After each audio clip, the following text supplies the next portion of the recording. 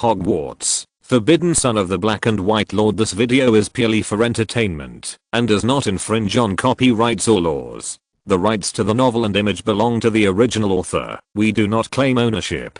Don't like waiting and want to listen to this fanfic in full now? Subscribe to our Patreon, where you'll find the best fanfics. Chapter 1, Tom Riddle. I don't think anyone knows Harry Potter better than I do. We always face all kinds of disasters in our lives. Perhaps sudden bad news, or long and numbing torture. On the th of the month, Chen Yang, who had just finished watching Harry Potter and the Philosopher's Stone, walked out of the cinema and talked to his friends. But we always have to maintain high fighting spirit. This is not only the hope for a better future, but an uncompromising gesture. We live in the gutter, but we still need to look up to the sky. The friend was holding an ice cream stick in his mouth and looked at him and nodded, as if he had heard some golden sentence in life. But how should we get out of the gutter? For example, now, I think I can be a hero. He suddenly ran to the middle of the road, and in his friend's astonished eyes, a picture was reflected. A semi-trailer carrying steel pipes slammed towards the side of the road. In the middle of the road stood a petrified child with a magic wand from a movie theater in his hand, while his ordinary friend from childhood threw off the bag he was carrying and sprinted towards the child. Our protagonist hugged the child and ran towards the other half of the road, but because he rushed too fast, he lost his balance. The semi-trailer suddenly braked, and the trailer that came in front slammed into the two of them, hit and flew out to the side of the road. After a while, his friend ran over anxiously, seeing him staring at the sky in a daze. This swipe of blue was the last thing he saw. Crying, laughing, screaming, dazzling red and scorching air occupy all five senses. Am I in the incinerator? I can save it. Chen Yang was about to call for help, but found himself speechless. The body does not obey, can only cry. Soon, drowsiness came like a tide. Among the raging fires, a woman in a black dress walked quickly through the alley, and a little baby curled up in the basket she was carrying, sleeping soundly. Zhengxiang. On July 1938, 11-year-old Nelson was sitting on the roof of the orphanage in West London, watching the friends downstairs singing and dancing around the bonfire, and the aroma of barbecue wafting to him. My aunt often gave, I will send food. Let these good things be left to these real orphans. He swallowed. However, it's so delicious. Even in such a corner of the city where children gather, the cloud of war still hangs over the courtyard, and even in the world's largest empire on which the sun never sets, the children in the orphanage can only eat meat products during the festival. The grilled meat made from the leftovers of the factory, the gentlemen who used to come to the next block to put on a show are no longer here. They are busy in the newspapers appealing to the people to be rational and not afraid of war. Prepare the annual ticket of the Dutch Ferry Company. I'm afraid that you have already made plans to run away at any time. These gentlemen don't even bother to do face projects. At least they could drink fish soup when they were fine before. Nelson murmured boredly. That's right, now, they really make me sick. Looking at Tom, who suddenly turned to his side, Nelson was startled and almost rolled off the roof. Tom, why don't you eat down there? Looking at his roommate speechlessly, Nelson added, no one of the royal family has a birthday this year. If you want to eat a good meal, you can only wait until next year. Eating with them also makes me sick. Tom is a handsome young man. His hair is combed back like black jade. He has a long thin body, and his fingers are slender and knuckles on the ground. Clearly, he is a good hand holding a pen. His face is fair, even a little morbidly pale. In fact, most of the children in the orphanage, except for the naturally dark children, have such pale skin, but it is different from their appearance as a tuberculosis. He looks like a noble boy who doesn't like sports. Nelson looked up at Tom. Tom's eyes were like black jade, and his own shadow was reflected in his pupils. What kind of boy is this? Clothed in light golden soft semi-long hair, he is tall and healthy. His face is soft and always smiling. It seems that everything in the world can make him feel happy from the bottom of his heart. The pupils shone with light. What a handsome young man. If you don't like eating together, you can serve it up, Nelson suggested. I'm not interested, and if you bring it up, Mrs. Cole may kill us.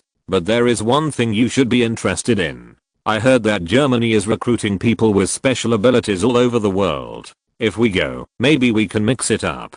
An officer, Tom said excitedly, which was related to the biggest secret of the two of them. They were both superhumans, capable of taking objects from the air, talking to animals, and summoning flames, which made him full of confidence and ambition. Such a starting point is enough for us to rely on our ability to become people who truly hold power. You will only be used as a mouse to dissect for an experiment. Nelson retorted weakly. He clearly understood what kind of power this was. This was magic, and they were in a world of magic. Yes, this is the world of Harry Potter, and the ability they master is magic point, and Tom is the famous second generation Dark Lord, Voldemort. Tom Marvolo Riddle point, and our protagonist is Chen Yang, who was unfortunately killed in a car accident. Fortunately, in misfortune, Chen Yang finally practiced his own understanding of the spiritual core of Harry Potter before his death. Even call it worthless, but at the moment he rushed to the road, he achieved his own courage and became a hero to others after all. The hymn of man is the hymn of courage.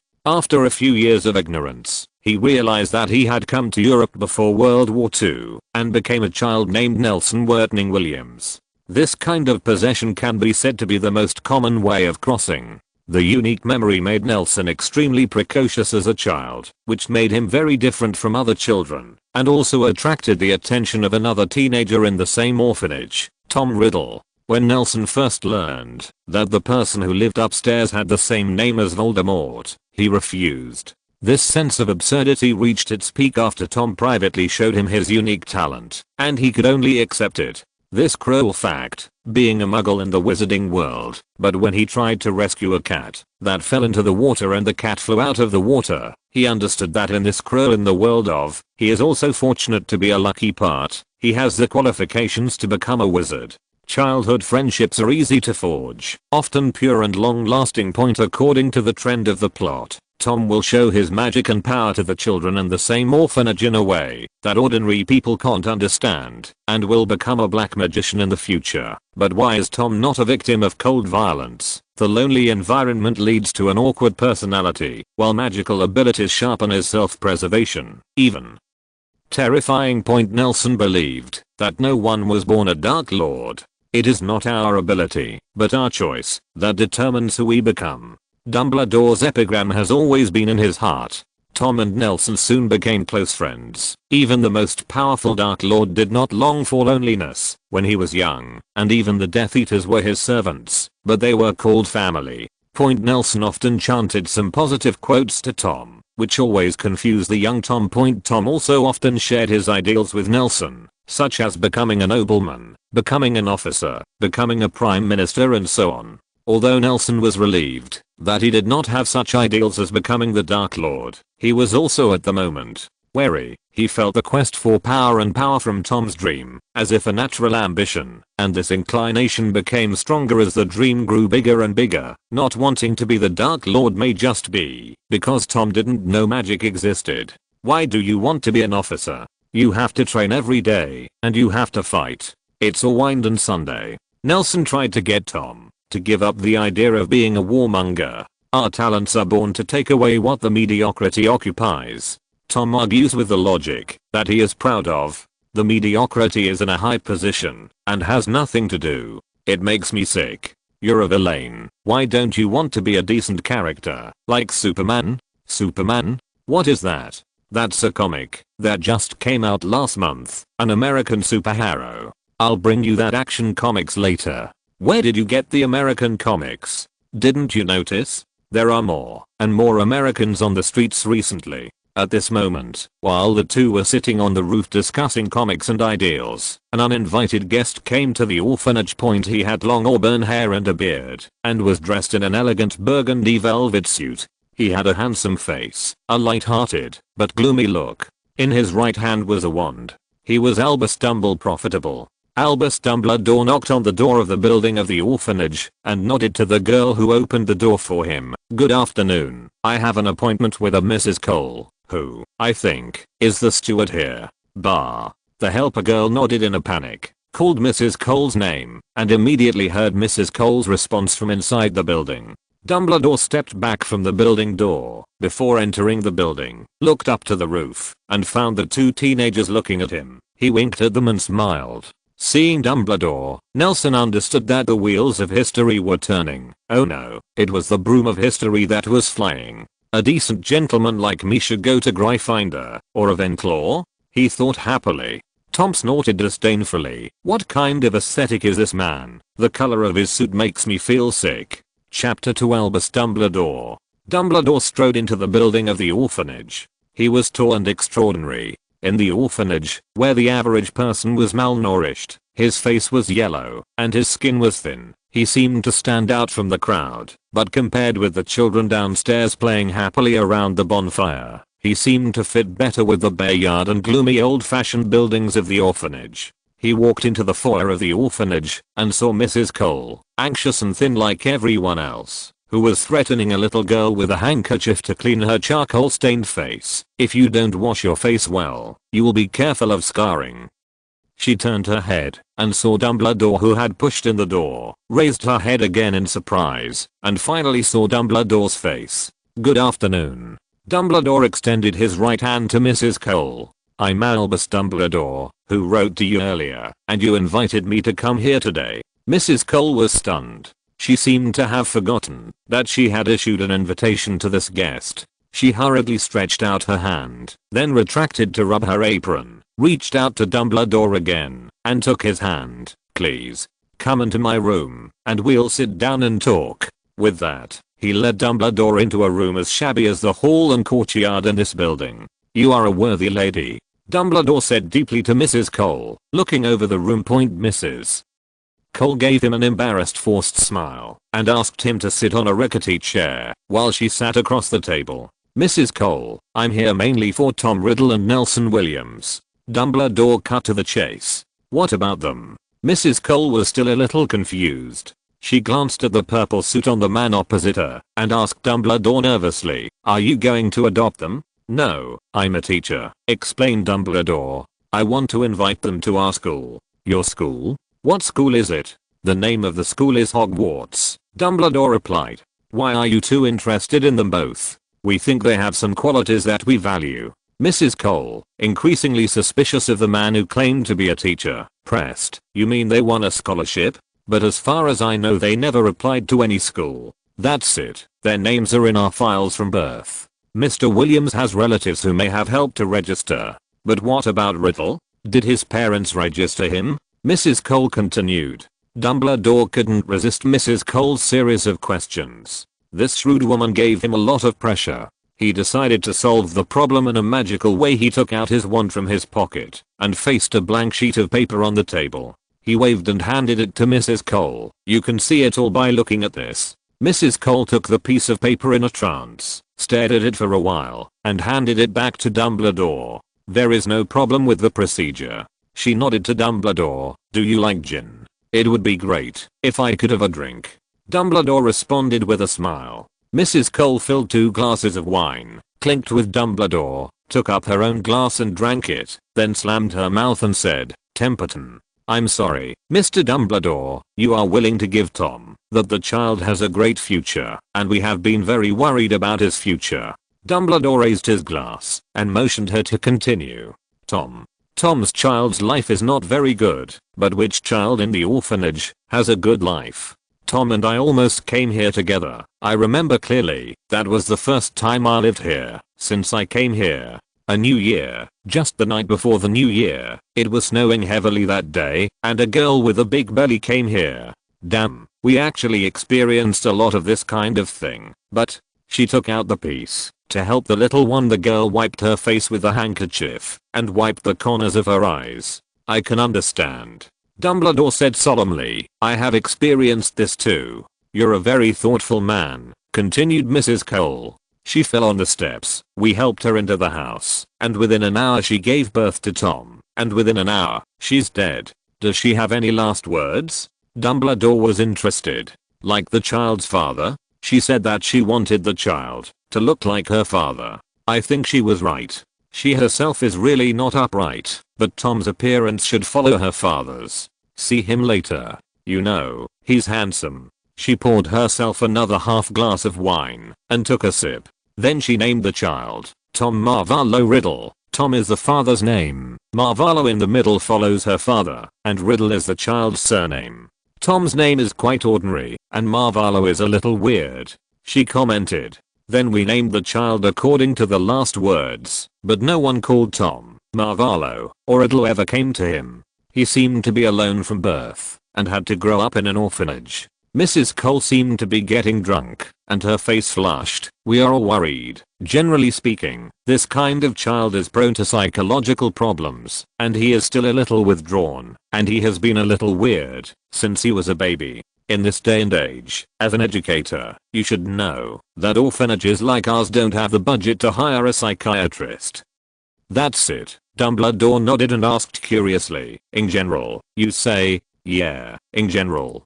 Tom made friends at the orphanage, which gave him a lot of sunshine. Yes, made friends. Another kid you're taking to school, Mr. Williams is a good friend of his. They are inseparable. But who can resist being friends with Nelson? He is very good, very sensible, humble, and gentle, not like a child of his age. Mrs. Cole's eyes lost focus again, as if recalling something, but after they got together, strange things often happened. A strange thing. What a strange thing? Dumbledore asked gently.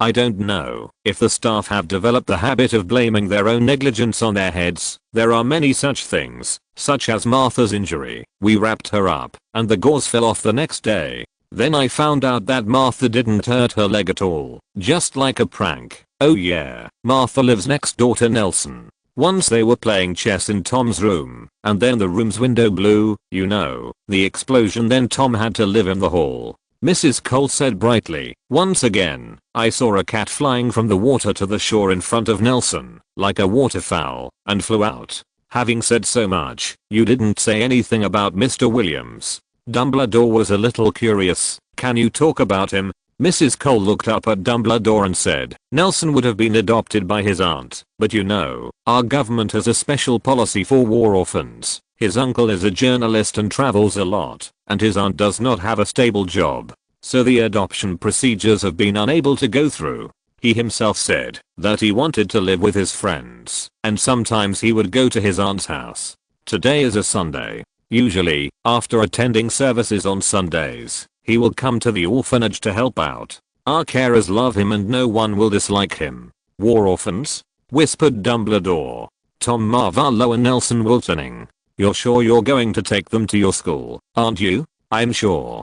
Tom should really be in a new place and make some new friends. No other kid dares to deal with him. He'll love the new school. I hope so. You must be eager to meet them in person. Mrs. Cole rose to her feet. That couldn't be better. Dumbledore followed her to his feet. Mrs. Cole led him to the door of the office. Dumbledore opened the door first and asked Mrs. Cole to go first, but saw a person already standing at the door. It was one of the purposes of his trip, Tom Marvalo Riddle.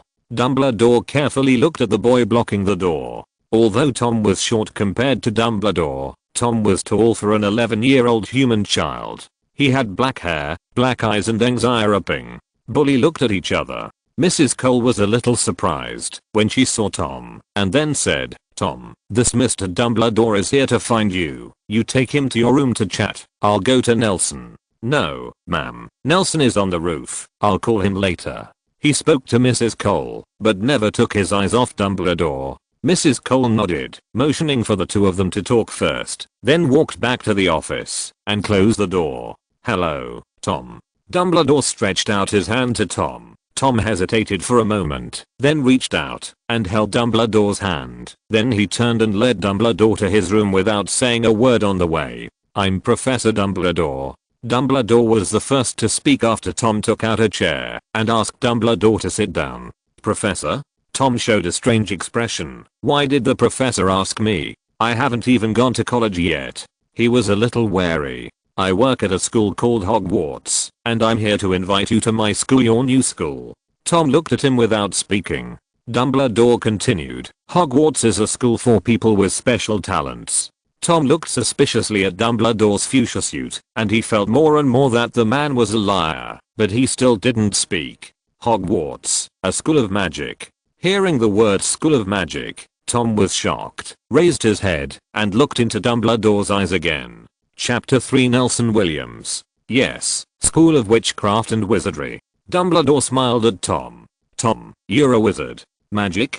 Tom repeated softly. Those abilities of mine are magic. What skills do you have? Various. Tom's tone became excited, and the feeling of being recognized and finding the same kind made him flush, and he couldn't help himself. I can make things far away from me fly through the air. I can listen to knowing the language of snakes. I can make people I hate hurt if I want to. It's not a good habit, Tom. Dumbledore looked serious. I know, but you understand. I think you should call me Professor or Sir.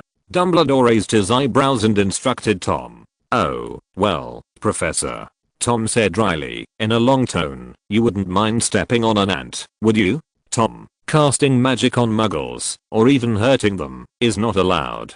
Besides, I'd care if an ant were killed. Okay, Professor, you are really a saint. Tom said perfunctorily, but as if he had discovered a new world, he excitedly said, you said muggles? Do you mean those mortals? I knew that we should use different calling them by name, as a distinction from us extraordinary people. Yes, Tom, but I think you'd like to study at Hogwarts. Of course I would. Then I think I should give you lesson first. Although the school has not yet started, as your teacher, I should make you understand that you should not be indifferent to life no matter what. Dumbledore looked at the face opposite with some worry. Excited and handsome, he remembered a former close friend of his. I understand.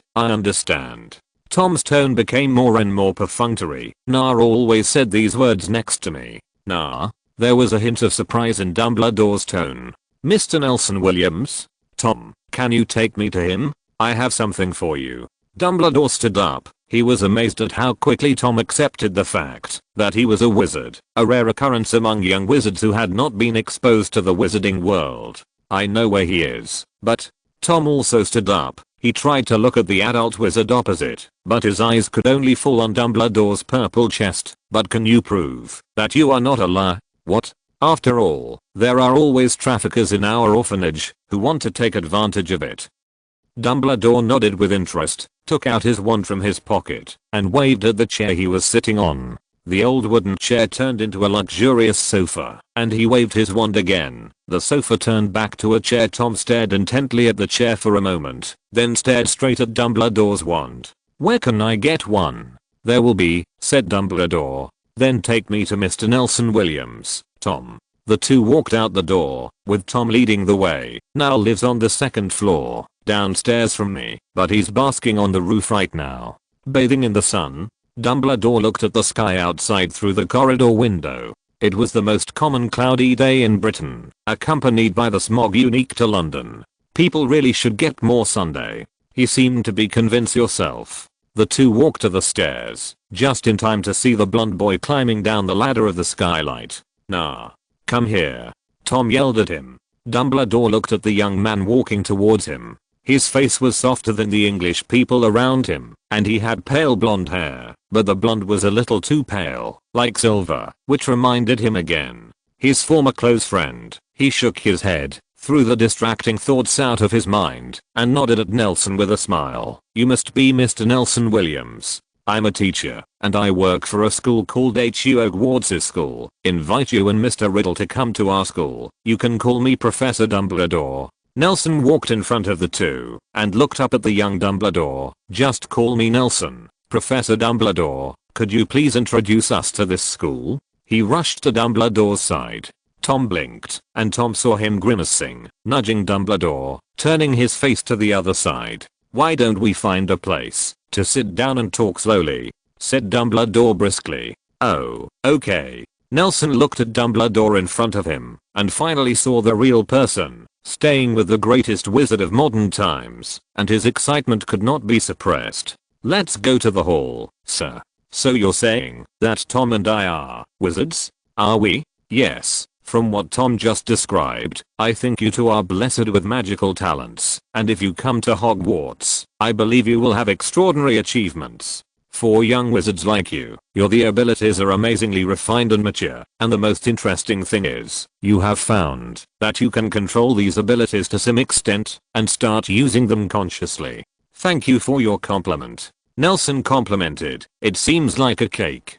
Painting cakes? Painting cakes to satisfy your hunger? You are really knowledgeable and knowledgeable. Dumbledore counterattacked slightly. However, you have to believe that what I said is true. Maybe you were just two fronts for the West Side orphanage in London before. Confused orphans, but now you have entered the world of magic. Now, we can do great things. Tom interjected. Yeah, the magical world is unbelievable. Nelson leaned on the chair and looked out the window. His mind drifted into the distance with his eyes, and he couldn't help sighing. The magical world. However, we don't have money. Tom jumped out to point out the most serious question, looking at Dumbledore's face, and quickly added, Professor, that's not a problem. Dumbledore took out two leather bags from his pocket. Hogwarts has a special fund to support students who are temporarily short of money, and I brought this money with me today. Tom took the purse and took out a gold galleon, which was a thick, shiny coin. So where should we go to buy books and what we need? Professor. In Diagon Alley, said Dumbledore. I've brought your acceptance letter with a list of required books and school supplies. I can help you get everything. He took it out of his pocket again. 2 rolls of parchment paper. You want to accompany us? Tom asked, looking up. Of course, after all you know. Tom snapped back. I'll just go with Nah. We know London very well. How about this Diagon Alley, Professor? Dumbledore was at a loss for words and quickly handed the parchment to Tom, told him the specific route from the orphanage to the leaky cauldron, and said, you can definitely see it, but the muggles around you can't. Yes? Asked Tom the pub owner. It's easy to remember, with the same name as you. Tom's face was unpleasant, and Dumbledore felt sensitively, you don't seem to like the name Tom. There are so many people named Tom. There are probably tens of thousands in London. Tom muttered, waving his arms, as if to drive away an invisible mosquito. Having the same name as so many mortals makes me feel nausea. You're a mortal too, Tom. Nelson said suddenly beside him, and Tom stopped angrily, still mumbling something he couldn't understand. Dumbledore glanced at him approvingly, wondering why he didn't take the money. Mr. Williams, why didn't you take your notice and stipend? I have to go back and discuss with my aunt. What else is there to discuss? Don't you want to learn magic? Tom began waving his arms again. Mr. Williams, you're right. Family is the most precious thing. Dumbledore patted Nelson on the shoulder approvingly and handed him the parchment. You take the admission notice first. Nelson took the parchment. Look. Dumbledore cheered. He untied the thread that tied the parchment, spread it on the table to smooth it out, took a deep breath, and looked at the words on it. Headmaster of Hogwarts School of Witchcraft and Wizardry, Armando Dupert, a special magic school recognized by the International Association of Witchcraft and Wizardry. Dear Mr. Nelson Whitting Williams, we are delighted to inform you that you have been admitted to Hogwarts School of Witchcraft and Wizardry. Point attached is a list of books and school supplies required for study. School will start on September 31st. Please reply with your owl mail by July. Street. You are loyal, Headmaster Armando Dupert. You don't need to reply. After all, you don't have an owl yet. Dumbledore added, the owl is the most common messenger in the wizarding world, and you will need one in the future. You can use the schools first during your studies. You take the train to school on September, from King's Cross. Dumbledore took out another envelope from his pocket. I also brought the tickets. The details are on the parchment in the envelope. Tom took the envelope, opened it, and carefully put it into his pocket. Then, Mr. Williams, let's go to your aunt. Dumbledore got up cheerfully and seemed to find something interesting from the 2 young wizards. As educators and parents of students, staying in touch is a must. Nelson is impatient. He can't wait to immediately plunge into the great adventure of the wizarding world, and before that, he needs to say a short goodbye to his family. He got up and opened the door, asking Dumbledore to go first. Thank you. Dumbledore went out and said goodbye to Mrs. Cole. Tom clutched his purse and Nelson's purse tightly and followed out the door, chasing the 2 who went first out of the orphanage. Chapter 4 Bellatrix Nicklaus. Nelson and his party walked out of the orphanage, traversing the filthy streets of London, across 2 blocks, to a street that was more rundown than the usual London street, a nameless street in the suburbs of the West Side. Standing silently on the side of the street, there are 2 rows of old, standard 2-story houses. These houses are very different from the styles that can be seen everywhere in London. Most of them have tall and steep sloping roofs. Style, if clean and tidy, this should be a pleasant neighborhood to live in. There are sloppy-faced men talking in French everywhere on this street, and occasionally weary women hurried past. When the three of Nelson came from the corner, some people on the side of the road nodded to Nelson, and more people nodded, staring at Dumbledore warily. They came to a door. Compared with other neighbors, this family lived a much more refined life. The doors and windows were carefully cleaned, and the lawn in front of the door was relatively neatly trimmed. The stuffed mailbox was engraved with the host's last name, Nicholas. Nelson stepped forward, pulled the doorbell, and there was a crisp metal knock, which seemed a little awkward in the whispering street. Soon, a thin woman in a black dress and an apron pushed open the door and crossed the lawn, came to the front door, and opened the door for them. Seeing Nelson, she smiled in surprise. "Nah, don't you go to church today?" She stepped forward and bent over to hug Nelson and saw Tom next to her. "Tom is here too. I made stew today. The dishes will be eaten later." She bent down and hugged Tom again. Tom looked awkward, hugged her stiffly, turned his face, and looked a little shy again. She straightened up and looked at the strange man behind the two children. "Hello. You must be Na's aunt, and I'm Albus Dumbledore." Dumbledore put his right hand on his chest and bowed slightly. "I'm a teacher, and I have come to invite Mr. Williams and his friend, Mr. Riddle, went to our school, and came here to ask for your advice as a relative." "Ah, okay, please come in." She introduced the three of them into the room. "I'm Bellatrix Nicholas. As you can see, I'm Na's aunt." She introduced. "Nan is the son of my sister Elizabeth."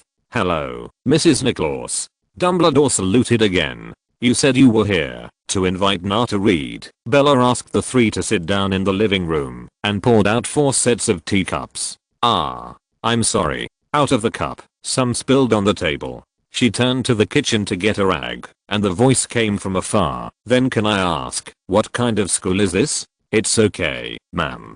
Dumbledore took a sip from his teacup and introduced the school where he worked for the 3rd time today. "Our school is called Hogwarts, and this is a pop." Bella came out of the kitchen and the rag in her hand fell to the ground. She stared at Dumbledore in a stunned manner. Realizing the gaffe, she hurriedly covered the mouth opened in surprise with her right hand, and slowly bending down and picking up the rag from the ground with his left hand. His eyes never took his eyes off Dumbledore. Nelson and Tom sat next to them, feeling the dignified air around them, making them uneasy. "Mrs. Nicholas, you seem to know something about Hogwarts."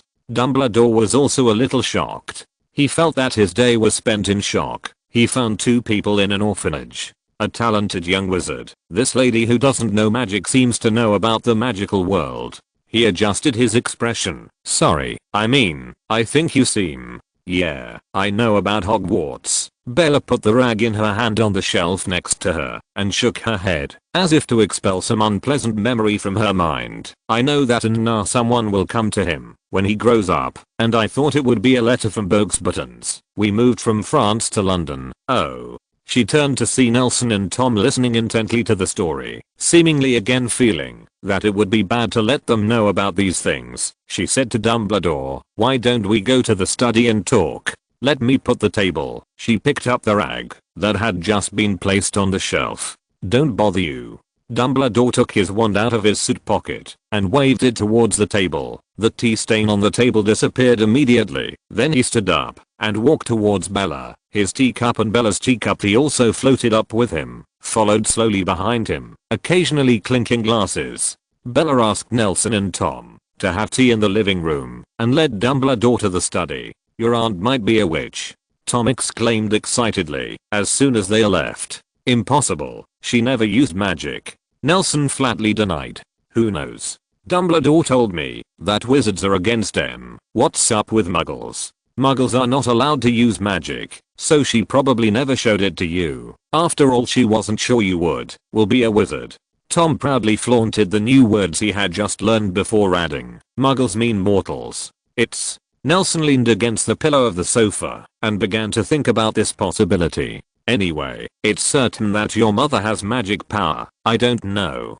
Tom also began to think about his own background. "My mother can't be magic, otherwise she wouldn't die like that." Not sure. Nelson remembered Merope Gaunt's bloody love story. Then it must be my father, Tom said to himself, as if analyzing Nelson, and as if to himself. They say my father has the same name as me, Tom Riddle, etc. I'm off to school, and I must find someone with that name. Tom narrowed his eyes, and lay on the other pillow of the sofa, like Nelson, and began to imagine his magical life. However, Nelson's thoughts drifted to some unknown place. He was full of curiosity about his biological parents, but his aunt only told him that he was a war orphan, so that he would cherish peace in the future, and never mentioned his life experience. Knowing that it was useless to ask questions, he could always resist the desire to ask questions, but this time Dumbledore's meeting with his aunt again aroused curiosity in his heart, and he was going to do the same thing with Tom. Tom, what kind of magic do you think we'll learn? He asked Tom, who was lying beside him. I don't know, but I think magic should be omnipotent. Young Tom Riddle's black eyes brightened. I think magic can help us gain power, gain honor, seize power, and prolong life. It must satisfy all our imaginations. Tom. Hearing Tom's response, Nelson was a little worried and called Tom's name weakly. What's the matter? Nah. What about you? What magic do you want to learn? Tom was excited, truly like a kid his age, who couldn't wait to express his unique talents. I don't know if there is magic that travels through time and space. Do you want to be a traveler? That's cool too. Maybe. I want to see some places. I've been in London for years. Hahinor. After learning magic, where can we go? Mrs. Nicklaus, I'm sorry, but I think you seem to. Dumbledore, who had just entered the study, expressed his confusion to Bella. I'm just a normal person, Bella explained, but my sister, Elizabeth Williams, is a witch, and she and her husband entrusted Naulto to me 11 years ago, and have not been heard from since. I know that Na must be a wizard, but I thought he would be admitted to Bogsbuttons, a magic school in France. She introduced Nelson's parents. I thought your magic school admissions would follow the human principle, but I didn't expect it to be territorial. Principle. Before marriage, she was a shrewd accountant. Yes ma'am, it is so. Dumbledore agreed. He did not understand what Bella was talking about, so he had to agree. So, Mr. Nelson Wortning Williams is Elizabeth William, the child of James and Megan Wiltoning. He had just heard the familiar name. That's right. Those are the names of my sister and brother-in-law. You know them? She said sharply and quickly, holding Dumbledore's sleeve tightly, then suddenly lowered her voice, seeming to be somewhat expectant and a little scared. He let go of Dumbledore's hand, and swallowed the second half of his sentence. Sorry, Miss Williams. Dumbledore lowered his head, and said in a heavy voice, your sister and brother-in-law died in the battle 11 years ago. They are all respectable people. Bella's eyes darkened, and she stood there in a daze. Her thoughts drifted back to the two people who suddenly appeared at home 11 years ago. Her younger sister just looked at the child in the basket and smiled softly, as if she couldn't get enough of it. Her brother-in-law smiling and confessing the child's name. The child's name? Oh, my name starts with M, and the child can use N. Think about it later. It's not like I won't come back. There are so many people in Paris. How could I be stupid? What about fighting with the Dark Lord? Ha ha ha ha. Mergen seemed to be amused by his own idea. He smiled and said intermittently, Bella, if I really die, let the child be named by Jonas. He is a man of culture. Dumbledore looked at Bella guiltily. He knew that couple. They were the best of Bogsbuttons. All because of the attack in Paris by his old friend in 1927. And all of this, it's all on him. And in order not to cause more pain, he must find a way to end it all. Chapter 5 The One Shop in Diagon Alley. If you were lucky enough to live in a magical world, what would be the first thing you would buy? For Harry Potter, it might be a new broomstick. For Hermione Granger, it might be a book of esoteric spells. For Tom Riddle, it might be a very powerful wand. And for Nelson, he prefers a history book of the wizarding world, knowing that man is limited, and time is limited, and sometimes the answers that people are desperate for may be hidden in a certain event that happened a long time ago and a story point spells can't do much.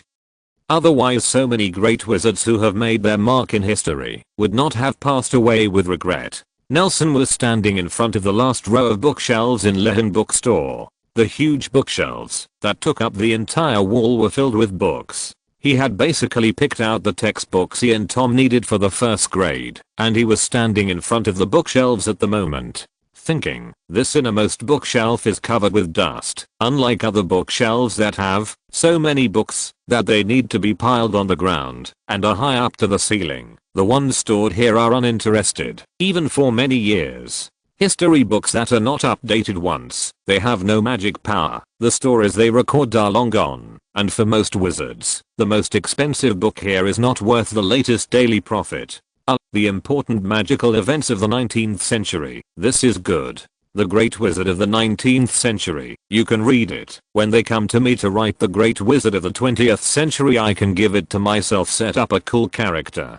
Hogwarts, a history of the school, buy a copy of this one. History of Magic, how is it compiled by the History of Magic editorial board? Shouldn't it be Bathilda Bagshot's book? Forget it, buy a copy. The reason why Nelson was able to buy expensive first-hand books so lavishly was thanks to a box that Aunt Bella took out from the basement when Dumbledore was leaving yesterday, and she took out a key from the box. Professor Dumbledore, this is. The key was left by my sister and brother-in-law. It may be related to their inheritance. I wonder if you know where the key is? I hope it will help these two poor children and the Wizarding Society. Lara is a delicate and sensitive but strong woman. Now that she has settled down for her nephew, and looking at her sister's relics, she can't help but start to secretly wipe her tears. Let me see, Dumbledore said at the key. Oh, this is the key to a vault. Looking at the address, it should be in Gringotts, France. Gringotts is a magical bank opened by goblins. Chain. He explained to everyone, it's not very convenient to get there from London, but you can get some first at Gringotts in Diagon Alley. Dumbledore handed the key to Nelson. Sorry, but I want to ask, after so long, will this bank, since the birth of the financial industry, the Williams family has been engaged in financial work for generations, and is used to seeing the various operations of London banks. Bella can't help but worry about her nephew's wealth. Don't worry. Dumbledore patted Nelson on the shoulder. Although the goblins are greedy, they will be able to grasp the key when they see it. He didn't explain much, only that he still had things to do in London. Once again stressed the route to Diagon Alley for Tom and Nelson, and left. Mr. Williams, the clerk of Lycan bookstore, saw Nelson and ran to him. We have already packed the book you ordered, and we will ship it to you later, but there are still 2 Adibworth books. Flynn's Theory of Magic. There are a lot of new students at Hogwarts recently, and the stock of this book is a little short. Can we send it directly to Hogwarts after school starts, after we replenish it?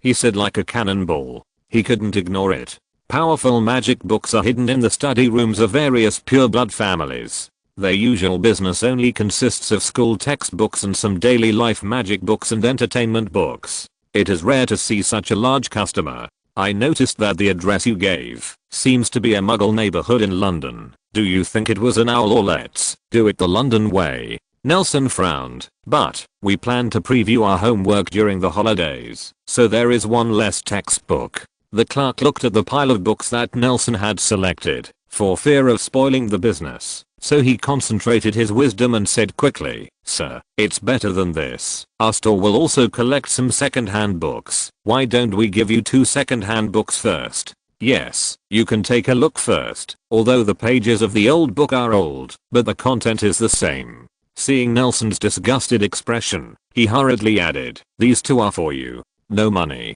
Wait for us to restock. I'll send you the latest new book right away." Seeing Na's brows stretched out, he added, "Our bookstore will give you 2 more sets of automatic ink filling and leak-proof quills as compensation for customers like you who love books and knowledge." Nelson was photographed comfortably, and he pointed to the stack of history books he had just picked, and said to the clerk, "Take these books now." "Are you there?" A shout came from the door of the bookstore. The voice was not small, but the deliberately controlled voice did not affect the customers choosing books in the bookstore. It was Tom's voice.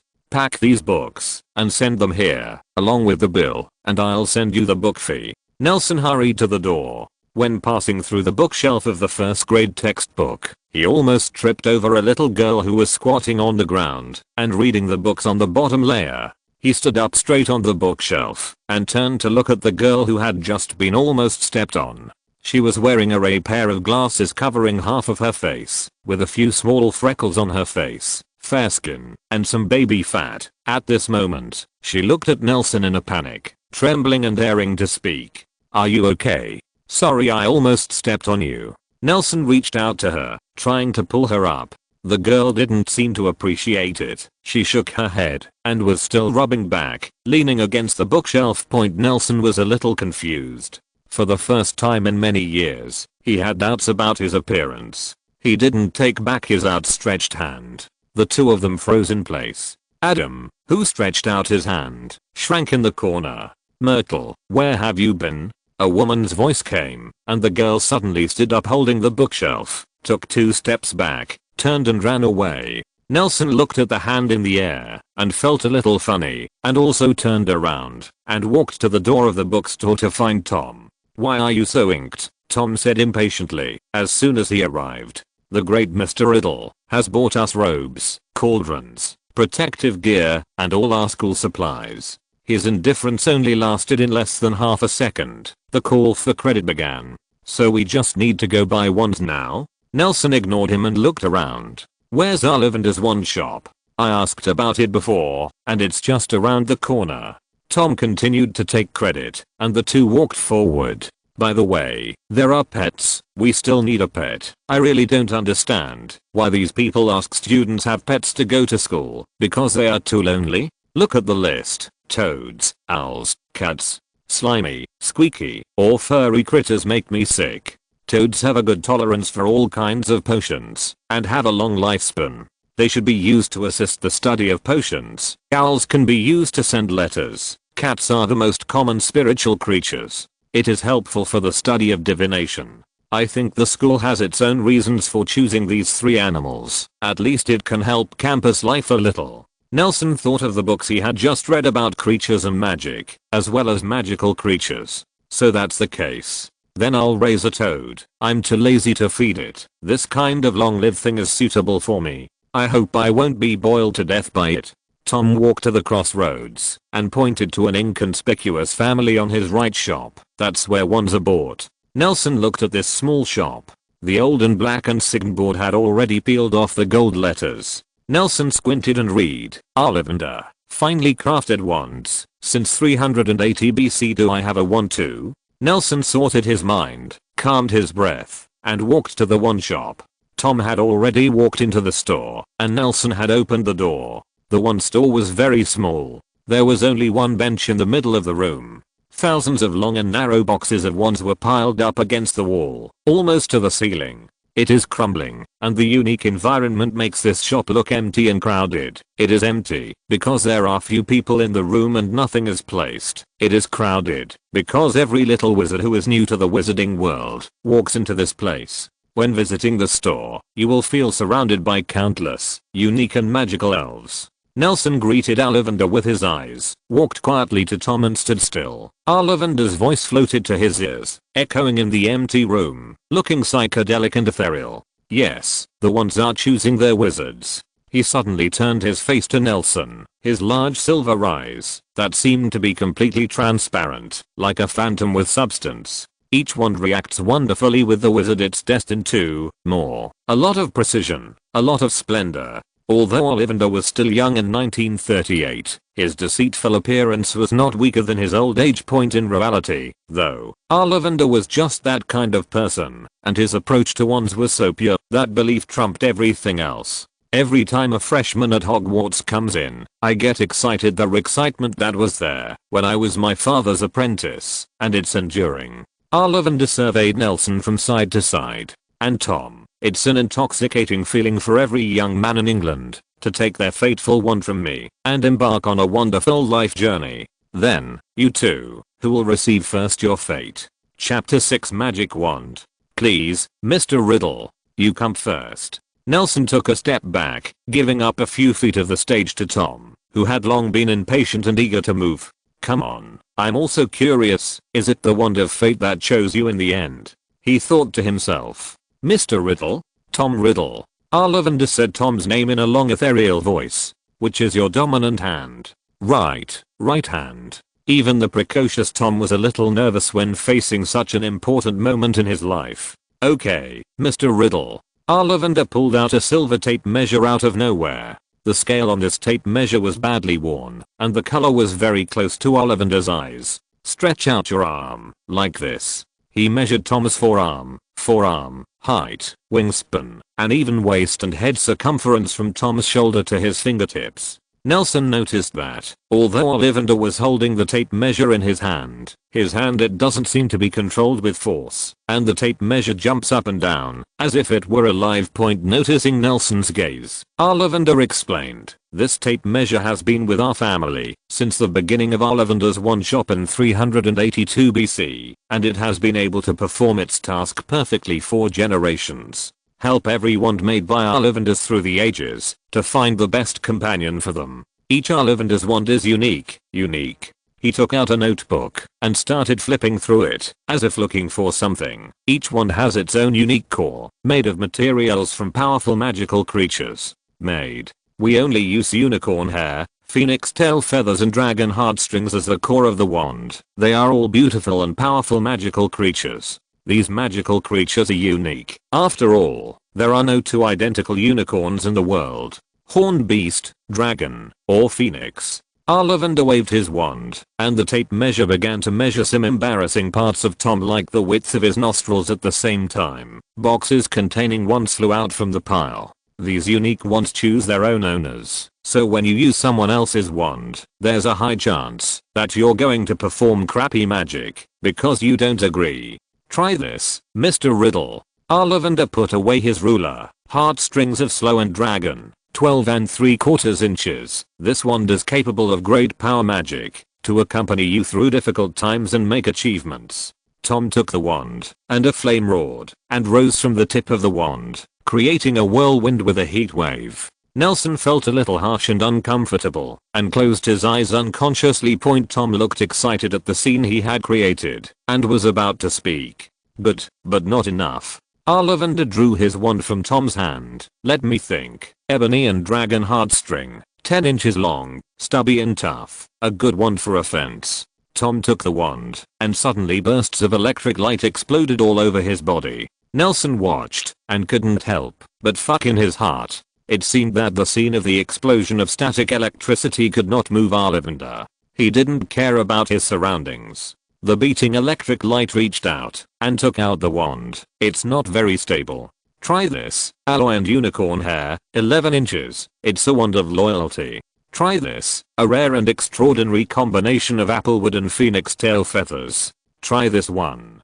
Tom, who was at the mercy of Ollivander, was a little overwhelmed. Nelson watched the cool CG that seemed to be awakened more than a dozen times, and he was already fatigued and even a little numb, but Ollivander still enjoyed it. Picky customer, isn't it? Ollivander's wand maker likes picky customers. In fact, every customer is picky. After all, for wizards, wands spend more time with themselves than lovers. It's long, so you need to be careful. He rummaged through the boxes and took out one from the pile of boxes. "Try this pair.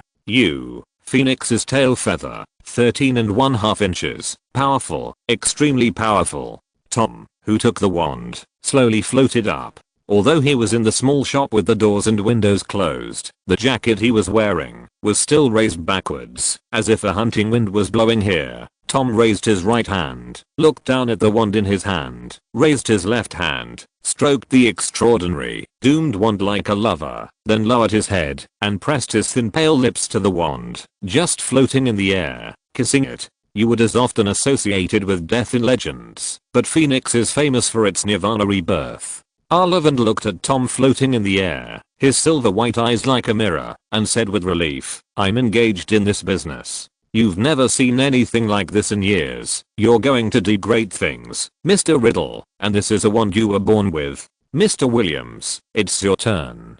Tom, who fell to the ground, pretended to be calm, but he kept secretly wiping with the cuff of his left hand and holding it tightly with his right hand. Live wand point. Hearing Ollivander's call, Nelson also suppressed his anxiety and stepped forward for a medical examination. "Which hand do you usually use?" "Right hand, sir." Nelson, who had learned from the past, cooperated abnormally, and the measurement ended quickly and smoothly. After a while, more than a dozen boxes containing wands flew over and coded in front of Ollivander. Try this first, birch, phoenix feather, 13 1/2 inches, beautiful and divine. Nelson took the wand and nothing seemed to happen. This. He was about to open his mouth to break the embarrassment, but suddenly felt a little cold on his ankles and looked down. The dense water vapor was permeating the entire store, and soon clear and translucent water droplets condensed on the floor. These water vapors were not as eye-catching as the fire that broke out when Tom got the first wand, but they were unusually harmonious, even, and symmetrical. That's it? Nelson was wondering what the phenomenon was when Ollivander suddenly took his wand away. No, you should try this. Willow, unicorn hair, 14 inches, extremely flexible, a good wand for advanced magic skills. Nelson took the wand, and the water vapor in the room was thicker, even like a thick fog, to the point that it made breathing difficult, and when he was about to speak, Ollivander quickly took the wand. Strangely, after releasing the wand, the water vapor in the room did not disappear immediately like Tom's special effects before, but lingered for a while and dissipated like real fog. Point looking at the fog in the store, Ollivander stood in front of the stack of wands and thought hard. Can I try the fog concealment technique in the future? Or the rain tiger freedom technique? Nelson stood there bored. His cough was itchy from the water vapor, but he was too embarrassed to bend over to scratch. Ollivander, it was as if he had been disconnected, so he had to think of something strange to spread his thoughts. In the future, when I fight with other wizards, I can first say my pain is above you, and then use the fashionable first mover advantage to crush the opponent. Pop. Ollivander clapped his hands, interrupting Nelson's wild thoughts. You must have grown up in London. Let's try these wands. He held out a bunch of wands and let Nelson try one by one. But these wands in Nelson's hands will only make the fog that happened in the wand shop get bigger and bigger. Even after trying more than a dozen wands, the fog after the wand leaves his hands no longer gradually thins or dissipates, but instead forms a substantial mist spread from the crack of the shop door to the street outside. Fluorescent flickering. Ollivander's wand tip lit up with a light, allowing him to see his customers, and Tom, startled by the light, retracted and caressed unscrupulously in the thick fog, relying on others not to see clearly. With the hand of his wand, he put the wand back in his pocket, looking left and right. Why does this happen? Ollivander was also puzzled. Mr. Williams. Sorry, Nelson didn't know how to explain. Sorry, this shouldn't be a problem for customers. I'll make sure to find the one that works for you. After a while, Ollivander came out again holding a stack of boxes. I think we should change our minds. Although we are in the fog, we shouldn't lock our minds in the fog. These things seem to be related to yours. Once with unrelated trays. Ollivander stopped his analysis, and his silver eyes showed extreme surprise. He saw a slender black wand flew out of the pile of wands, and flew into Nelson's hand, and was held by him. It seems that it has a lot to do with your characteristics. Nelson raised his hand, and the mist escaping in the shop surged frantically toward the wand in his hand. The hem of the short trench coat he was wearing danced with the strong wind around him. There was a real gust of wind in the store. The black walnut tanned wand is extremely strong, and does not bend easily, and the dragon's heartstring acts as a core to make this wand stronger. Beautiful wand, 14 inches, long and straight, the perfect combination. Mr. Nelson, there are special talents. Please discover them carefully, but before that, you should always ask your heart.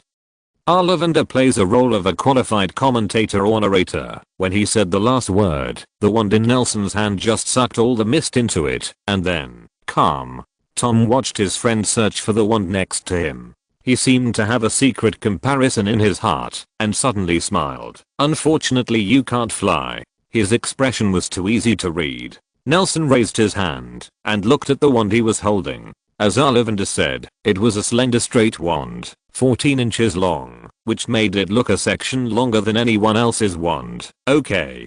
Tall for their age, Nelson and Tom could barely hold wands of 14 inches and 13 1/2 inches. Nelson took the wand close to his eyes and looked at it carefully. The unique texture of black walnut made the wand look gorgeous and mysterious. He waved his right hand gently, and the only chair in Ollivander's shop collapsed. This one gave he has a kind of blood connection, such as the feeling of an arm making a finger. Sorry, Mr. Ollivander. It's okay. It's back to normal. He waved his wand gently. The chair was intact. Ollivander smiled and looked at them both with those big bright silver eyes. The ones in my shop are like my children. They found them. The right partner. I'm the happiest person. Tom and Nelson rubbed their wands and smiled at each other. However, Ollivander added, Mr. Riddle, your wand costs 7 galleons, and Mr. Williams, you pay 7 galleons and 13 sick. Chapter 7 Departure. The intelligence of these wizards really makes me sick. After leaving Ollivander's wand shop, Tom began to feel sick every day again. Why can a gold galleon be exchanged for 17 sigrams or 400 donuts? There are 10 fingers, and daily arithmetic is also in decimal. I don't know, maybe the creatures that ruled the magical world at the beginning had 17 fingers and 29 toes. Nelson couldn't imagine such a strange creature either. I used to say Chamberlain was an idiot, but now I think he's fully qualified to be Chancellor of the Exchequer at the Ministry of Magic. In fact, his grandmother can be too. Tom ruthlessly attacked the financial system under the Ministry of Magic. The pet store is right in front of this. Seriously, don't you think it's silly to carry a toad? That's a toad, but I think I could buy an owl or something. The two walked into the pet store. The clerk on duty was a 30-year-old man with blonde hair and a little fat. When he saw two little ghosts in Muggle costumes walking in, he put down his, but that had just been lifted from the stool. Go. Those two little devils. The mouse is in the corner. The snowy owl costs 40 galleons. Don't break it. What's your attitude? Tom had never been so angry before. He took out his wand and pointed at the clerk. The clerk showed disdain and sneered. How strange. I was actually pointed at my head with a wand by a mudblood kid. Then he took out his wand from under the table, pointed at Tom and Nelson, and scornfully drove them away. Get out of here. Tom seemed to want to argue with reason, but Nelson saw that the situation was not good. Two 11-year-old boys who had just got wands couldn't beat an adult wizard no matter what. He dragged Tom out of the shop. What? Tom spat on the ground. He couldn't take care of his former restraint. He told me to get out, and he said I was a mudblood. What is a mudblood? Nelson had a headache on the side, comforting Tom and scolding bad luck. He was also very angry. The first time he came to Diagon Alley, he encountered this kind of slap in the face. The saddest thing is that he failed to pretend. Only get slapped in the face. Tom, still furious, kept asking, what is a mudblood? Mudblood is an insulting term given to a muggle-born wizard by a pure-blood wizard. This is a very vicious term that would never be uttered by an educated wizard. A calm male voice suddenly sounded behind the two of them. Nelson turned his head and saw that it was Dumbledore. Professor Dumbledore. He hurriedly greeted him, and Tom turned around immediately when he heard it. Seeing Dumbledore, he suppressed his emotions and said hello to Dumbledore. Tom, Nelson, let's go. I'll treat you to ice cream. Dumbledore took the two of them by the shoulders and led them out of here. By the way, I'd like to ask for your help. Let's go to Sheldon's cold drink shop. Mr. Sheldon Fusco's ice cream is the most delicious in the UK. Dumbledore smiled and winked at the two of them. A delicious cold drink can make people forget all the dreadful things. Unpleasant thing. They walked to a cold drink shop on the street. There were many customers here. There was only one empty table outside the shop. Dumbledore took the two and sat down there. Sheldon, 3 raspberry sundaes. Thank you. He greeted the shopkeeper. The three sat down. Sheldon brought a cold drink. Dumbledore quickly finished his cup. Nelson poked the sundae spoonful. Tom sat at the table, watching the sundae slowly melted and dignified. The good mood of getting the beloved one seemed to vanish. Nelson, when school starts on September, can you give this letter to Professor Slughorn on my behalf? Dumbledore took out a letter and gave it to Nelson. I have some things on the day of school that may not be possible. Arrive on time, and if I arrive, just return this letter to me. Nelson nodded, and Dumbledore patted Tom's shoulder heavily again. Your background does not determine your future, Tom. Your achievements will be limitless. Tom nodded to Dumbledore with an ugly face. Eat it. Tom, nothing in life is more captivating than sweets. Tom picked up the spoon and poked the sundae slowly. You guys rest here for a while. I'll do something. Wait a moment. Dumbledore patted Tom on the shoulder again, this time with a lot of strength, and Nelson saw Tom tremble. Nah, I'm not a mudblood, am I? Seeing Dumbledore leaving, Tom raised his bowed head, and now saw his face, a haggard look after being denied. He was originally as black, the jade-like eyes were flushed red, and he seemed to be holding back tears, but his eyes didn't seem to shed tears at all, and there were no lacrimal glands to secrete tears, and his wide eyes turned even redder. Yes, Tom. Nelson hesitated for a moment. He didn't know if he should tell the Tom Gunter family. He understood that Tom urgently needed such news to cheer him up, but how could he explain that he knew the Tom family's past? Yes, Tom, you are not. Hearing his friend's hesitant answer, Tom didn't know what to think. Yeah. He responded softly, a response so erratic that Nelson didn't even hear it. He just watched Tom put his head on his chest again, eating the sundae silently, not knowing how to comfort this extremely proud and sensitive slender teenager. I just saw you with Professor Dumbledore. Are you new to Hogwarts? An untimely voice broke in, and Nelson looked up to see a stocky boy with a black crooked head and dark grey eyes. I'm Alfred Black, a freshman at Hogwarts, he said excitedly, holding a bird with a white snowy owl in it. Owl, I told you not to run around. An older girl ran after Wahlberger. Sorry, this is my brother. He's a little naughty. I'm sorry to disturb you. It doesn't matter. Nelson looked beside him and found that it was Tom with an indifferent face. He seemed to have adjusted his mood, with a cool expression, holding the sundae and looking at the birdcage in Wahlberger's hand. It's okay, Nelson said.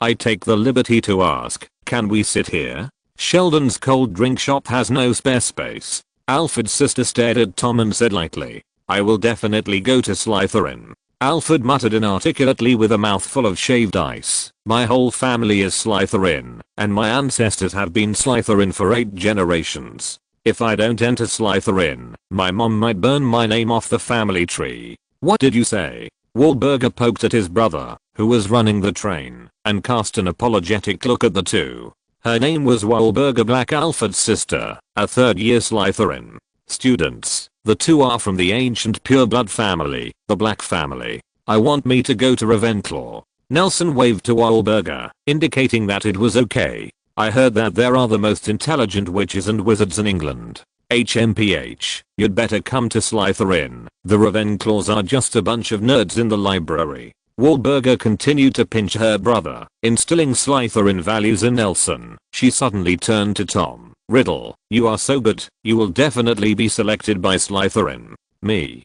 Tom played with his spoon boredly. A mudblood like me is not worthy of going to Slytherin to study with noble purebloods. Ah. Wahlberger was so surprised that the spoon fell to the ground. She hesitated for a long time before stammering out a sentence. You are so good, so handsome. Definitely not a mudblood. What's so good about Slytherin? Alfred interjected. Tom, you should go to Gryffindor. That's the best house at Hogwarts. And Dumbledore is.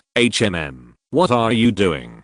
He was educated by his sister again. Tom went on to play with his spoon, looking gloomy. It's really good. I'll leave for a while, and you'll find new friends. A vibrant voice suddenly squeezed in from the side. It was Dumbledore. He was carrying 2 cages. Dang, this is a start of school for you.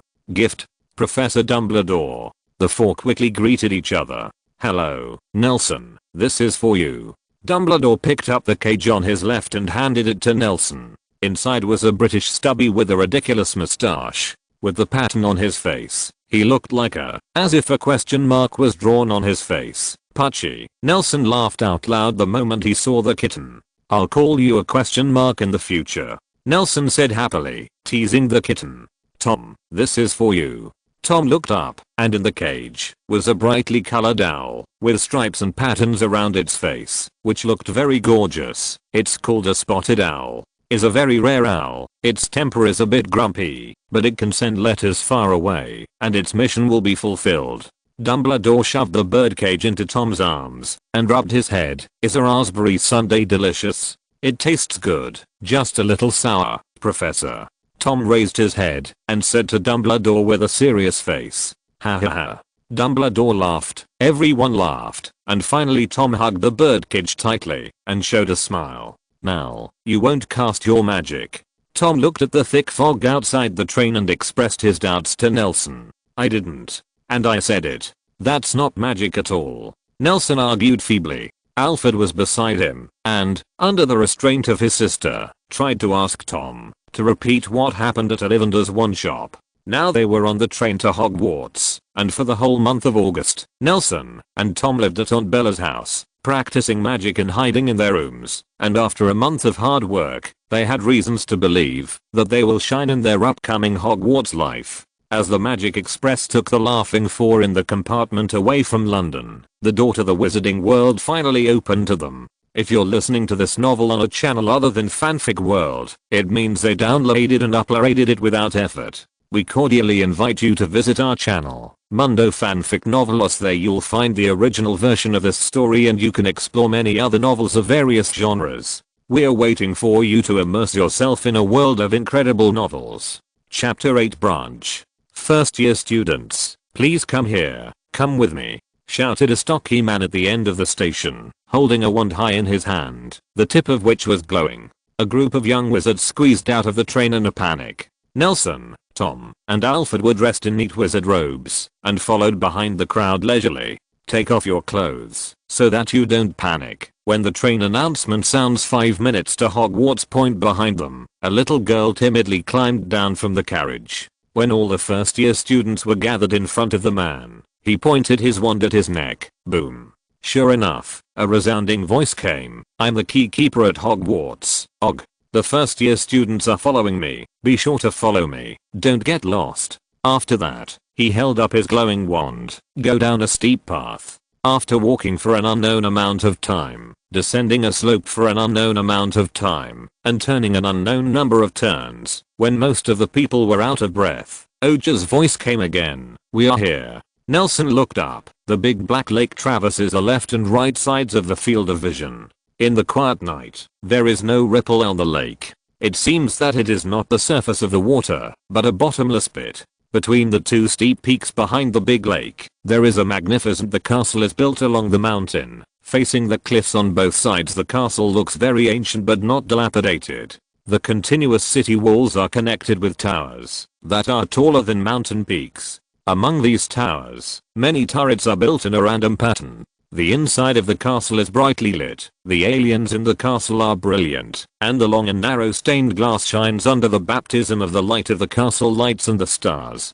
Come on a boat in groups of 4. Og pointed to a row of small wooden boats tied to a small pier by the Black Lake. Alfred looked a little urgent. Let's hurry up. There will be no boat if it's too late. No. Tom shook his head lightly. The unfamiliar environment and society in Diagon Alley made him nervous. When he came to Hogwarts, he knew that he had returned to the most familiar place among a group of children.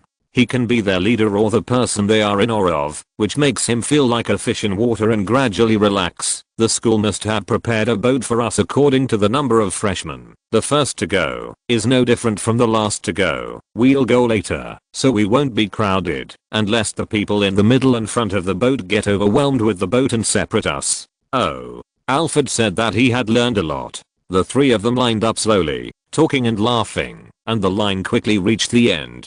Are you 3 left? Og asked. No, there's one more. He pointed behind the 3 and shouted, hurry up. I'll be waiting for you. The 3 of Nelson looked back in amazement. What a stealth ability this is. The 3 of them never noticed anyone behind them. I saw a long-haired little girl running slowly to the lake. She had thick long golden brown hair and a pair of glasses that covered half of her face. She had fair skin, a little baby fat, and her face was dotted with a few small freckles. It was the girl Nelson almost stepped on at the Lycan bookstore. Og dragged her by the arm and pulled her onto the boat. She struggled desperately, but it seemed to be of no use. Before the 4 of them got on the boat and were not seated, the boat opened. Hey, what's your name?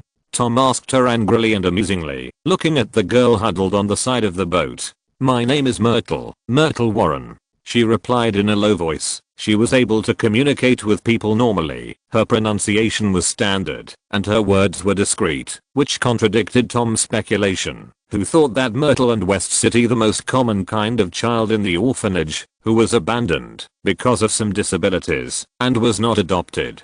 After all, her behavior just now was too strange, and now it seems that she is just afraid of Nelson. "Nell, what have you done to her?" Tom whispered to Nelson sideways. "I don't know. I only met her once in Lehen bookstore, and I almost tripped over her, but I also apologized," Nelson vowed. Seeing Myrtle huddled in the corner alone, the three of Nelson didn't find it boring, and started chatting one after another. Soon, the wooden boat approached the castle. Looking up from the water near the castle, the fleet went to the waterway directly below the castle. From here, the castle was even more magnificent than the distance. It seemed to be suspended above the heads of everyone, so huge that it was difficult to see directly. Finally, after dawdling and getting off the boat, it seems that someone pushed and shoved in front of the boat and fell into the water. The first-year freshman, who lined up again, climbed a section of stone stairs, and in a short while they gathered in front of the huge oak gate of the castle. "Everyone is here." Augur counted the number of people, raised his thick knuckle hand and slowly knocked on the door. Boom thump thump. The thick knock on the door was repeatedly refracted on the cliffs on both sides of the castle and echoed far away. Under the washing away of this distant echo, the noisy crowd instantly quieted down. Squeak. The door opened, and inside the door stood a tall, handsome teacher with well-manicured auburn hair and beard. It was Albus Dumbledore. "Thank you for your hard work, August. Let me take them and now clean up."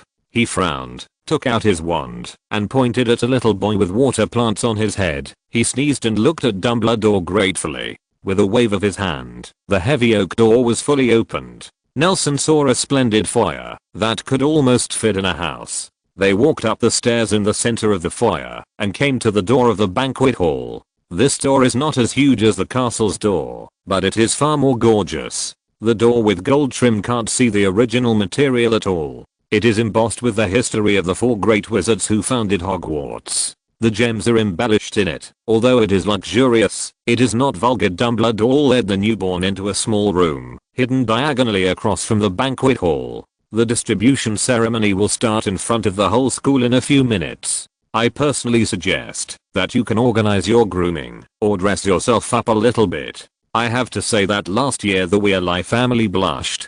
The young man is very creative."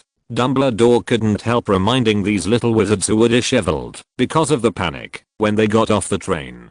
"Besides, before the sorting ceremony begins, I need to give you some advice on enrolling." Dumbledore's face became serious. "No matter what rumors you have heard about the various colleges before, you have to understand after enrolling, each Hogwarts college has its unique advantages and tendencies in cultivating talents. Any wizard in any college may become the most outstanding wizard or wizard in the future. So, please cherish your time in Hogwarts. When Woz was studying, you will soon become a real member of Hogwarts. At that time, you will study, live and grow here. All your time from the age of 11 to 17 will be condensed into you in the end the 4-poster bed at Hogwarts. So cherish your opportunity to learn knowledge. Cherish your friends. Cherish everything you have here. Welcome to Hogwarts." The little wizards in front of Dumbledore cheered, but it soon became noisy. They began to worry about the content of the sorting ceremony, but they had no time to intimidate themselves, because the sorting ceremony was about to start. Led by Dumbledore, the freshmen re-entered the foyer and headed for the door of the banquet hall point halfway down the road. Nelson glanced at the end of the corridor and found that someone had stopped the ghosts of Hogwarts, and they were watching this new class with interest with a friendly look. Dumbledore pushed open the door of the banquet hall, and everyone filed into the Great Hall. As soon as he entered the door, Nelson's eyes were flashed. The senior students were sitting at 4 long tables, and the ceiling above their heads turned out to be a starry sky. Thousands of candles floated in the air. The hall was as bright as day, and the gold dishes on the table gleamed. Point in front of the 4 long tables is another shorter table. A dozen witches and wizards with different looks are sitting there and looking at them. In the center is a stern-looking white-haired old man, who is Hogwarts' current principal, Armando Dupert.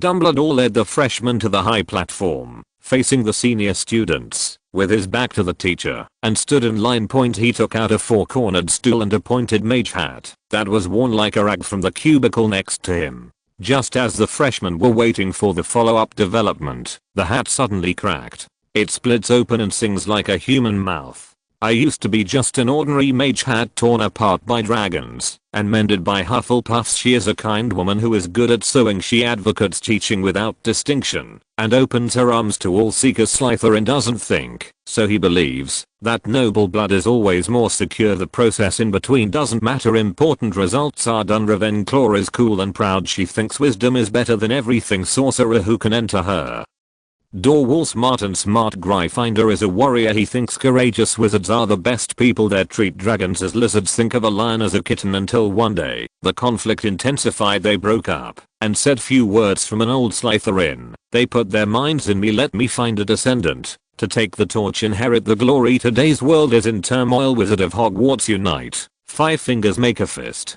Tomorrow will finally come. The Sorting Hat sang a broken song with no beginning and no end, forcibly rhyming, and began to stay on the stool and closed his eyes. Nelson doesn't know what's going on. After all, from his perspective, the wizarding world seems to have only one villain, Voldemort. Decades later, the students in the front row completed their separation one after another. When they saw that they just needed to put their hats on their heads, most of them let out a sigh of relief. Facing the separation, Nelson remembered Harry Potter's classic "Don't go to Slytherin," so he started to think, wait, should I go to Gryffindor or Ravenclaw? Alfred Black. Nelson raised his head when he heard the familiar name, Slytherin. Nelson lowered his head again, as expected of the Black family's genes, so strong. Tom Riddle. He looked up again at the familiar name Nelson. Slytherin. Nelson lowered his head again, worthy of being a descendant of Slytherin himself. After a Gryffindor boy named John Urban stepped down, Nelson stood up, and it was finally W's turn. Myrtle Warren. Nelson sat down again. Ravenclaw. Nelson Williams. Nelson took the stage, and it was finally his turn. Chapter 9 start. Nelson Williams. Dumbledore shouted from the stage. Nelson was still entangled between Gryffindor and Ravenclaw. Under Dumbledore's guidance, he walked up to the stage, sat on the four-corner stool, picked up the tattered Sorting Hat, and put it on his head. He was about to speak, and as soon as he uttered the first syllable, he heard that the Sorting Hat had made its decision.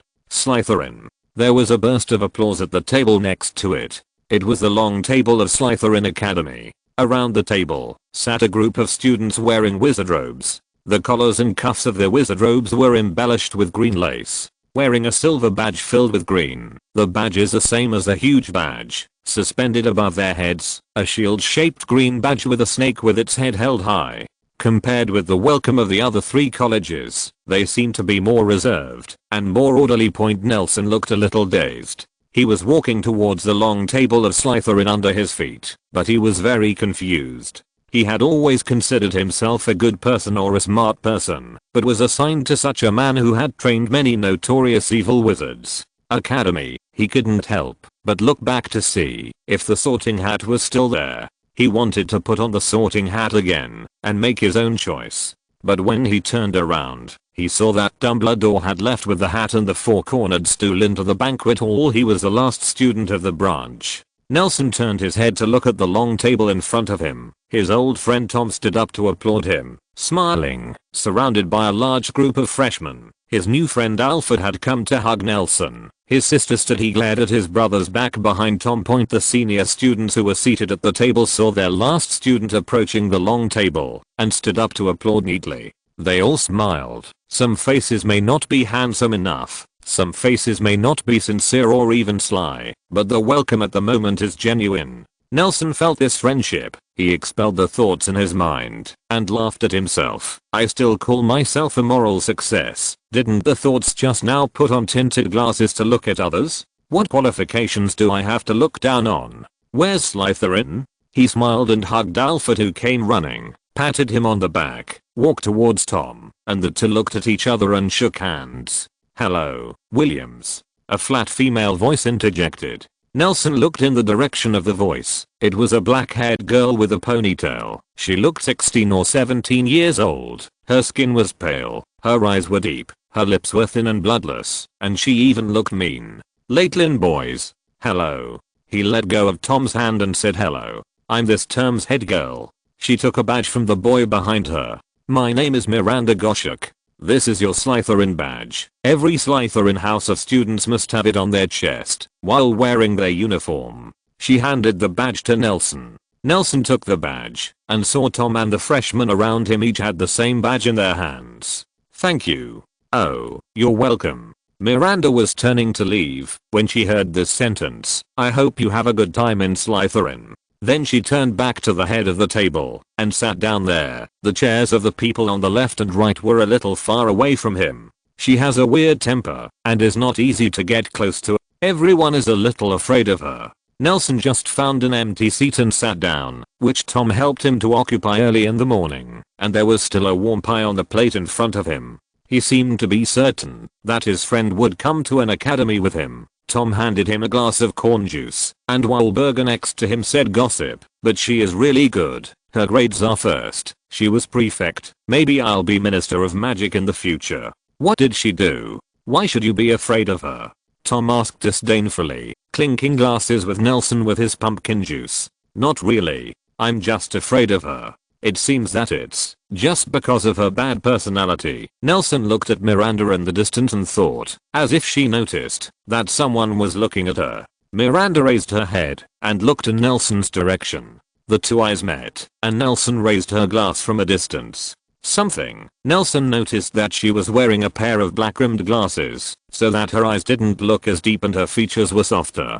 Squeak, the door of the banquet hall opened. Dumbledore put down his sorting hat and walked back. He walked to the staff's table and sat in an empty seat. Nelson looked at him and found that he was talking with a man next to him. The man with a bright and handsome face, some slightly bald and bloated, said something.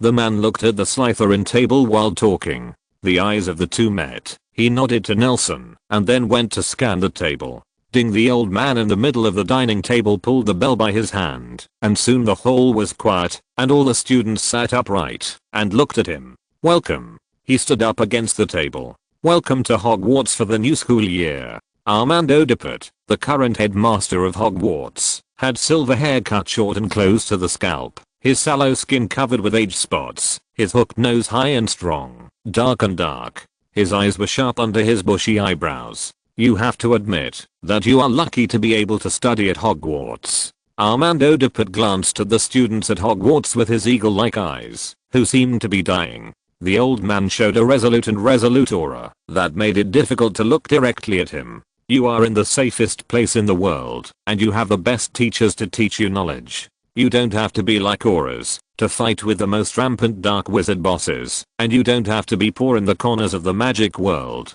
Down and out, starving, that's what Hogwarts brought you. He coughed twice and continued, I don't ask you to give me your teacher or anything in return from Hogwarts. I only ask that you can calm down during the 7 years you are studying at Hogwarts, learn knowledge, grow up safely in the ivory tower, and be able to face the storm outside the school when you can be on your own.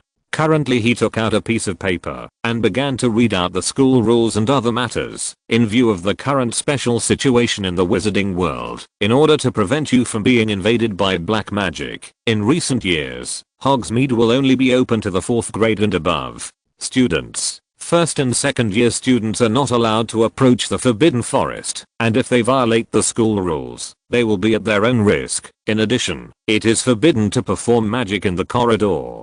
The students would rousy, but did not dare to move. Now, I have inquired. The person next to Dumbledore is a dean, Professor Slughorn, who teaches potions. Tom glanced at the headmaster, lowered his head, and whispered to Nelson next to him. Professor Slughorn? I thought it would be a big fat. Why? By the way, Dumbledore taught transfiguration. I thought he was very powerful. He was a defense against the dark arts teacher. In addition, the Quidditch field will open 2 weeks after the start of the school year.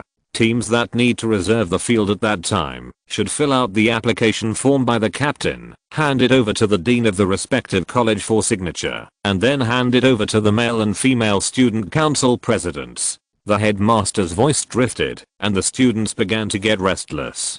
Finally, I hope you must strictly abide by the school rules. The list of items prohibited from being brought into the campus has been posted on Mr. Roger's door. If you violate the school rules, you will be severely punished if found. Armando Dupont noticed that the thoughts of many students had drifted into the distance. He picked up the bell at his hand and shook it again. The crisp bell brought back the souls of the students. Then, let's start the dinner. He finished reading the school rules and sat down with Dumbledore's support. The students in the auditorium let out a tsunami of cheers. Nelson saw that the table in front of him suddenly became crowded, and the rich food appeared on those empty plates. The people around him had already started to gobble up. He chose for a long time and put a plate of sausages and pies in front of him. After a while, the principal seemed to be a little tired and left the banquet hall on crutches, as if a certain switch was flipped. The hall suddenly became lively, the students chatted eagerly, and the teachers were chatting with each other. Nelson noticed that there were a few sneaky silver white figures wearing from the corners of the hall, out of the wall, looking at the crowd. They are ghosts parasitic on the castle, a group of cowards. Seeing Nelson and Tom's curious eyes, Wahlberger explained, they are not allowed to touch the students. NUO, the one covered in blood on the side, used to be our senior. Nelson and Tom gasped in amazement at the unfamiliar things in the wizarding school, and Alfred had already started planning which school rules he was going to break tomorrow. As the dinner drew to a close, the long table was in disarray. Nelson had learned the whole picture of the castle from Wahlberger's mouth, and Tom, surrounded by a group of freshmen and sophomores, became an indisputable part of the banquet focus. Hey, can you hear it? Dumbledore's loud voice came. I think everyone has eaten and drank enough, so now it's school song time. He took out his wand and nodded lightly. A long golden ribbon floated out of his wand and rose into the starry sky above his head, forming one word after another. Sing it in your favorite tone. Don't worry about others. Dumbledore said. Everyone stood up and looked at the lyrics above their heads. Tom was reluctant, looking like he was going to fish in troubled waters. Prepare, sing. Hogwarts, Hogwarts, Hogwarts, Hogwarts. Please teach us knowledge, whether we are bald old people or a child with a broken knee. Our minds can accept some fun stuff. Because now our brains are empty, full of air, dead flies and trifles. Teach us some valuable knowledge, give us back what we have forgotten. You just do your best and leave the rest to us. We will study hard, until it turns to dust. Nah. In the darkness, Tom suddenly called out Nelson's name. What happened? They were lying in their dormitories. After the dinner, the prefects of their respective colleges took the freshmen to the lounges of their respective colleges. They walked to a stone wall on the side of the castle, and walked into a long narrow low room. The basement of Black Lake can be seen through the glass, and the prefect assigned them dormitories. Nelson, Tom and 3 other freshmen, Alan Abbott, Dwight Parkinson and George Carroll, were assigned to the same dormitory. It's nothing, Tom responded after listening to the snoring of the other 3 roommates after a moment of silence. Chapter 10: The Uncle's Letter. The next morning, Nelson blocked Dumbledore at the door of the dining room and took an envelope from his pocket. Professor Dumbledore, this is a letter you gave me during the holidays. Thank you, Mr. Williams. Dumbledore took the envelope, tucked it into the sleeve of his wizard's robe, and walked to the dining room. Professor Dumbledore. Nelson hesitated. What's wrong? Dumbledore stopped and looked down at Nelson. There's actually nothing in this envelope of yours, right? Haha. Dumbledore patted Nelson on the shoulder and didn't answer directly. Let's go. Be careful not to miss the delicious food. He took the first step and walked to the dining room, and Nelson quickly entered, found Tom to sit down with, and began to enjoy his own breakfast. Now, our first class today is the Dean's Get Out of Class. I organized a Slytherin freshman party after class. Would you like to come? Tom poked a fork from Nelson's plate. Small tomatoes. No, I'm going to go to the library after class. Nelson shook his head and refused. He maintained good study habits and knew that books were the ladder of human progress. Okay, said Tom dryly. What? A large grey owl suddenly dropped a package into his arms. The theory of magic is out of stock for the holidays. Why did you throw it to me? Tom looked at the crushed tomatoes in his hand and threw them onto the plate in front of him, preparing to put another one on Nelson's plate. I left our names. Maybe because your alphabet is higher? Nelson saw an owl hovering above his head. He reached out, and a newspaper fell into his hand. You can put I lost that old book over the holidays. No, it's the Daily Prophet. Let me see. Dumbledore has been awarded again. The Wizengamot is considering inviting him to be a member of the standing committee, celebrating the 850th anniversary of the Daily Prophet. Reading the news feels like the British Ministry of Magic under the rule. The country is peaceful and the people are peaceful. These media are really disgusting. Tom had already picked up the fourth small tomato, and Nelson brought the plate directly next to him. I thought you knew. You read books there every day. You have to understand current affairs, which helps us adapt to the world more quickly. The dark wizards in Europe have become more rampant recently, and they have even started to make attacks in Wales. You know, there has been a lot of tension on the Muggle side recently. Yes, there will be war soon. Oh, isn't it? Chamberlain is not. It doesn't matter. It has nothing to do with us. It's mainly the dark wizard. You know, he's really powerful. Jetler Grindelwald. Tom flaunted. Hearing the name, the surroundings suddenly became quiet, and a few people looked at them with a strange look. Nelson finally understood when he heard the name. Not only the world of Muggles was shrouded in the cloud of war, but also the world of wizards and wizards. There is also a terrifying iron curtain at the top. The Dark Lord Grindelwald and his saints. What does it have to do with us? Hogwarts is the safest place in the world. Nelson hurriedly said loudly, and the surrounding noise soon recovered. That's true, but I think Tom was about to speak. What is this? An envelope fell from the sky, and it landed on Tom's head. He grabbed the envelope, looked at the name on it, and threw it on Nelson's desk angrily. Your letter. Nelson took the letter, and the envelope was written in 2 neat lines. Hogwarts School of Witchcraft and Wizardry, Mr. Nelson Wertning Williams Jonas Nicholas. Dear Na, haven't seen you for a long time. I just came back from a business trip in Czechoslovakia, where the only specialties are beer and some bitters. You won't bring it to you if you are not old enough. When you grow up, we can go there for vacation together. To be honest, the situation here is not optimistic. I feel that the whole of Europe is about to change. When the next interview is over, I'm going to ask the newspaper for a leave of absence. I will stay in the UK for 2 years and accompany your aunt. Taking care of you for a while. Didn't expect you to be taken away by a boarding school, a magic school, after being friends with your parents. I used to think magic was just a joke your father made to me. I never mentioned your father to you before, because I don't know where to start, and I don't know if I should telling you that your father was a wizard, and that both of your parents disappeared in a magical tragedy. As far as I'm concerned, I would not let you touch those things again. But there seems to be some fatalistic magic in the blood of wizards, and you have to accept your destiny before I return to London. Your father is a good friend of mine. His name is Mergen Wertning. We put his last name in the middle of your name. He left you 11 years ago and disappeared. We don't know if he had anything invincible enemy, so use your mother's Williams as your surname. It's one of the most common surnames in the UK, and the Wertlings seem to sound like a Nordic family after all.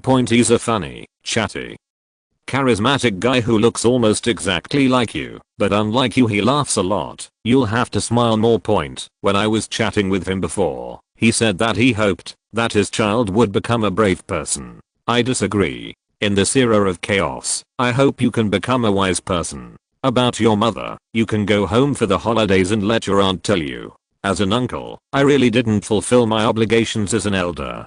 I spent most of the time running outside for so many years, and I didn't accompany you and your aunt well. But the good thing is that even so, you have grown up. He became an excellent and proud child. Nah, the stories of your predecessors shouldn't be a burden on you. Just be who you want to be. I'm leaving for Poland soon, so I won't say more. If you have anything to say, write to me. I remember the wizard's owl can find me. Nah, it's almost October. Remember to wear 2 extra clothes. Love you, Uncle Jonas. 1938/9/1. Has your uncle come home? Asked Tom beside him. Well, as soon as we left on the front foot, he went home on the back foot. Nelson raised his head with his eyes closed. He remembered that his uncle had brought him to eat, drink, and travel around for 10 years. German, remembering the tie that his uncle gave him for his birthday this year. It was longer than Nelson's wand, and he had to put it in a drawer at home. He remembered the joyful reunions with his relatives over the past 10 years. Now, Tom held his back. We'll have a holiday for Christmas, and it just so happens that your birthday is on New Year's Day, so we can go back to London. Isn't your birthday also on the same day? Nelson calmed down, turned his face, and handed Tom a plate of small tomatoes. We can spend it together. By the way, do you only eat tomatoes in the morning? This is delicious. Tom poked again. Welcome to Slytherin. Horace Slughorn's image was very different from the fat old walrus-like man Nelson remembered. Slytherin's first class was taught by their Dean of Potions. No students from other colleges take classes together. The professor stood on the lectern next to 3 covered cauldrons on fire. Potions is an ancient, mysterious, and extraordinary subject. Professor Slughorn said. His tone was soothing, but it seemed to be full of magic, affecting the thoughts of every Slytherin student. Unlike magic spells, most potions are made without waving your wand or casting any magic, which makes many people think it's not part of true magic. But there are countless potions that you can't imagine. Its efficacy in contrast, it requires extraordinary knowledge, calm thinking, and, in turn, unshakable patience from its makers. Potion is a science that requires a lot of time, energy, and wealth, but even if you give it all, it will close a door to the untalented. The game brought by such a huge price is the greatness of potions. Potions can help you increase strength, seize wealth, brew glory, and even defeat death. Bewitching words came from the podium. His voice was cadenced, and many freshmen had begun to aspire to become a potion master. Nelson noticed that when Professor Slughorn said the end, Tom next to him also sat up straight, and even a red light flashed in his black eyes. Is this magic? What a vivid form of expression. Nelson complained in his heart. Can anyone know what the 3 parts of potion on my right are? Those who answer correctly will be rewarded. This is difficult for the little snakes next to him. Wouldn't anyone have finished all the textbooks before school started? No way, no way, they murmured in their hearts. Professor Slughorn lifted the lids of 2 cauldrons. One was a light orange, soothing potion that was bubbling, and the other contained a golden potion, like it looks like the sun is happy. Who can answer? Tom and Nelson raised their hands. Slughorn called Tom's name, and he looked even more pleasing to the handsome dark-haired lad. It's cough drops and euphoria, Professor. Tom stood up and answered courteously, while the surrounding Slytherin students looked at him with admiration, and of course, jealousy or disdain. That's right. Slughorn opened the roster in his hand. Tom Riddle, you're an excellent student, and as a reward, I'll give Slytherin my own house. 10 points. Tom bowed slightly and sat down. Now, please open the magic potion in your hands, and we will officially start the first class. The classmates hurriedly turned the book, and suddenly a short girl with short hair raised her hand and asked, "What's in the 3rd crucible?" Nice question. Slughorn wasn't offended by the interruption, flipping through the roster. Jessica Ollivander. Well, this potion was a surprise. I hope all of you can study hard after class. In next week's class, students who can recognize it will win a special reward. Chapter 11 Reply and Night Tour. Dear Uncle Jonas, good news. I'm sorry it took so long to get back to you, but I've been busy with the start of school, and it's finally settled down. The Czech Republic is really a good place. I have always wanted to travel to Prague, but Mrs. Cole refused to help me apply for a passport. I don't understand. Is there any need to apply for a passport in this situation? Poland is also a good place. My new roommate's cousin lives in Finland. He is a Muggle. Wizards call people who can't magic as Muggles. Basketball player. A full 2 meters and 17. Is a center. Can you bring me a piece of amber when you go to Poland this time? It doesn't need to be too big. I heard from our dean that there may be ancient magical creatures in the amber. It's been more than a month since I came to Hogwarts.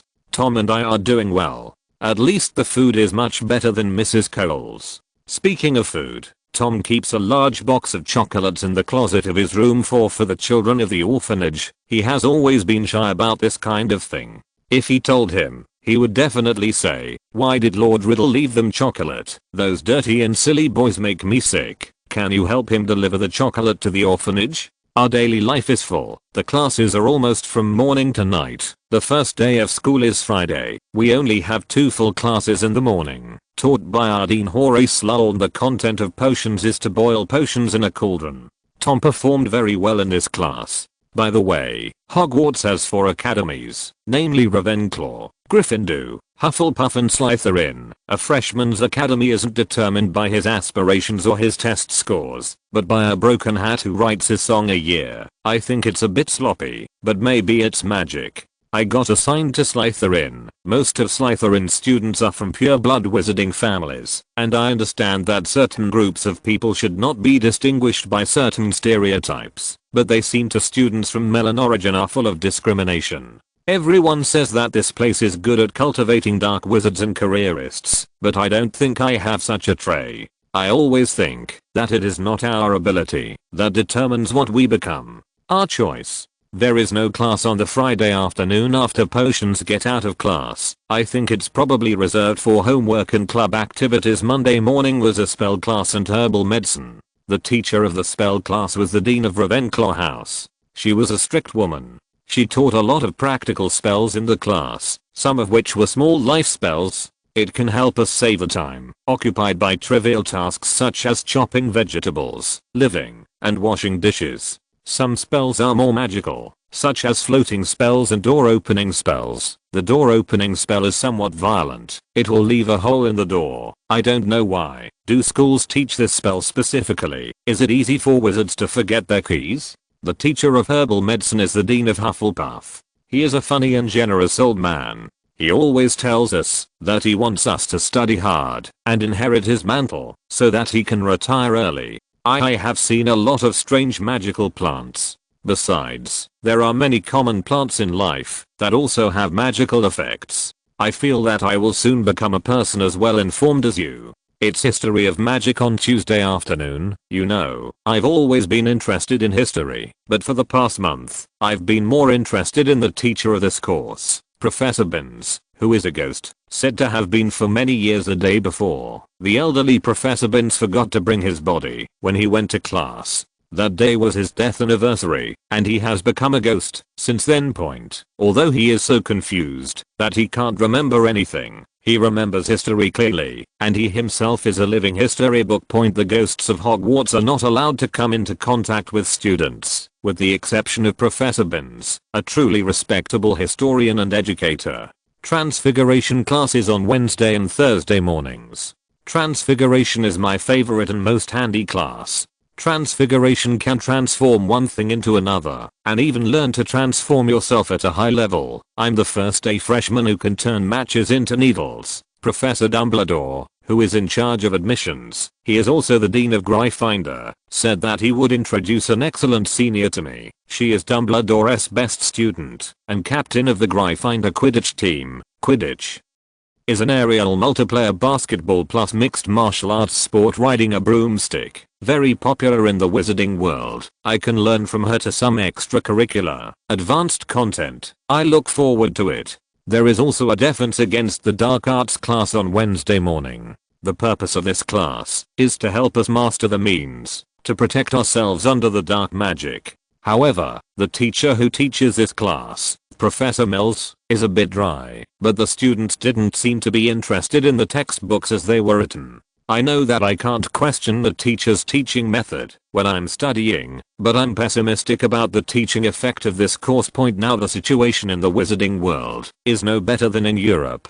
There is a terrorist named Grindelwald who is carrying out terrorist attacks all day long, so I plan to study some of this knowledge after class. There was also astrology that evening, which was a fortune-telling subject, and Mrs. Clemens, she wouldn't let us call her a professor, which was said to disrupt her connection to the stars. Kind of goofy, but I have a somewhat unique understanding of astrology. I don't know if you can come home for Christmas, but Tom and I are planning to go home over the Christmas break to prepare a fun present for my aunt and you. Not sure if you're in Poland or back in London, but you're right, the owl will find the recipient. Nelson looking forward to a Czech vacation 1938/10/8. I don't know if my uncle can understand what I wrote. Fortunately, his surname is not Dursley, otherwise I wouldn't even have a letter writer. Nelson lay on the reclining chair in the Slytherin common room. Next to it was a flaming fireplace, and the heat made half of his body hot.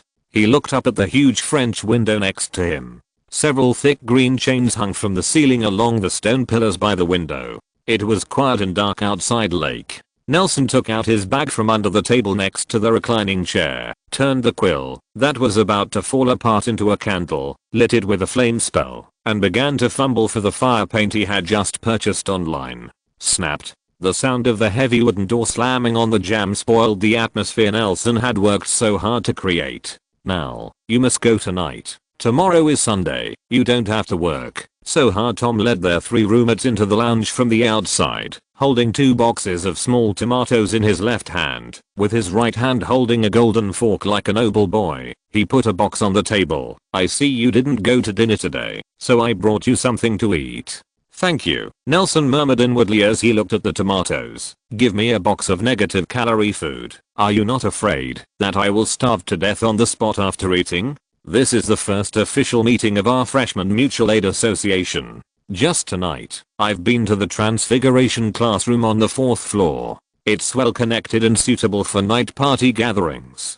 Tom said slowly, we have united a lot of friends. Bang. This time it was the door slamming against the stone wall. And I've already told the Hufflepuff students that they'll let the house elves in the castle serve us good food.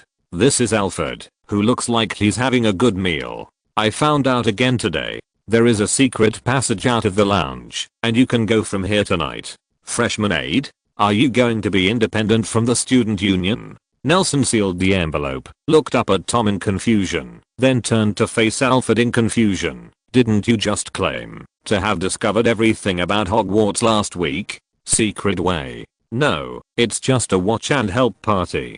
Tom explained dryly, almost writing I want to be independent and in power on his face. He saw the envelope in Nelson's hand, bent down and whispered, it's for the appointment Uncle Nass's? Mine it's written. Tom's coincidence seeing Tom's face full of resistance to the collapse of the character set and fear of social death. Nelson changed the subject and chuckled. The great Lord Riddle's greetings I will bring. I think that in different time periods and under different conditions, some organs or magic that are usually difficult to trigger will be triggered in the castle, and some more hidden secret passages will be encountered. Alfred answered Nelson's question and added confidently, I'm sure I've discovered all the secret passages commonly used in the castle. Amazing. The Slytherin freshmen next to him all gave thumbs up. No one with a free nature would not be interested in secret passages. Now, we have to inform Ravenclaw. Tom instructed his roommate, leaving his fork on the table and saying goodbye to Nelson. See you at night. Alfred also went to change his clothes. He came from a pure-blood family and seemed to be unruly, but sometimes, even for such a seemingly childish party, he would seriously prepare. Okay, see you later. After Tom's death bombing for a month, Nelson was finally going to the freshman party. He took out his watch, checked the time, wound it for a while, and put it back in his trousers pocket.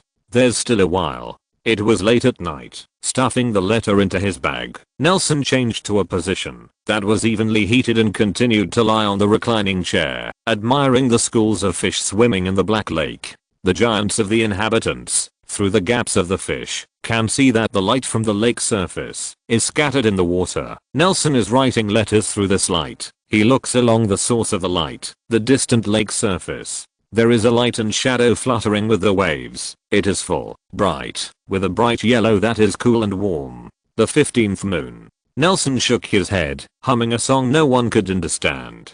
Chapter 12 Towers struck by lightning. Sitting up from the recliner, Nelson picked up his backpack, pushed open the door, and left the lounge, walking through the long damp hallway like a dungeon to the corridor connecting the towers. The corridor was empty in the middle of the night, and the neat lights on the bluestone bricks on both sides could be seen on and off. The walls on both sides of the corridor are covered with paintings. Judging from the painting style and the degree of newness, the paintings here seem to span the development of human civilization. The contents of the paintings are almost all outstanding graduates of Slytherin over the years. Peaceful, looking at passers-by outside the painting.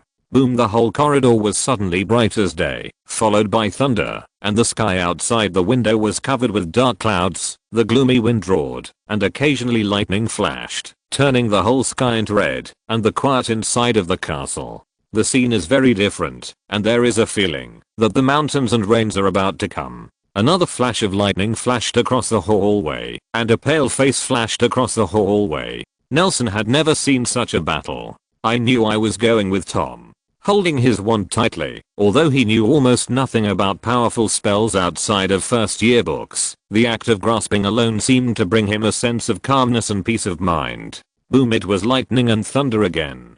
He had already crossed halfway through this corridor. He took a closer look. It turned out to be the armor on the corridor. Nelson was determined. I really scared myself. Sir McLagan, is Ravenclaw's tower on duty today? In order to ease the anxiety in his heart, Nelson couldn't help but ask about the most talked about painting on weekdays. This medieval knight was narcissistic and stinky. Fart. But if the language is respectful, he is also happy to help the students here to solve their urgent needs.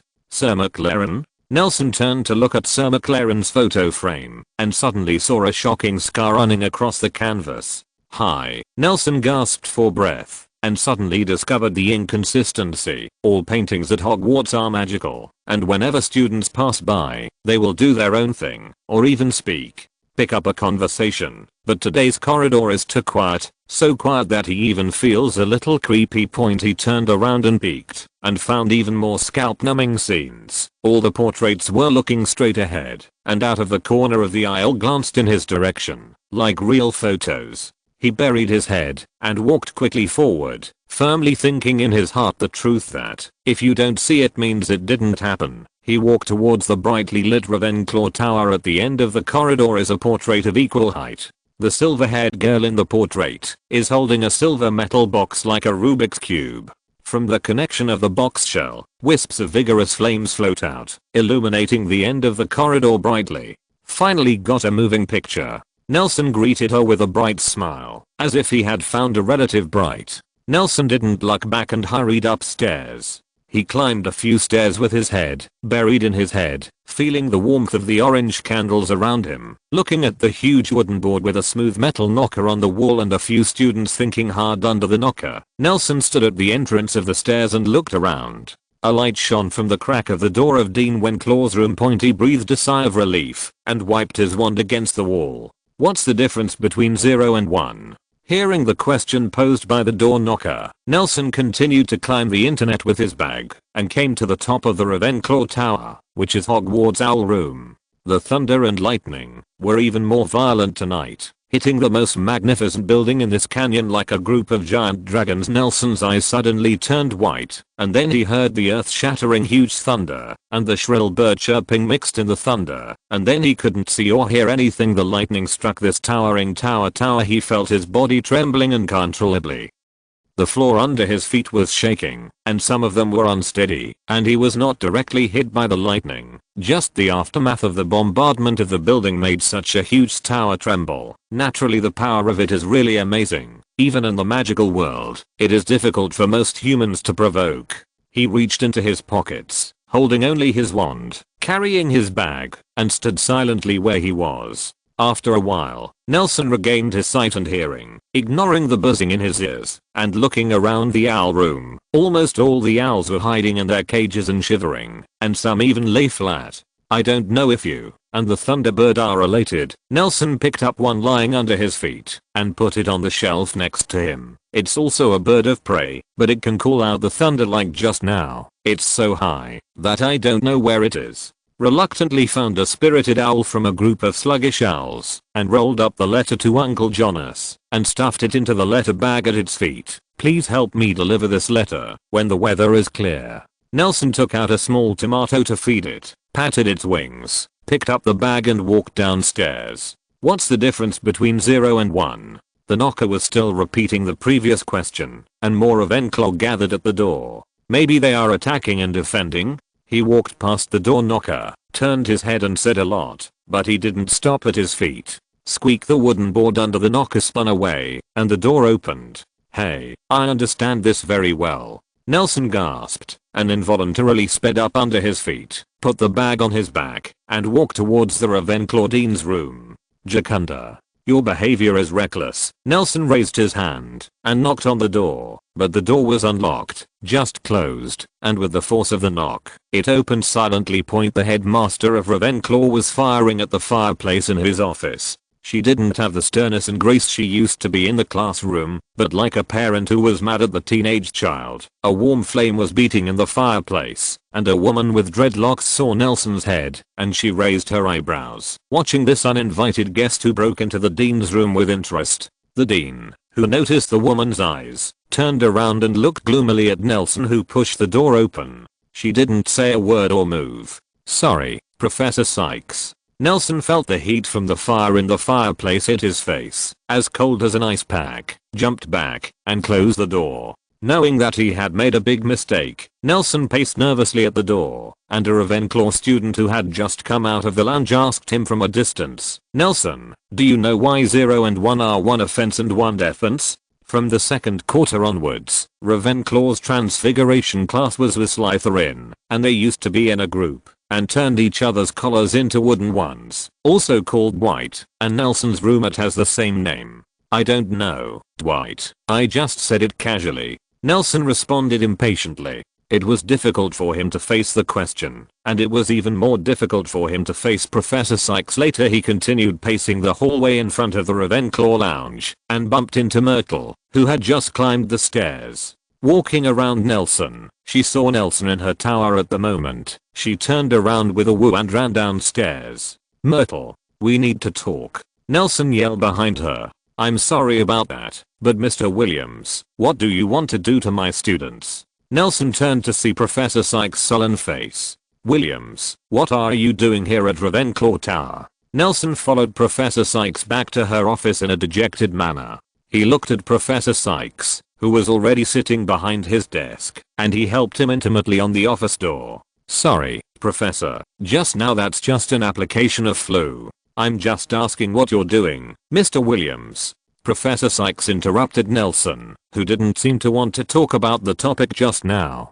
"Professor, I came to the owl room to find a Hogwarts owl to send a letter. I don't have one of my own," Nelson explained quickly. "When I came from Slytherin, I found that Sir McLaggen, the A painting, it was scratched, and Sir McLaggen in the painting also looked injured, and I thought there might be something wrong, so I came to tell you, and then when I knocked on the door." "Okay, I see." Professor Sykes interrupted Nelson again, and it seemed that she did not seem to be talking about opening the door. "Report the situation to the teacher. You are doing the right thing. I'll check it out later. You can go back." She took a sip from the glass on the fireplace. "Wait a minute, Mr. Williams." She stopped Nelson again. Nelson withdrew his paw to open the door, ready to listen to the professor's teachings. "I noticed," she put down her glass and stared at Nelson, "that your charms assignment from last week and Mr. Black's assignment seemed a bit similar." "I see, Professor." Nelson admitted his mistake. "I will resubmit an assignment as soon as possible." "No." Professor Sykes stood up and looked at Nelson. "Your homework contains second grade content. I won't punish someone who is willing to learn for no reason. I'm just asking you to be an exception. If you want to help your friend, what you should do is to help him master the magic spell learned in class, instead of lending him your homework to copy."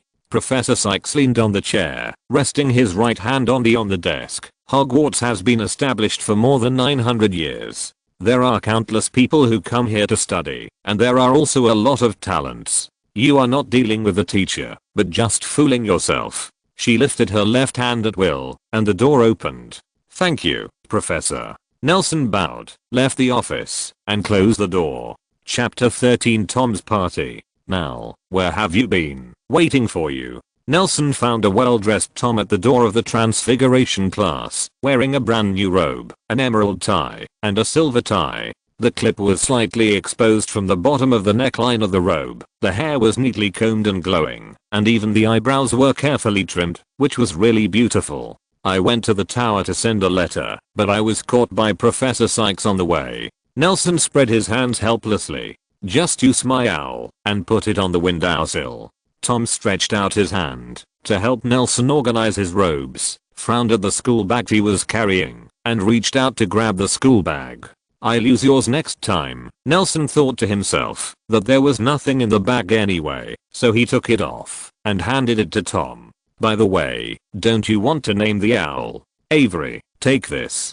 Tom called to a blond boy, handing him his bag. slapping the folds of Nelson's shoulders. "An owl is an owl. What's the problem? Where's your cat?" "I don't know. He only comes to me when he's hungry. I haven't seen him in almost a week, and I feel like he might think I'm an idiot." Nelson stretched and walked into the classroom with Tom. The classroom was cluttered with a crowd of first year students, especially Slytherin, almost all of them, most of whom seemed to have become Tom fans for a month. Nelson was shocked to see so many freshmen breaking school rules and going out for a night out. The tables in the classroom are arranged in a circle, and some drinks and pastries are placed on the table. "I think so too." Tom straightened his clothes and walked towards the center from the gap in the circle. "Classmates." Tom walked into the center of the round table, clapping his hands and calling. The attention of the freshmen in the classroom was attracted, and they soon became quiet. "Classmates, brothers, sisters." Tom waved and saluted dynamically and gracefully. "I feel very lucky, very honored, to be here with you tonight, fellow Slytherin, Ravenclaw's wise men, champions of Gryffindor, and Hufflepuff family. We are able to gather tonight because you have the potential to be great people." Tom opened and raised his arms, a flush of excitement on his pale face. "Know how to judge the situation and seize the opportunity. Understand the applause." Nelson complained, and he sighed, that Tom was extraordinary. This teenage boy had already aroused the interest of all the classmates, not only because of his handsome appearance and passionate speech, but also because of these beautiful blueprints. Nelson looked around. Everyone present was staring intently at Tom in the center, and their minds fluctuated with his words. It was not because of him that he was able to invite so many new students. Unparalleled charisma. In Nelson's mind, Tom's image is either an arrogant brat who grew up together, or a noseless bald head who just wants to live. It is really difficult to connect with this high-spirited person in front of him. He seems to have used a little magic. The breeze centered on him gently lifted the corner of his clothes, and the words of the wind were particularly clear in people's ears. "But the road to greatness is full of thorns and difficulties and obstacles. Presumably you must have encountered some small problems in life or study that can be easily solved by your ability in 1 month after entering the school, especially those like me. It's the same, a freshman with no foundation." The big brother's eyes are almost on Tom's face. Nelson looked at Avery, who was standing at the door helping him with his bag. "This may be true love. All we need to help each other more. I propose that starting from me, everyone should help each other like family. Not only in study, but also in life. Even after leaving school, we are still the closest family members. I suggest." He's always been able to incite. Looking at the classmates who sincerely applauded, and listening to the impassioned speech in his ears, Nelson wanted to applaud Tom. A good comrade who is willing to help others without asking for anything in return. As the speech came to an end, Nelson also gave his applause along with the crowd. "I suggest that we hold a mutual aid salon, and those who want to participate can come to Avery to sign." Nelson saw that many people had already started to line up at Avery's small wooden table at the door. There were a lot of greens in the queue. Nelson paid attention. Many of the freshmen coming to other colleges have woken up from the speeches just now. "How was my performance just now?" Tom saw Nelson sitting next to him, leaned over and took a bottle of pumpkin juice in front of him and drank it. "Bah, it's really bad." "Yes, it's very handsome. It is estimated that many people will fall in love with you tonight. You don't see who I am." Tom raised his chin and stared at Nelson with his nostrils. "Are you coming? Helping a bunch of idiots with their homework or something?" He lowered his voice and said the second half of the sentence. "It's not that I can't help you, Tom." Nelson said he couldn't help. "I met Professor Sykes today, and she warned me not to copy homework for Alfred." "Okay." Tom got up to leave, busy with his new little club. Many people were very excited, and they were busy until 1 or 2 in the morning before people dispersed. Fortunately, they did not encounter any teachers, ghosts, or staff on the way back to the dormitory. It was already 2:30 in the morning when Nelson lay down on the bed.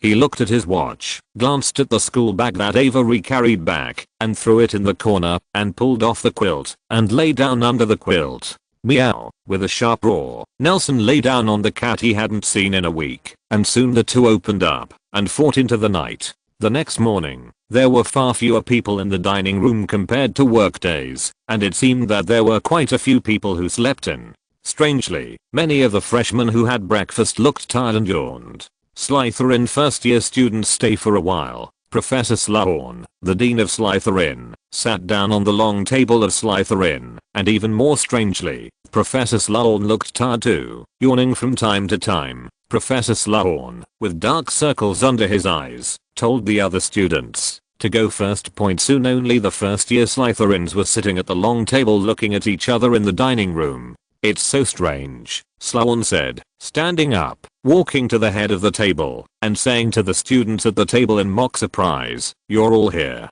Do you know what happened? Mr. Carroll," he called Nelson's roommate by name, "can you tell me what strange things happened last night?" "I don't know, Professor," said George Carroll, standing up and bowing his head, not knowing what was going on, but an apology was over.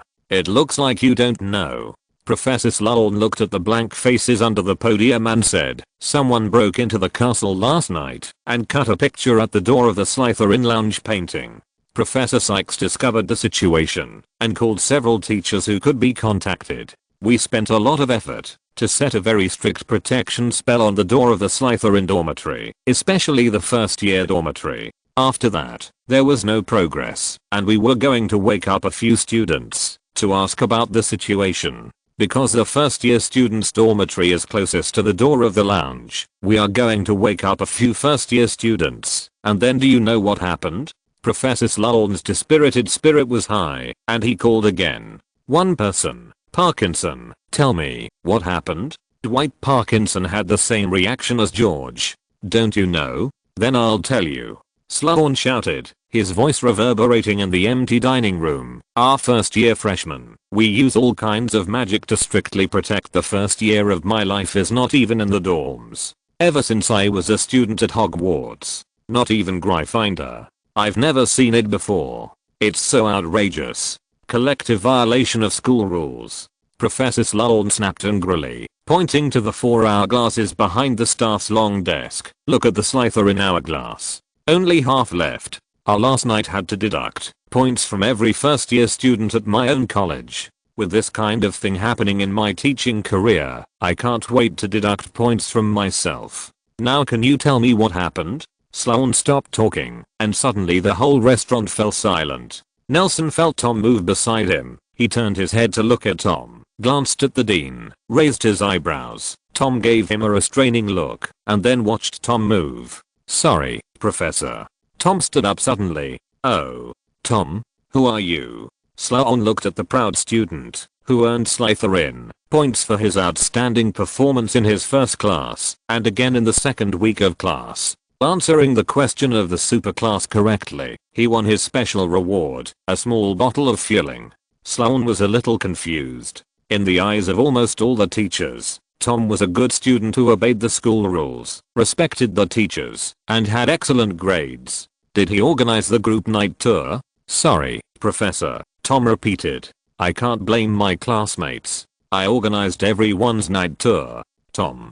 Professor Slughorn was stunned. He felt a little heady, but his preference for the best student made him realize that he couldn't question Tom in public like this, so he said, "Come with me to my office. You can go back now." Professor Slughorn turned and left, with Tom following him. At the door, Slughorn turned and added, "Everyone write a note." After the two left, the restaurant suddenly became noisy, and the classmates admired Tom even more, and worried about him. Chapter 14 Transfiguration. Soon the remaining Slytherin students in the dining room left the long table. They left in groups of 3 and 2, expressing their admiration and concern for Tom.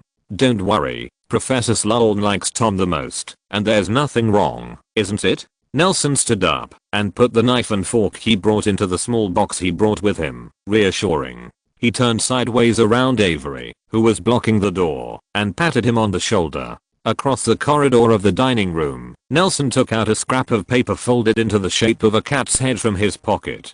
He grabbed the scrap of paper he was struggling to escape, and walked into an unlocked classroom next to him. "Press the note on the table with your left hand."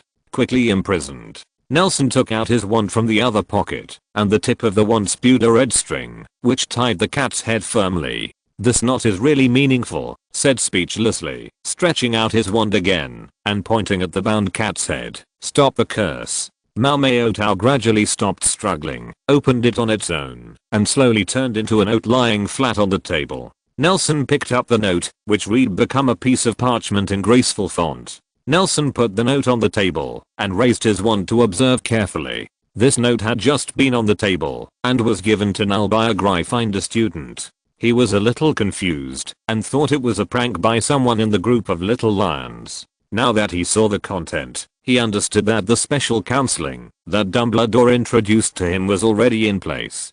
Transfiguration is different from other spells that cast different spells to produce specific effects. It has no specific spell to cast. Its whole content is just turning something into something else, depending on the difficulty of the transformation. There are different requirements for the magic power of the caster. For example, a first year student can learn to turn a match into a needle, but if you want to turn an adult into an animal, it takes an unusually powerful magic power. But the purpose of practicing transfiguration is not just to keep the deformed thing growing bigger and bigger, but to the depths of the deformation magic, you will find the infinite power of this magic, not only the size of the deformed object, but also about its persistence, its sophistication, and its special magic.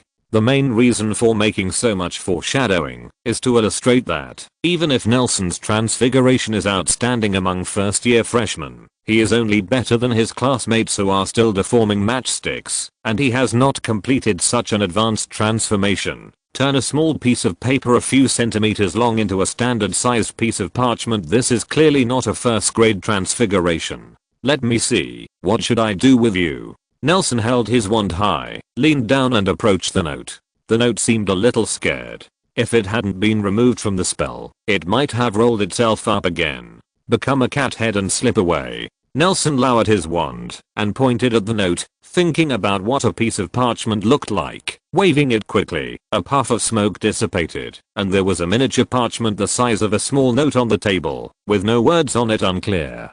"Unfortunately," Nelson muttered, casting a restoration charm, turning the parchment back into a note, and began to meditate again. Soon, he began to imagine a standard-sized parchment in his mind, from its upper left corner to its lower right corner. After constructing a complete parchment in his mind, he waved at the note wand. Then, with a emptiness, he fell onto a chair. There is essentially no difference between turning a note into parchment and turning a matchstick into a needle. They just change in size, but they are always inanimate things. Some sharp male voices came from behind Nelson. Turning around, he saw a small boy in a robe trimmed with blue silk lace entering the classroom, with an ornate badge emblazoned with the letter P on his chest. Senior Flitwick. Nelson recognized him. He was Ravenclaw's prefect. He was known as Ravenclaw's best student. A was graduate even higher than many senior adult wizards in the dueling club at Hogwarts. He is a well-deserved and unshakable leader. It is said that in his year of admission, the Sorting Hat hesitated for several minutes between Ravenclaw and Gryffindor when deciding where the two freshmen would go, eventually sorting him into Ravenclaw, while the other it was the current prefect of Gryffindor, Minerva McGonagall. "Just call me Phileas, Nelson." Flitwick walked over to Nelson and climbed her chair with some difficulty. He was only meters tall, but even this figure could not hide his talent. It should be said that dragging such a body that is innately different from ordinary people makes his magical attainments appear invaluable. When you deform something that is not a magical creation or a living body, you only need to think about its size and material, and there is no need to think too much or spend too much magic power. Flitwick pointed with his wand to speak.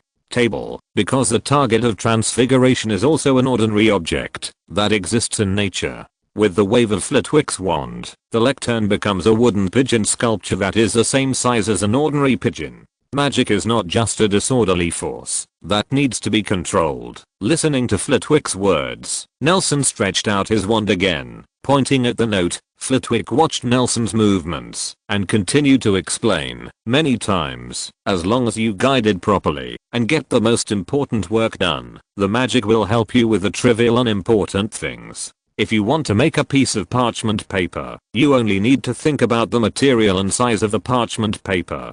There is no need to construct this piece of paper inch by inch, because it is always just a piece of ordinary parchment. But when if the object or purpose of the transformation is a magical object or a living being, or even a magical creature, it will take a little more effort. He changed the subject, jumped off his chair, walked to the podium, and tapped the head of the dove sculpture with his wand. It turned into a real dove, and then hovered above Flitwick's head. Nelson also waved his wand, and the note slowly stretched and deformed. So transfiguration is sometimes not as rigorous as other spells. Flitwick stood under the pigeon with a little smugness. Nelson was about to praise him, when the pigeon took the time to fly out from the open classroom door. Oh, the lectern flew away. Flitwick picked up the rope that Nelson had conjured with a binding charm, and threw it on the lectern. This rope was conjured by you, so even if it's just the rope, I have to spend a lot of effort to deform it. My magic power is not enough. So at this time, I need to face a trade-off. What is the most important content of the final result of our transfiguration? Flitwick pointed at the rope with his wand. I'm now going to transform a desk, and the most important thing for a desk is its function. So it needs the shape and size of the table, and sturdiness. A lectern gradually took shape on the podium, no different from the one that just flew away. You see, this desk works the same way. But, he opened the desk drawer, fumbled inside, and pinched a thread, but to save magic, it's essentially a string. Thank you, Phileas. Nelson picked up the deformed parchment on the table, and thanked him sincerely. You're welcome. Flitwick nodded at the parchment in Nelson's hand. I'm not very good at transfiguration, but I can see that you are very talented in this area. Even if someone explains, it's my first time, it's already second grade, after completing such a transformation. Flitwick walked to the door, looked at Nelson, who seemed to have undergone a great transformation, with relief, and shyly spread his hands to him. I watched it in Professor Sykes's office. When it comes to your homework, I think you should come to Ravenclaw, don't you? If you have any insights or confusion about charms, you can come and discuss with me anytime. You can also join the school dueling club when you reach second grade.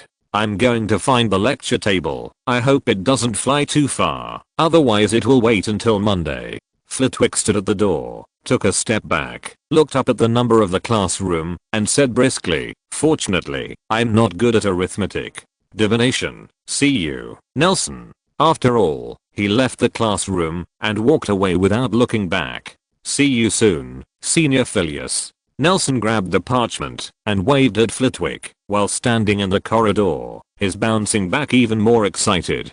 Coming to the edge of the Black Lake, Nelson saw a tabby cat with a pattern similar to the eyes squatting on a smooth tree stump more than 1 meter high, with a broom beside the stump. A group of cats of different breeds, crouching under the stump like in a meeting. Nelson noticed that his homeless English short with a question mark on his face, crouched under the stump, kept jumping to the top of the stump, and kept sliding down. The tabby cat on the top of the tree stump looked at the question mark with the same eyes as Nelson, and the eyes and movements were very spiritual. Nelson Williams, I'll be waiting for you at the stump on the edge of Black Lake at 10 in the morning. Minerva McGonagall. Nelson took out the parchment, and confirmed its contents. Hello Senior. Nelson walked to the tree stump, and greeted the tabby cat. Feeling his footsteps, the group of cats under the tree stump avoided one after another. Only the question mark glared dissatisfiedly, because the game was interrupted. He glanced. The tabby cat noticed Nelson early, and jumped high from the stump at the moment he opened his mouth. With the slight distortion of the air and sunlight, a girl in a robe nimbly landed next to Nelson. Nelson looked at the girl, and she was watching Nelson point. She stood still on the ground, and nodded slightly point. Although Minerva McGonagall was petite, she held her head high, and looked straight at Nelson. The school uniform robe looked unusually crisp on her body. There was no extra decoration on the robe, except for an old silver with smooth patterns on her neck. A cross necklace. She has long golden hair that is soft and scattered to the back, and the long hair rippling slightly in the lake wind, like ripples on the surface of the Black Lake. Hello, Nelson. Well, you're not late. If you're listening to this novel on a channel other than Fanfic World, it means they downloaded and uploaded it without effort. We cordially invite you to visit our channel, Mundo Fanfic Novelos. There you'll find the original version of this story, and you can explore many other novels of various genres. We're waiting for you to immerse yourself in a world of incredible novels. Chapter 15 Minerva McGonagall. You can call me Minerva. McGonagall raised his chin and picked Nelson. Are you ready, Nelson? Nelson nodded. He felt McGonagall was a proud, stern and difficult man. To be honest, I don't want to help Slytherin with anything. Slytherin has no bottom line in competitive sports. Except for the Prince Gobstone who played well. Everyone else wants to make a big deal, even if they play wizard chess. It's too competitive, and you don't know that this kind of victory is contrary to the glory you have been preaching. She strolled around Nelson, looking at him. Nelson raised his eyebrows. He was a little unhappy. Such a face-to-face opening remark was really hard to make a good impression, making Mag look like a sharp woman, and he didn't like the feeling of being observed from head to toe. But she didn't seem to see Nelson's expression, and the conversation changed. I have to admit that this belief in victory applies to transfiguration, and it fits perfectly. When transfiguration is performed, it's easy to lose your mind. Causes magic to go wrong, poor magic, and even accidents. And I often call myself someone Ravenclaw likes, and I should understand that the actions of individuals should not be used to collectively refer to the whole, and the connotation of the whole should not be used to arbitrarily define a person. McGonagall used her amber eyes, met Nelson's eyes tightly, and he said to himself, looked away again, took out his wand, and tapped the stake. Just now, a few pieces of bark fell off. To all those who are not, all things you know, should be treated equally. This is what I understood in 2nd grade. I hope you can understand. Come on, Nelson, make it what you want to change. Actually, it would be good to make parchment, but let me see your transfiguration. Nelson drew her wand and looked at Nelson's 14-inch wand. Her eyes widened slightly, and she said with certainty, you'll grow tall, Nelson. Nelson felt a thorn on his back under the stern gaze of Mag. He waved his wand cautiously, imagining the appearance of a lectern in his mind. The wrist is stable, but not flexible enough. The wand seems to be waving too hard. Well, black walnut Anne. Mag pointed to another piece of bark under his feet with his wand, and it swayed and flew into her hand, turning into a small book during the flight. Dragon's heartstring. Nelson said from the side. Unlike the scene where the rope under Flitwick's wand suddenly turned into a desk, the small piece of bark that Nelson pointed to slowly stretched and twisted. Wooden, a little blackened desk with some years of use. Nelson thought to himself, the texture and color of the bark changing. He tried his best to think about the size of a desk, and the bark stretched and grew as the desk in his mind gradually filled and perfected. Okay, dragon's heartstring. She wrote something in the little notebook, transformed with a small piece of bark. Well, a table, a lecture table. She saw a desk in the dark. The edge of the lake continued to take shape, and eventually stood on the grass. She stepped forward, and tapped the desk with her hand. The material is fine. She tapped and wrote, then put her hand into the drawer, and then extended it out. There is still some roughness of tree bark inside, but very good. She put the notebook in her pocket, and walked towards Nelson. Today our content is mainly to correct some of your wrong spellcasting movements and spellcasting habits. With a wave of the wand, the bark scattered on the ground flew whoosh in front of them, neatly lined up on the grass beneath their feet. You tried doing this with me first. Your actions are wrong. When performing transfiguration, the state of the human body should be relaxed and focused, so that efficient and accurate deformation can be carried out. As the sun climbed to the highest point, McGonagall's counseling also came to an end. Nelson has mastered the transformation of non-magical non-living bodies regardless of size, material, and shape.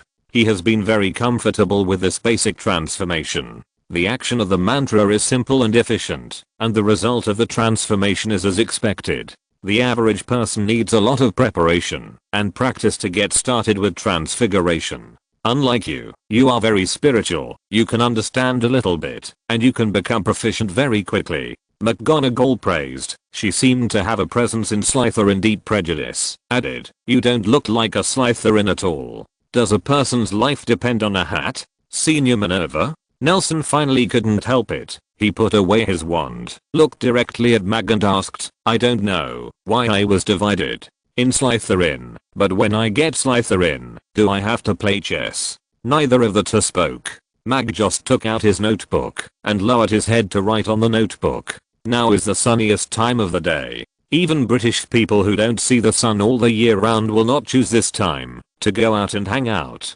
It's dark. There are only 2s and 3s of students wandering around the lake, and they are far apart from each other. Under this vast closed sky, only the sound of the surging tide of the black lake and the rustling of the mag's pen rubbing against the paper can be heard. Sound. The air was embarrassed because of this, and Nelson began to think about what to say. Sorry, Nelson. McGonagall was the first to break the peace. She interrupted herself again, and spoke again after a moment of silence. A hat really can't decide our life. She tore a paper full of words from the book, and handed it to Nelson. The books I have listed are all for you to read, some of which you will read later.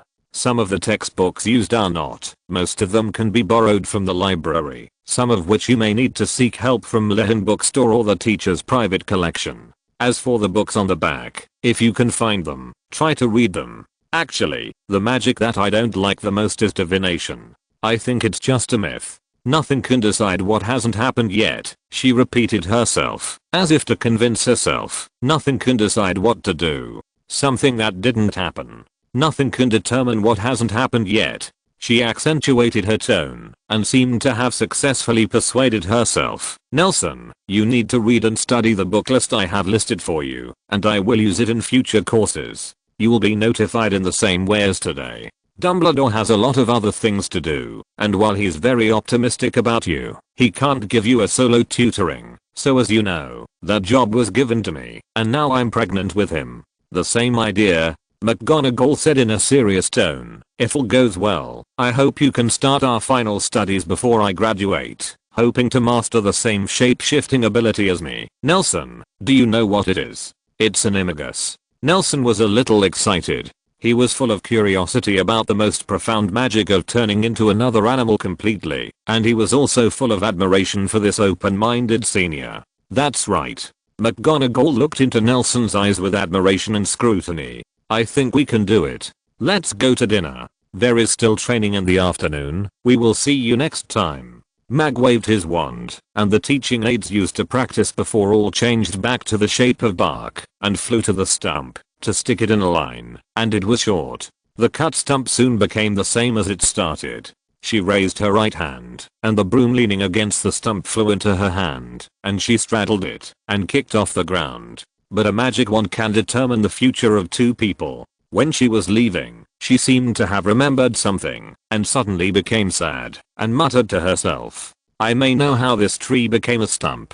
Nelson put his right hand on his forehead to cover the sun, looking up at the back of Mag flying away quickly. A shadow of long hair and long robes flying in the air was reflected on the lake with the occasional autumn waves, flying towards the scorching sun. Nelson carefully folded the list, and tucked it into the inner pocket of his robe. Find a neat sunny lawn and sit down. Ow. Nelson jumped up suddenly. There was a stone hidden in the grass. He picked up the stone, while rubbing his butt, pulled out his wand, and pointed it lightly. The stone immediately turned into a bamboo pillow. Whirlwind. After clearing all the things hidden on the grass, he threw the pillow on the ground, lay down slowly, resting on the pillow, raising his hands high, letting the noonday sunshine through his fingers, hearing the sound of the breeze blowing across the grass. The exhaustion from swimming until the early hours of last night suddenly came, and he fell asleep unconsciously. Now, why are you here? Nelson was awakened by a sound. I've been looking for you for a long time.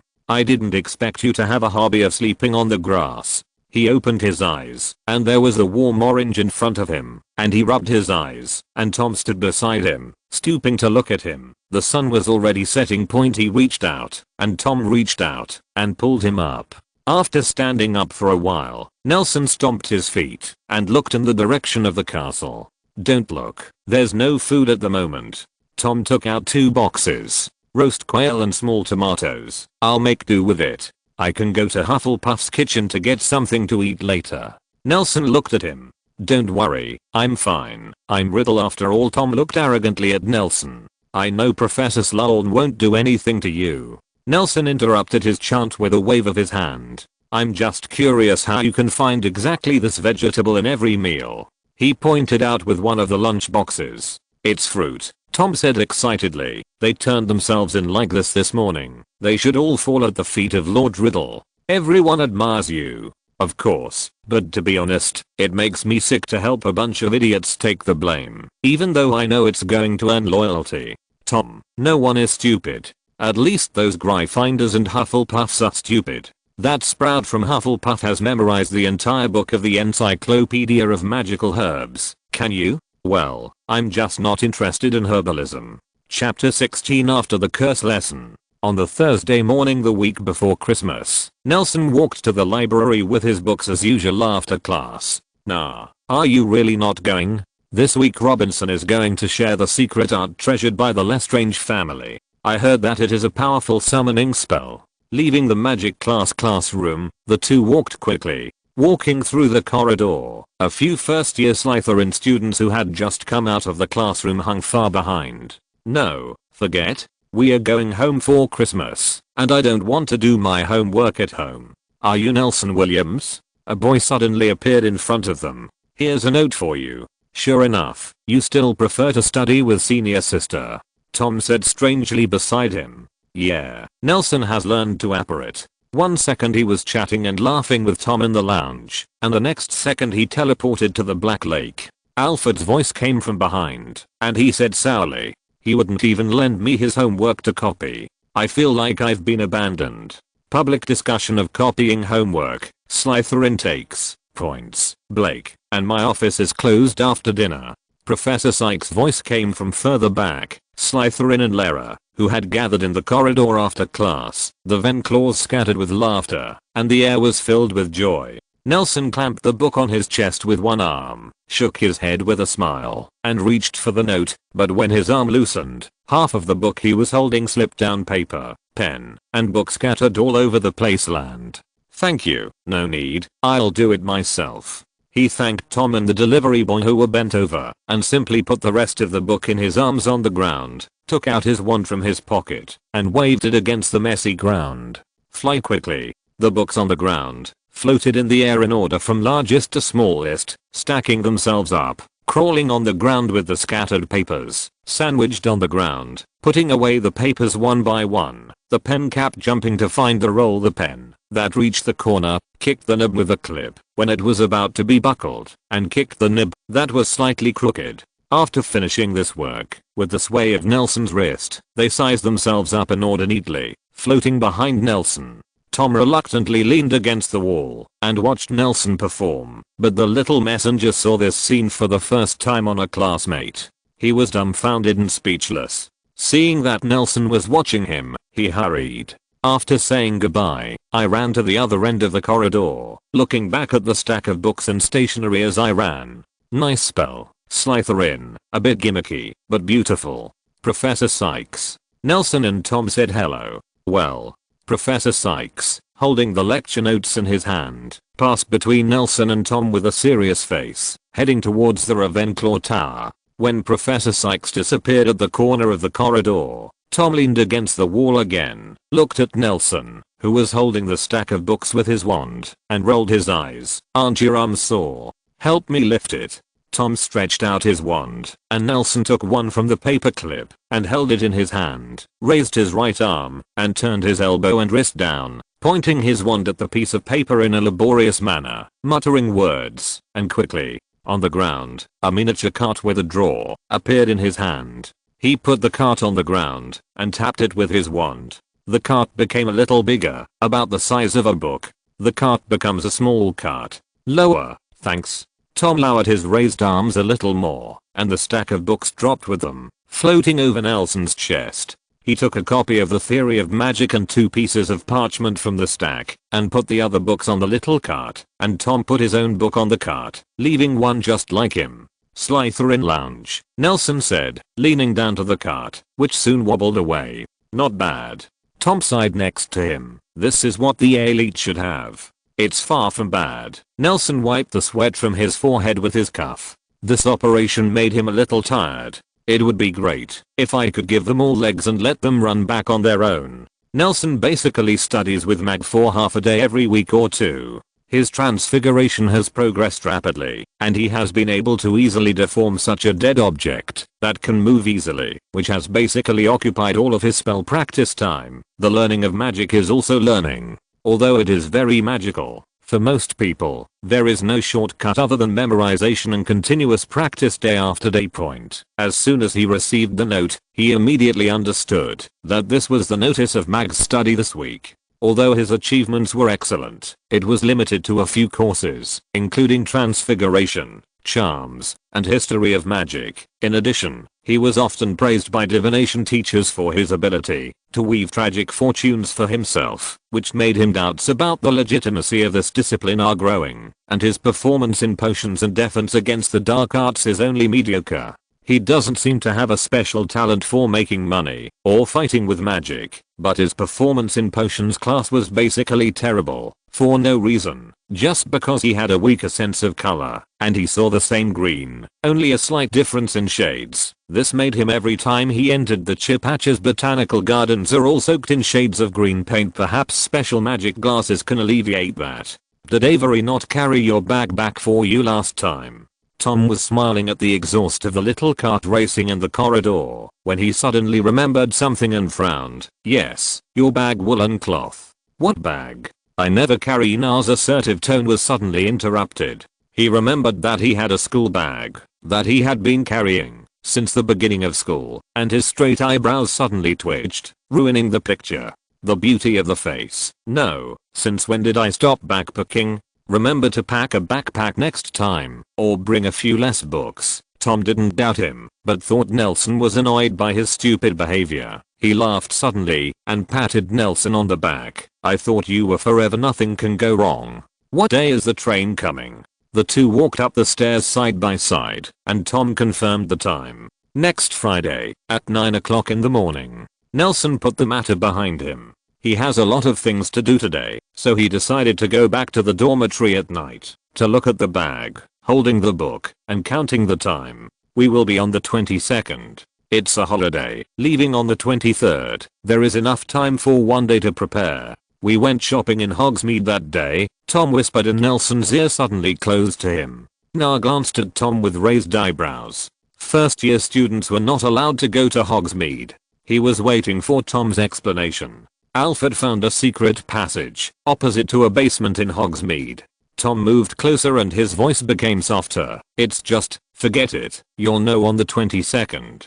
The two showed expressions of knowing everything, as expected of you. Alfred, what can you do? Number 1 hole drilling over the wall. Nelson sighed in his heart. Soon they reached the top of the stairs, where 3 of their roommates and 3 other Slytherin classmates were waiting for Tom, which looked like they had been waiting for a long time. See you in the afternoon. Tom reached out to shake his hand with a narrow smile on his face. See you in the afternoon. The two said goodbye.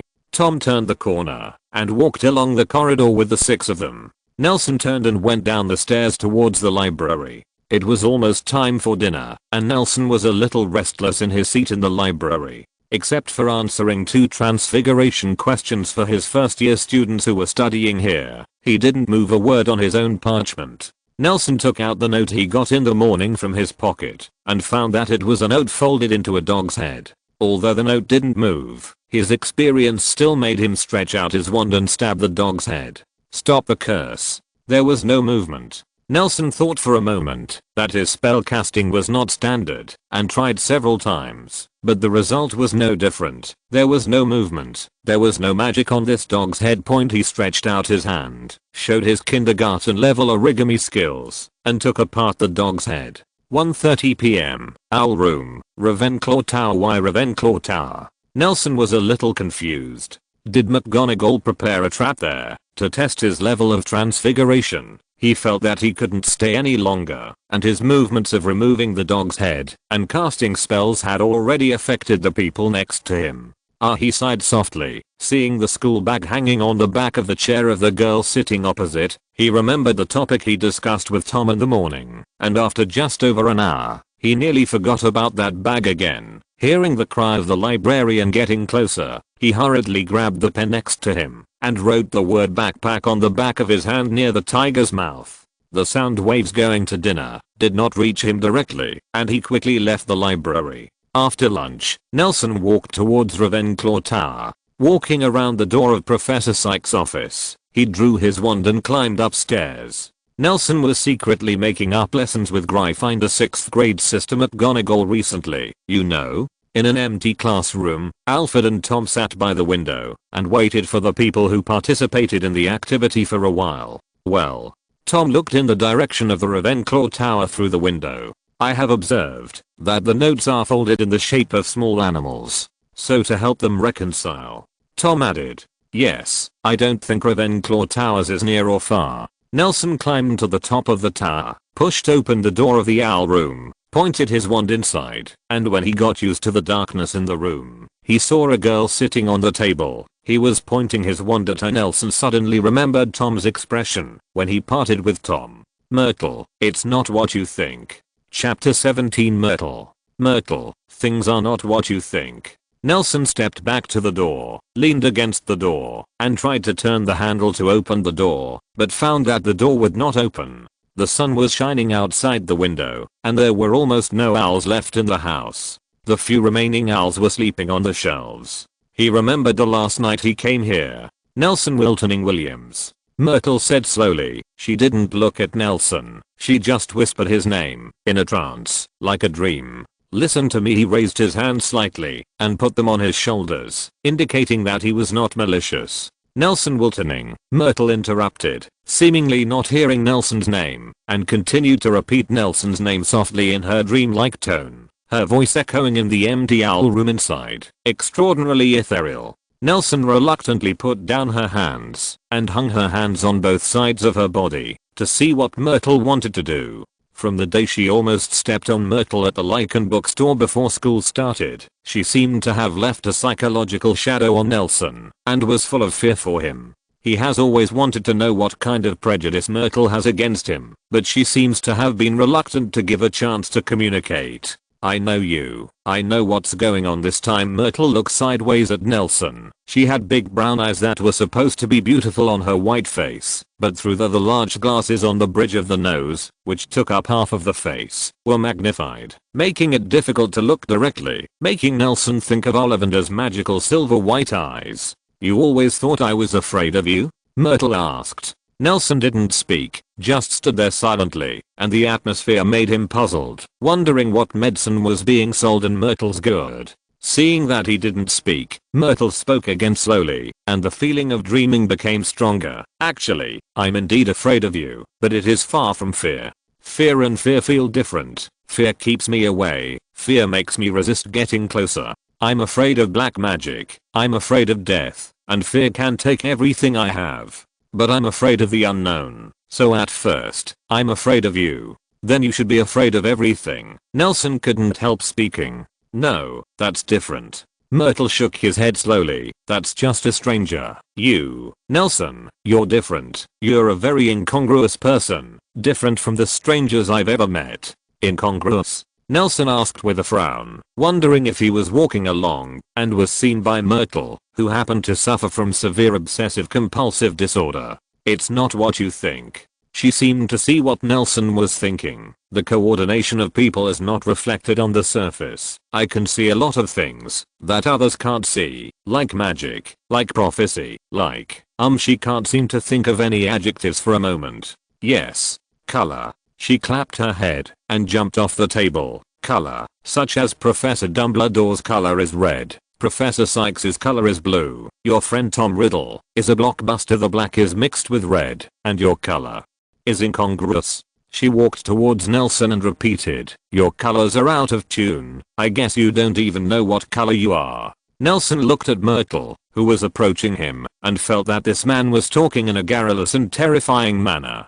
Hiss, I've never seen such incongruous colors, so at first I was afraid of you, and then Professor Sykes told us to never be afraid of the unknown, or it will always be the unknown, and the fear will be it's always been there. She walked to Nelson and stood still, suddenly smiled, and stretched out her right hand. I think it's funny to play with mysteries like this. You see, you're starting to be afraid of me, Nelson. Nelson looked at Myrtle in surprise. The girl in front of him was far from the image of Myrtle in his impression. He put his left hand behind his back and groped for the door knob while his right hand crawled quietly into his pocket. Touch the wand. I have forgiven you for stepping on me. Myrtle grabbed his right wrist and raised it, holding it with his right hand. Nelson, do you know what Myrtle's flower language is? Walking side by side in the corridor, Myrtle suddenly took a few steps, walked to Nelson, turned to face him, and walked backwards with his hands behind his back. Myrtle? Nelson was a little confused. Although he liked it very much, he also felt that Myrtle's behavior of comparing himself to a delicate flower to someone who was talking to him for the first time was outrageous. I mean, Myrtle, my name is also the name of a flower, Myrtle explained. What is it? Is the purple flower of a bush smelling sweet? Nelson stopped abruptly, and Myrtle turned to look behind him, saw nothing, and turned again. He thinks of a lonely ghost floating in the bathroom decades later, crying for years, longing for someone to share the toilet with. He tried his best to hide the look of pity he couldn't restrain himself from showing. No, it's weird and mysterious. Seeing that he didn't know anything, Myrtle explained, you see how weird I'm today, you're scared.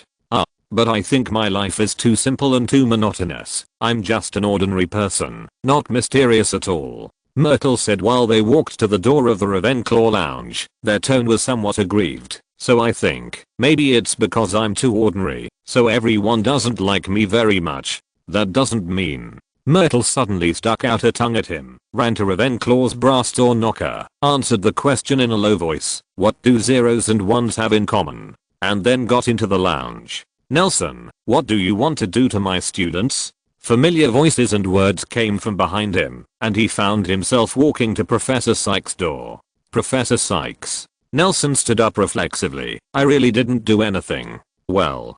Professor Sykes walked away from him. Watching Professor Sykes leave, leaning on the handrail of the stairs, turning his wand with his left hand, gently stroking the handwriting written at noon on his left hand with his right thumb, looking in the direction of the Ravenclaw lounge. Myrtle said that his eyes have the magic power of a prophet. Why don't he have it? The plots that I'm familiar with are much clearer than the obscure hints in the prophecies, and the fate of most people has already been scripted in fairy tales by children's literature writers, just like this girl with big eyes full of spirituality, who was born early in her life. In a revenge story, the most unworthy and tragic fate is arranged. I want to change them. My life is a gift from fate, but it can also break through the cage of the giver. Since I'm here, it must be different. He lowered his head and rubbed his dry eyes. Nelson, are you one of our Ravenclaw girls? Nelson turned around, and it was Dwight from Ravenclaw. Why is it always you? He murmured inwardly, only to turn his head to explain. No, Dwight, you're a good man. Don't worry, you'll be happy. He rushed to the knocker and shouted back, Nelson, do you know what 0 and 1 have in common? I don't know. Nelson roared loudly without looking back.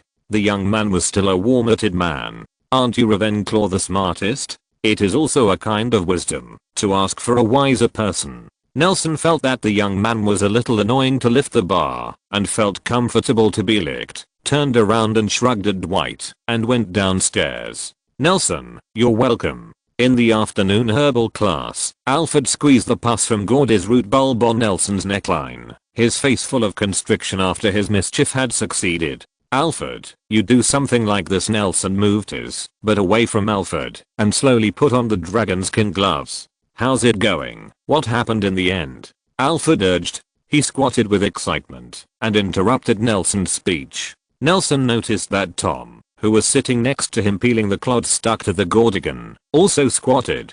Prick up your ears. Alfred, didn't you think that I would meet Professor Sykes when you did this kind of thing? Nelson squeezed pus out of Tom's face when he was unprepared. So what? Alfred didn't care and started spraying Gordigan's pus everywhere again. 5 points from Slytherin for playing with herbs. Before Alfred's face fell down, he heard Nelson say quietly, Mrs. Sykes told me to have you copy chapter 3 of the Charms textbook as punishment for copying your homework. She hopes to see your copy when she sees you tonight. Alfred's face completely collapsed. His squatting feet seemed to be numb, and he sat on the ground with his buttocks lying in the pile of rhizomes that were peeled off by his classmates, soaked in mucus, watching him funny, with a bitter face that looked like a war criminal. Tom, who was peeling the soil next to him, finally couldn't help laughing. Playing with herbs again. Slytherin gets 10 points. Ha ha ha ha ha.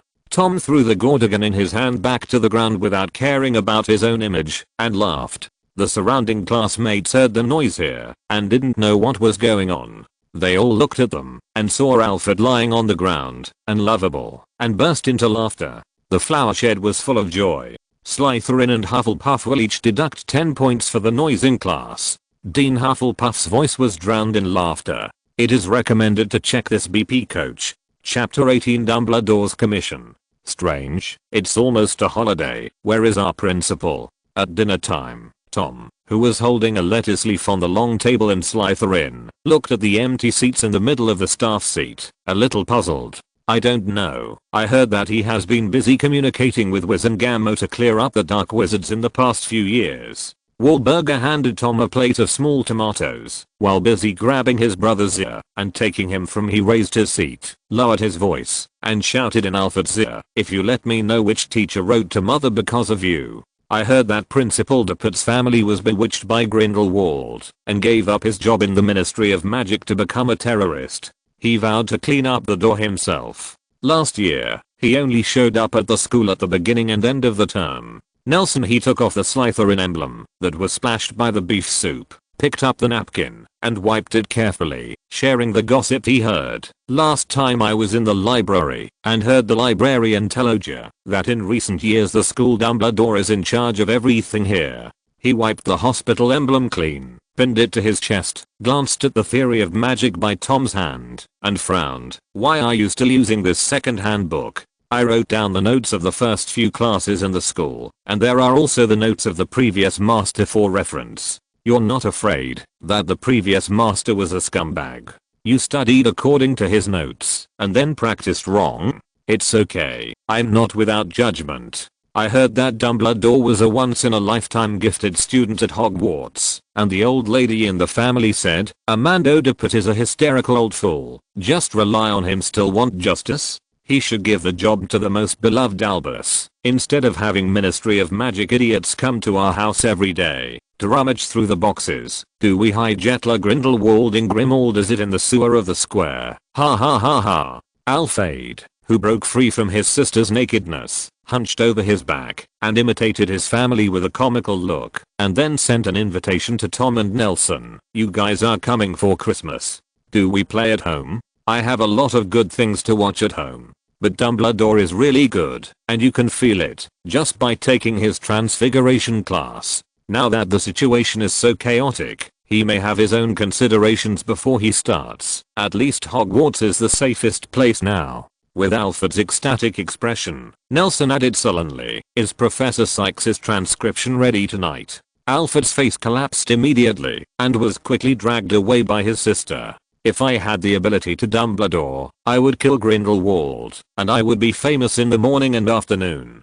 Tom had never seen Dumbledore perform magic other than transfiguration in class, but he had blind trust and even fear for the wizard who opened the door to the magical world for him. He forked a small tomato vigorously, waving the fork like a wand, and his voice suddenly became louder. Those who want to achieve great things, stepping stones can't be ordinary. People like Grindelwald are worthy of me. You can definitely do it. Nelson frowned at the compliments from the surrounding Slytherins. A great wizard like Dumbledore will definitely act, Nelson said aside. With great power comes great responsibility. You can always say something, Nelson. Nelson felt a warm palm on his right shoulder, and he looked back to see Dumbledore with his hand on his and Tom's shoulder. She smiled at him through the half-moon glasses. Professor Dumbledore.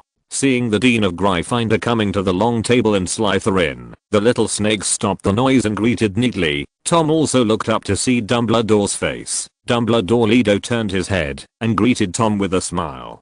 Tom muttered hello and turned his face awkwardly. Good evening, Professor Dumbledore. Mr. Williams, can you come to the office after dinner? I want to trouble you with something. Dumbledore whispered to Nelson, who felt the heat from the broad palm on his shoulder. Okay, Professor. He nodded. I hope I didn't disturb you enjoying dinner. Dumbledore clapped his hands and left the long table, and the students at the table soon became noisy. Now? Tom asked worriedly, holding Nelson's forearm. It's alright, Tom. Nelson patted Tom's hand with his other hand. I'm not Alfred, and no teacher will put me in confinement. See you tonight. Tom was about to say something when Nelson spoke first, standing up and leaving the long table. At the door of Dumbledore's office, Nelson was pacing back and forth on the carpet in the hallway. He didn't know what Dumbledore had done to him, but his encounter with Professor Sykes made him know that it was not good for him to enter the teacher's office. Brother, can you stop turning? Dumbledore told you to go in. The door is unlocked. A pair of armor at the door suddenly spoke. If you turn further, I may fall apart. Sorry.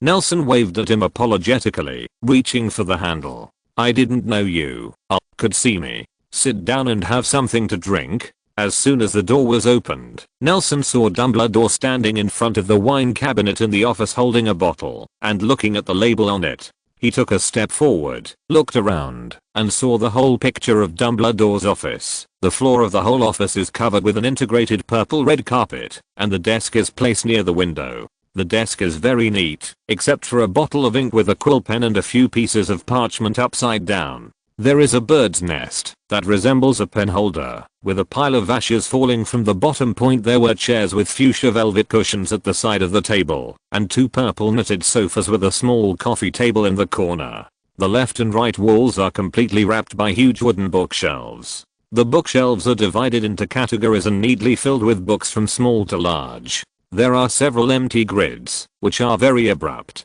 On the wall directly opposite the door are 2 huge arched windows. Magically, one window shows a view of the Hogwarts campus outside the window. It shows a dusty room, with tables and benches lying on the ground. Windows are full of holes, beams and walls are covered with scorch marks. Their common feature is the accumulation of thick dust around the 2 windows. The wall showed the appearance of the original stone bricks, and there were some pictures hanging on it. Strangely, in these pictures, only Dumbledore smiled and looked at the edge of the photo frame, and the others seemed to have left. In the middle of the wall opposite the window is a huge fireplace with ornately exaggerated reliefs that seem to tell some wizarding myths and legends, and to the right of the fireplace is an old cabinet that looks like it has been moved from somewhere. Yes, there are some baubles and a few bottles of good wine in it. And to the right of the fireplace is a door, and between the door and the fireplace is a shelf with broken pots. Dumbledore won't press my head into the pensieve. Nelson was a little flustered, and he took 2 steps laterally like a crab, getting further away from the basin. You can't drink yet. How about orange juice? I liked sweets too much when I was your age. Dumbledore was still playing with the bottle in his hand, and the bottle was turning evenly under his slender and articulated fingers. It seemed that something on the label fascinated him. No thanks. I drank a lot of lemonade just now. Sit down, Nelson. You seem to know what that is. Dumbledore walked to the 2 sofas. He didn't look at Nelson, but he knew exactly what he was doing. No, I just thought it was old. It seemed like an antique.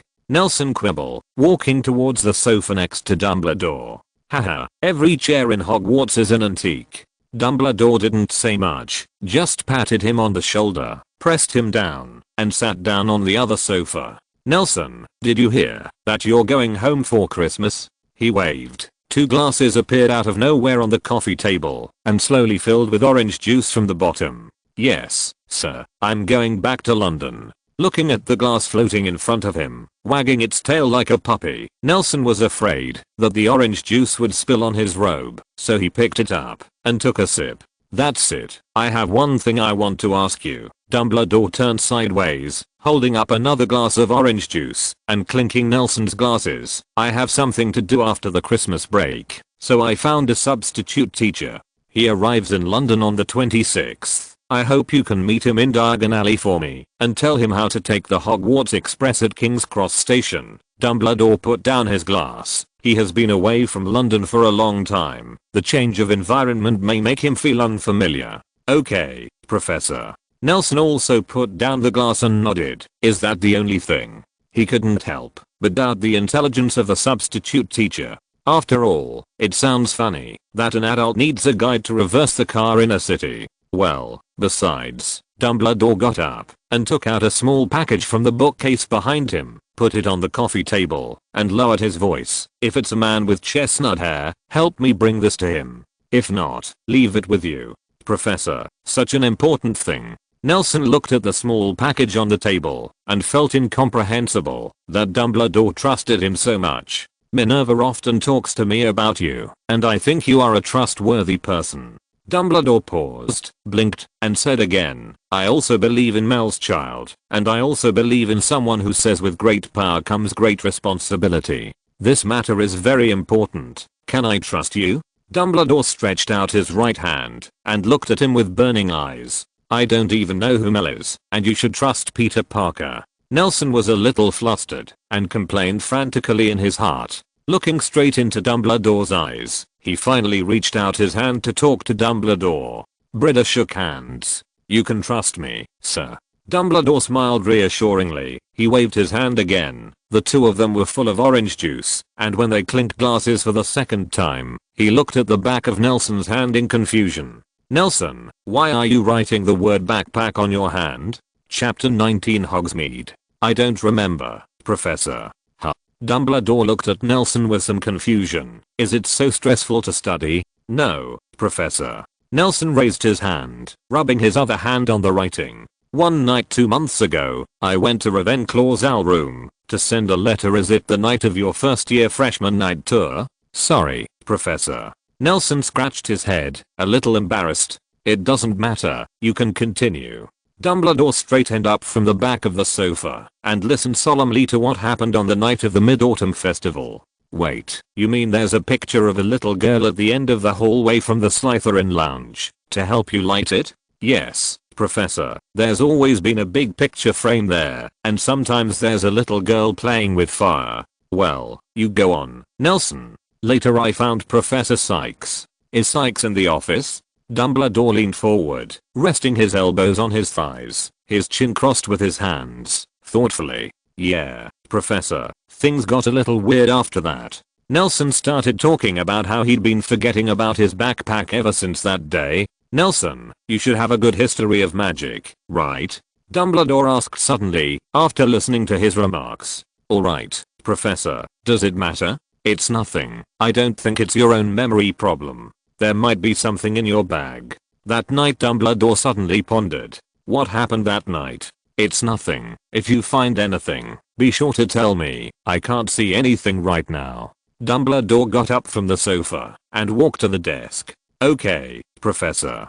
Get some rest early. Don't go for a night tour tonight. He signaled that Nelson should leave and took out a bag of honey cookies from the drawer of his desk with a smile. I have always dreamed of opening a shop in Hogsmeade. A dessert shop made of honey. Take it and eat it on the road. Good night, Professor. Nelson took the cookie, put the small package on the coffee table in his pocket, got up and left the office. Are you alright? Nah. Tom sat on the bed and cast spells on a piece of parchment. Snake out. A black python that reflected phosphorescence emerged from his wand, spit out letters, and swam on the slate floor of the bedroom. The cold and hard scales rubbed against the ground, making a tooth-straining rustle sound. Nelson squatted in the corner and looked at his bag. The python's letter swept his ankle, and he kicked the snake's head aside. It's alright. Dumbledore told me to bring something with me when I go back to London. Oh, she's so beautiful. Tom sat on the head of the bed, staring at the python he just released. It's fine. I thought it happened that you copied the Transfiguration homework for them. Woolen cloth. No, Tom. I wrote them another copy of what I wrote for them. Tom, you're amazing. You can actually perform this magic. Aaron Abbott turned over on the bed and was amazed when he saw the python on the ground. Thanks, Alan. Call me Riddle. Tom thanked coldly. Sorry, Riddle. I mean. Alan stuttered apologetically, and the other two roommates sat up when they heard the movement and exclaimed loudly when they saw the snake on the floor, kicked aside by Nelson. Stand up. You. A discordant voice suddenly came, and Nelson, who had opened his backpack, turned his head and asked his roommate, has any of you touched my bag? Package is empty. In the restaurant at noon on Thursday, Nelson and his party sat at a long table chatting after lunch. Alfred, what are you doing sitting here after eating? Zyarxioshi. Alfred gave his sister an embarrassed smile. If I find you. Wahlberger stared suspiciously at the troubled brother. We'll have an event later, and we are going to have a holiday soon. Tom was on the sidelines for Alfred. Okay, Tom, you must take good care of him. Wahlberger changed his face instantly. Are you really not coming to our house for the holidays? Our house is also in London, and we can okay, we'll go when we have time. Nelson put down the corn juice in his hand and helped Tom perfunctory her. Leave some privacy for the boys, Wahlberger. Alfred pushed his sister out dining room, closed the door when returning to the long table. Let's go. He stood in front of the long table majestic, his temperament changed. Just ahead. Alfred tiptoed down the corridor. It's daytime, and it's not against the school rules to walk in the hallway. Why are you sneaking? A dozen Slytherin first-year students followed behind him. Tom couldn't help frowning and asked, just a few. The passing student's eyes that looked like a thief made him very uncomfortable. I'm sorry, I'm used to it. Alfred straightened his waist with a smile, but after a while he became sneaky again. I walked along the corridor on the 3rd floor and stopped in front of a statue of a one-eyed old witch. It's here. The crowd spread out, leaving room for Alfred to perform. I saw him go to the sculpture and put his hand on the hunchback of the old witch and feel it. Can you not do this? It's a little disgusting. Tom looked at Alfred's movements, took a step back in disgust, and the people around him did the same. The mechanism behind this statue is a bit hard to find. Alfred quibbled. Then how did you find out in the first place? Nelson couldn't help but wonder. Alfred said something incomprehensible and suddenly screamed in surprise. Open. With a sound of kakaka similar to the transformation of the Cybertronian, the old witch's hunchback split a slit in the middle and slowly separated to both sides, revealing a dark secret passage. At the end of the secret passage is a wooden board. Pushing aside the wooden board and climbing out of the secret passage, everyone came to the basement of a bar with a bleak business. Mr. Gentleman, welcome to Hogsmeade. Alfred stood beside him with a pretentious wizard salute. No one paid any attention to him. Alfred had to be embarrassed in place. Everyone slipped out of the back door of the bar one by one. The gallons in their robes slammed into each other, and they couldn't wait to rush to Hogmoor. Germany feels it. There is a heavy cloud over Hogsmeade today, and there are looming mists floating in the village, but this cannot resist the excitement of these little snakes who have come to Hogsmeade for the first time. We will meet at the entrance of this bar at 4 o'clock in the afternoon. Tom instructed while standing in the middle of the crowd. Although the crowd was restless, they all stood there obediently. Okay, we'll see you then. People scattered in groups in 2s and 3s. Now, I want to buy some specialties for wizards. Do you want to go? Tom invited Nelson, who was staying in the same place. I want to go around first and see you at 2 broomsticks in an hour. Okay. Nelson did his homework. Okay. Tom shrugged, turned and walked down the commercial street. Nelson wandered aimlessly in the alleys of Hogsmeade. The mist around him was getting thicker and thicker. The humidity in the air made Nelson a little uncomfortable. He pulled his wand from his pocket and held it in his hand. Waterproof and moisture-proof. Nelson tapped on his sleeve, but the wetness still didn't ease. He remembered the scene of a thick fog when he first got the wand. This uncomfortable feeling made him want to find her. After staying indoors for a while, he turned around and saw a shop with a lot of doors. This is a store without a signboard. A 2-story block building is exposed to the true color of cement. The grey color will make the building look old and dirty, but through the open wooden door, you can see the bright and clean windows inside. Nelson walked in. The store was full of lights, and the blinding light made him narrow his eyes. After getting used to the light, he looked at the store. The store was surrounded by shelves wrapped around the walls, and there was an inconspicuous small door in the corner of the wall facing the door, and these shelves were empty. I entered a store that was still being renovated. Nelson was about to exit. This guessed, what do you want to buy? A thick voice suddenly appeared behind Nelson. Nelson clenched his wand and turned to stare at him. This man has no hair, his face is too delicate, and he can't even tell the difference between male and female, but the voice seems to be a man. He is wearing a crisp white shirt and a brown black plaid vest, and the Oxford shoes under the black trousers are shining brightly. His hands were behind his back, and his face was gentle. Nelson held his wand and said nothing. Guests, don't get me wrong, I'm Dagu, the boss here, and the signboard hasn't been installed yet. He took out his hand from behind and shrugged, showing a French expression. I mainly sell magic gadgets here. Nelson relaxed a little and put his hands back in the pockets of his robes, but still didn't let go of his wand. I'm Muggle born and want to buy something to bring home to my family. For relatives who don't know how to magic.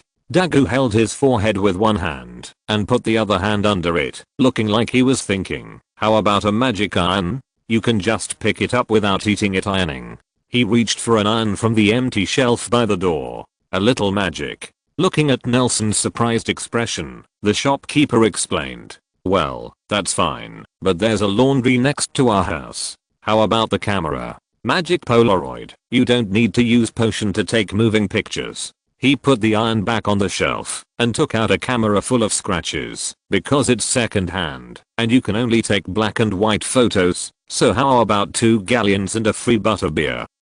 Smile. He suddenly picked up the camera and pressed the shutter at Nelson. Look, so handsome. He shoved a photo into Nelson's hand. He's really handsome. Nelson looked at himself in the photo and boasted, if you don't hurry up and buy it, there can't be a more cost-effective camera. The owner raced the camera over again. Okay. Nelson took the camera in a daze and walked out of the store with a butterbeer in a daze. Good sales. Turning to look at the boss who was waving at the door, he couldn't help but admire him. He picked up the camera and looked at it carefully. There seemed to be an inscription at the bottom of the camera. Louis Jacques Younger. Chapter 20 London. So it's actually a wizard who invented the camera. Leaning on the window edge of the Hogwarts express box, Tom crossed his legs and played with the camera that Nelson bought. The Blakes got off the train at the last stop and only Nelson and Tom were left in the box. Yes, look at the name under the camera. It may be a camera he made by himself. As expected of you, historian. Take a picture? Tom held a red Bibido flavored bean in one hand and waved the camera in his hand.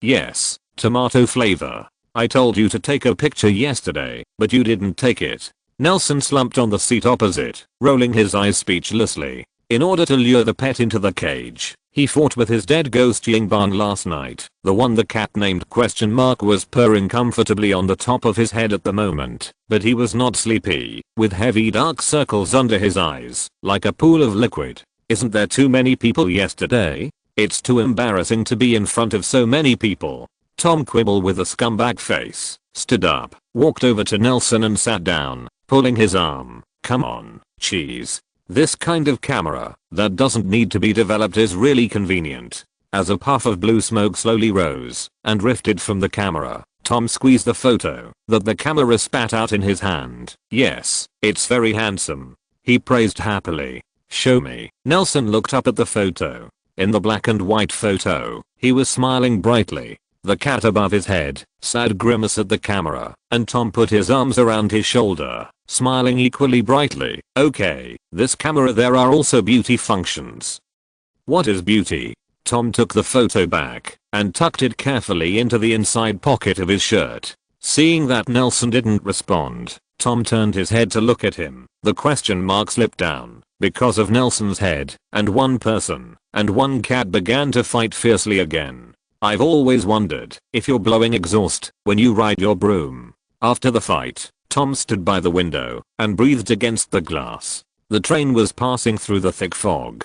It's just the weather in London, especially in the past 2 years, when the factory is emitting sewage every day. But I think it's cool to fly with a puff of smoke. Tom took out his wand, thought for a moment, and slowly levitated. A black puff of smoke billowing under the rattling wizard's robe, and he was in the air. Turning around, he lifted his chin proudly at Nelson. How is it? Not bad. There are still 10 minutes to arrive at King's Cross Station. Please get ready. The train's announcement repeatedly played the arrival reminder. Looking at Tom, who could levitate and even fly without any props, Nelson said, "It's amazing, but I think it might be cooler to bring out a rainbow when flying, like a fairy. Is your uncle at home today?"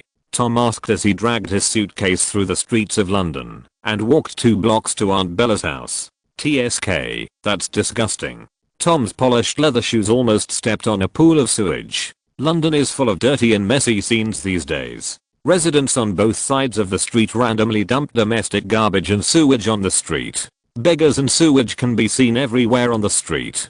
Gangs and thieves, as well as strangers in a hurry, billowing black smoke from the chimneys of suburban factories, cast a grayscale on this city, which is already known as the Foggy City. When they got out of the car, the two changed into Muggle clothes in the box. Nelson was wearing a wide black and white striped cardigan, thick work jeans, and a pair of brown cowhide gentleman boots under his feet. A beige trench coat with 4 large pockets, and a grey wool scarf tied loosely around the neck and down to the waist point. Tom was dressed very formally, a black suit covering himself tightly, the emerald and silver collar pins reflected a shimmer on the neckline, and he was holding the suitcase in one hand and the birdcage covered with black cloth in the other. Nelson's cat stood tall above Tom's head. It didn't seem to want to pay attention to its owner. In the few months of campus life, the two of them have grown a lot taller. Pedestrians on the street looked at these two well-dressed teenagers recklessly, and some homeless people even showed malicious smiles. That's the level of security in the British Empire? Tom sneered disdainfully, and then gave them a defiant smile. Chamberlain should bury himself in his own backyard.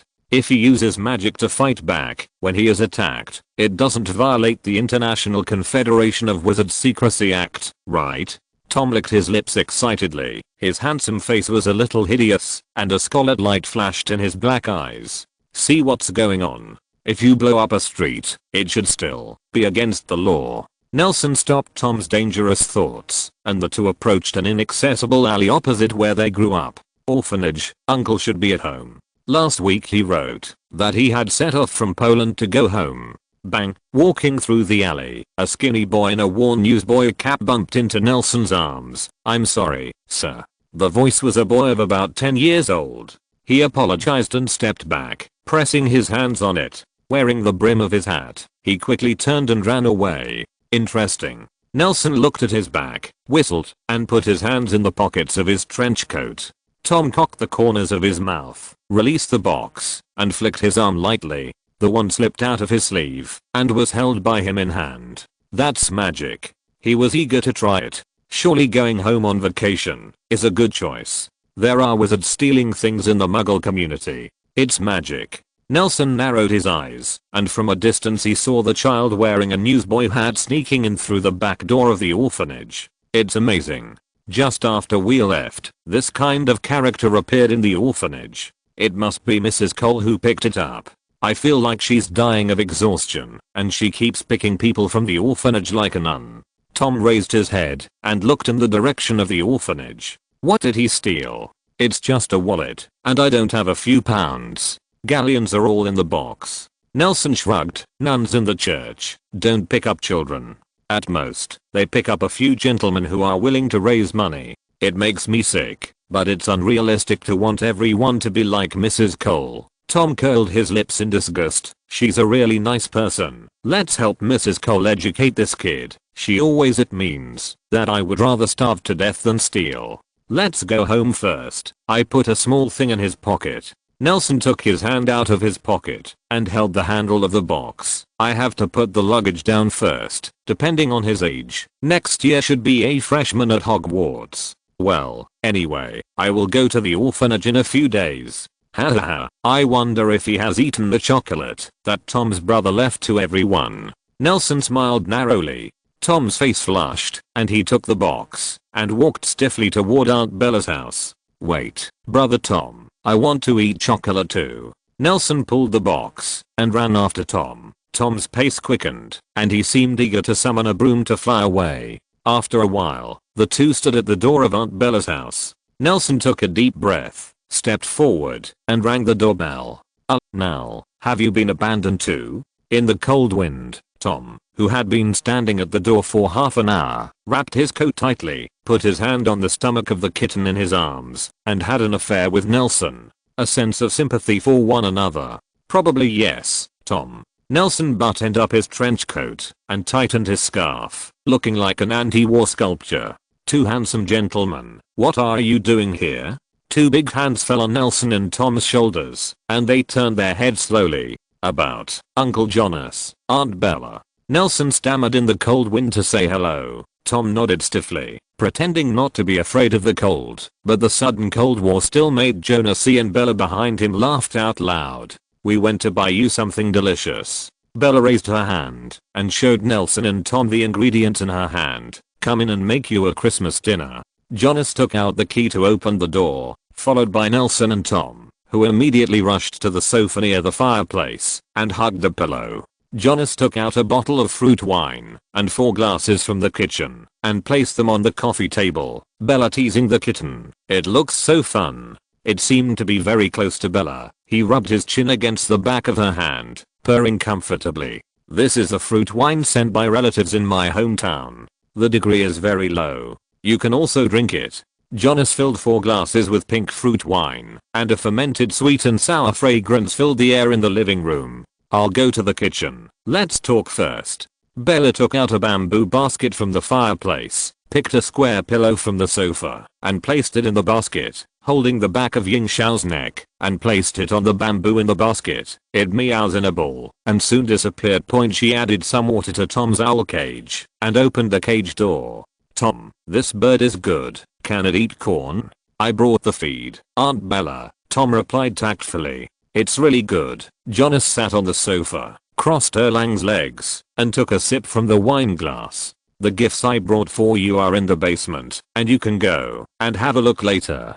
"Thank you, Uncle." Tom was now as well behaved as someone's kid, and he didn't even touch the glass. "Uncle Jonas, how is Poland?" Nelson asked, playing with his glass. "It's not so good. I feel like a war is about to take place. The people there are very fanatical, and there are homeless people everywhere."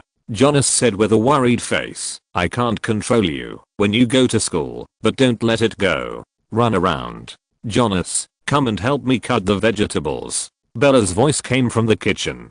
"You guys go to the basement and look at the presents." Jonas stood up on the sofa and walked towards the kitchen. "You'll like it." Chapter 21 Simple Family Dinner. On the afternoon before Christmas, London finally ushered in the long-lost sun, and the dilapidated French neighborhood in the outer suburbs also revealed a thriving energy. The capitalists were busy enjoying the days of family reunion. The smoke chimneys also stopped, and the air was a lot fresher. The window of Nelson's room was wide open, and the off-white curtains fluttered outside the window with the breeze. Nelson knelt down in his closet and went to put his summer clothes inside. In such a good weather, even the closet had a lazy warmth. Yang taste. "Nah, this looks expensive." Tom sat on Nelson's bed, holding a small open box with a note on Tom's name, and playing with a black gem in his hand. It is close to the eyes, and facing the sun. Under the sunlight, the black gemstone shows a vermilion translucent light.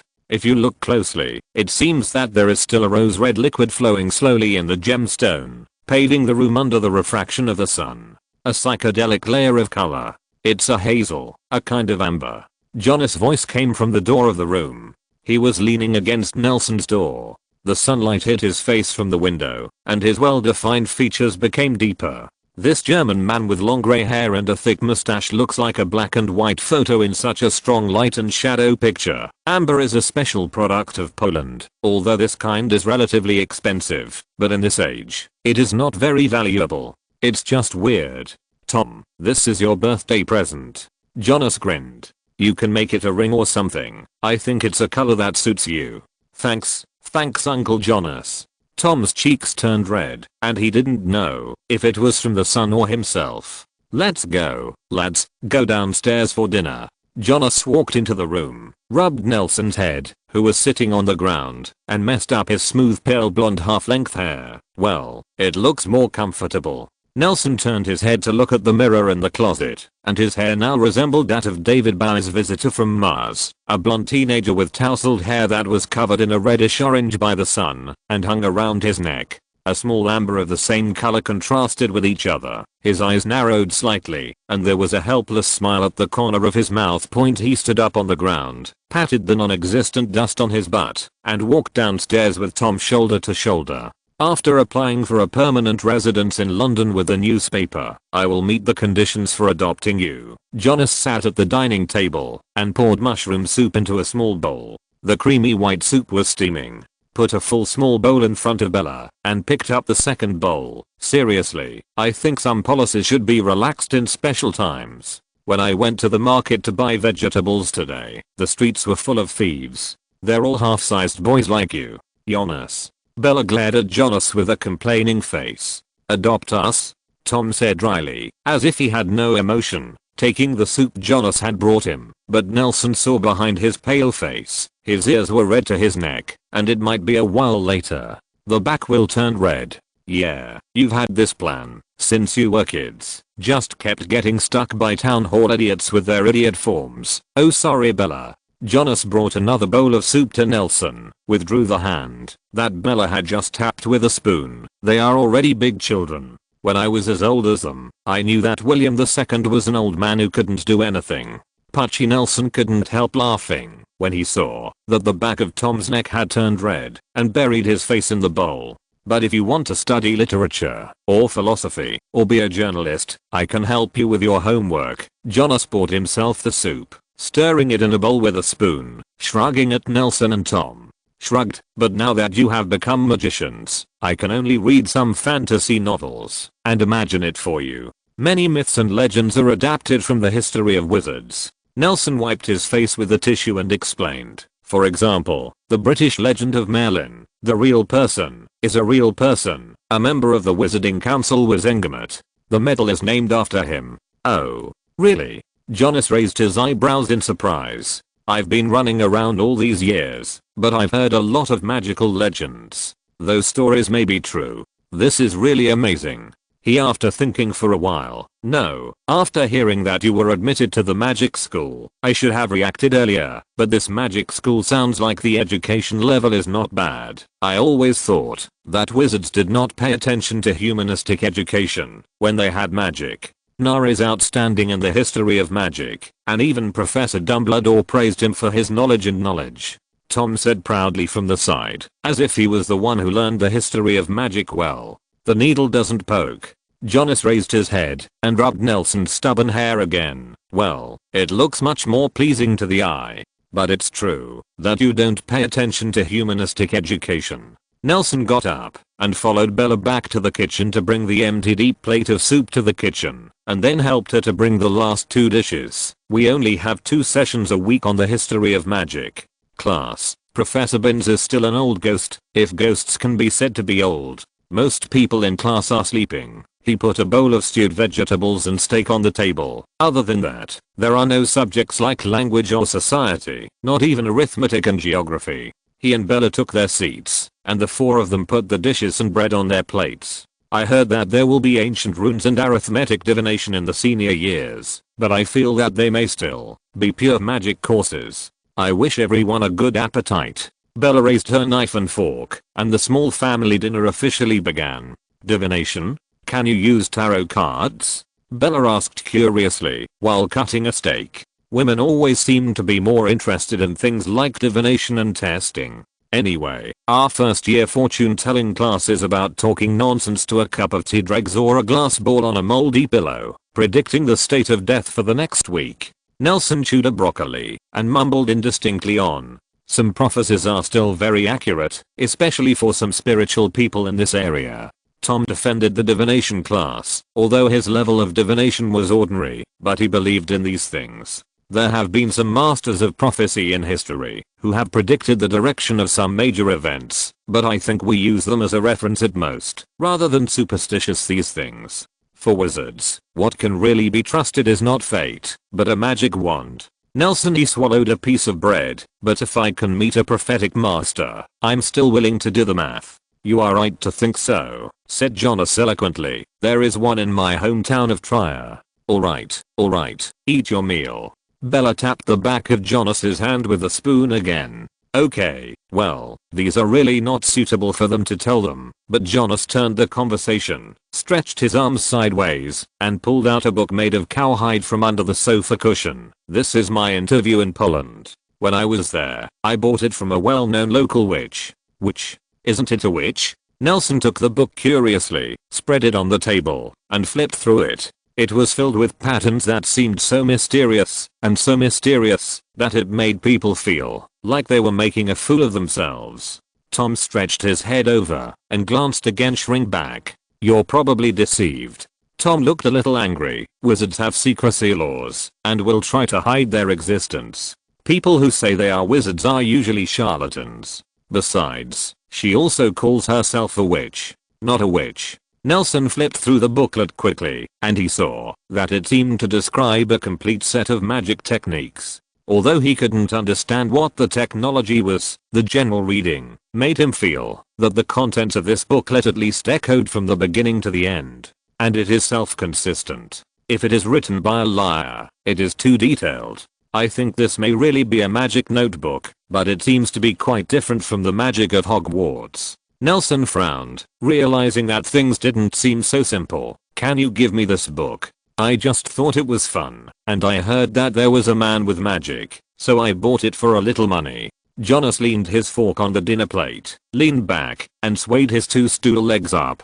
Began to recall his trip to Poland. I met that witch in Krakow. Her name is Rorian Canalo. She doesn't look much older than you. A girl with blonde hair and brown eyes. Why do you see so clearly? Bella tapped on the back of Jonas's hand again. Occupational disease. Occupational disease. I'm a reporter after all. He retracted his hands in pain, sat up straight, and dropped the legs of the chair back to the ground. Her accent is very strange. With a puppy. Haha, she actually said that it's a train. Ha ha ha.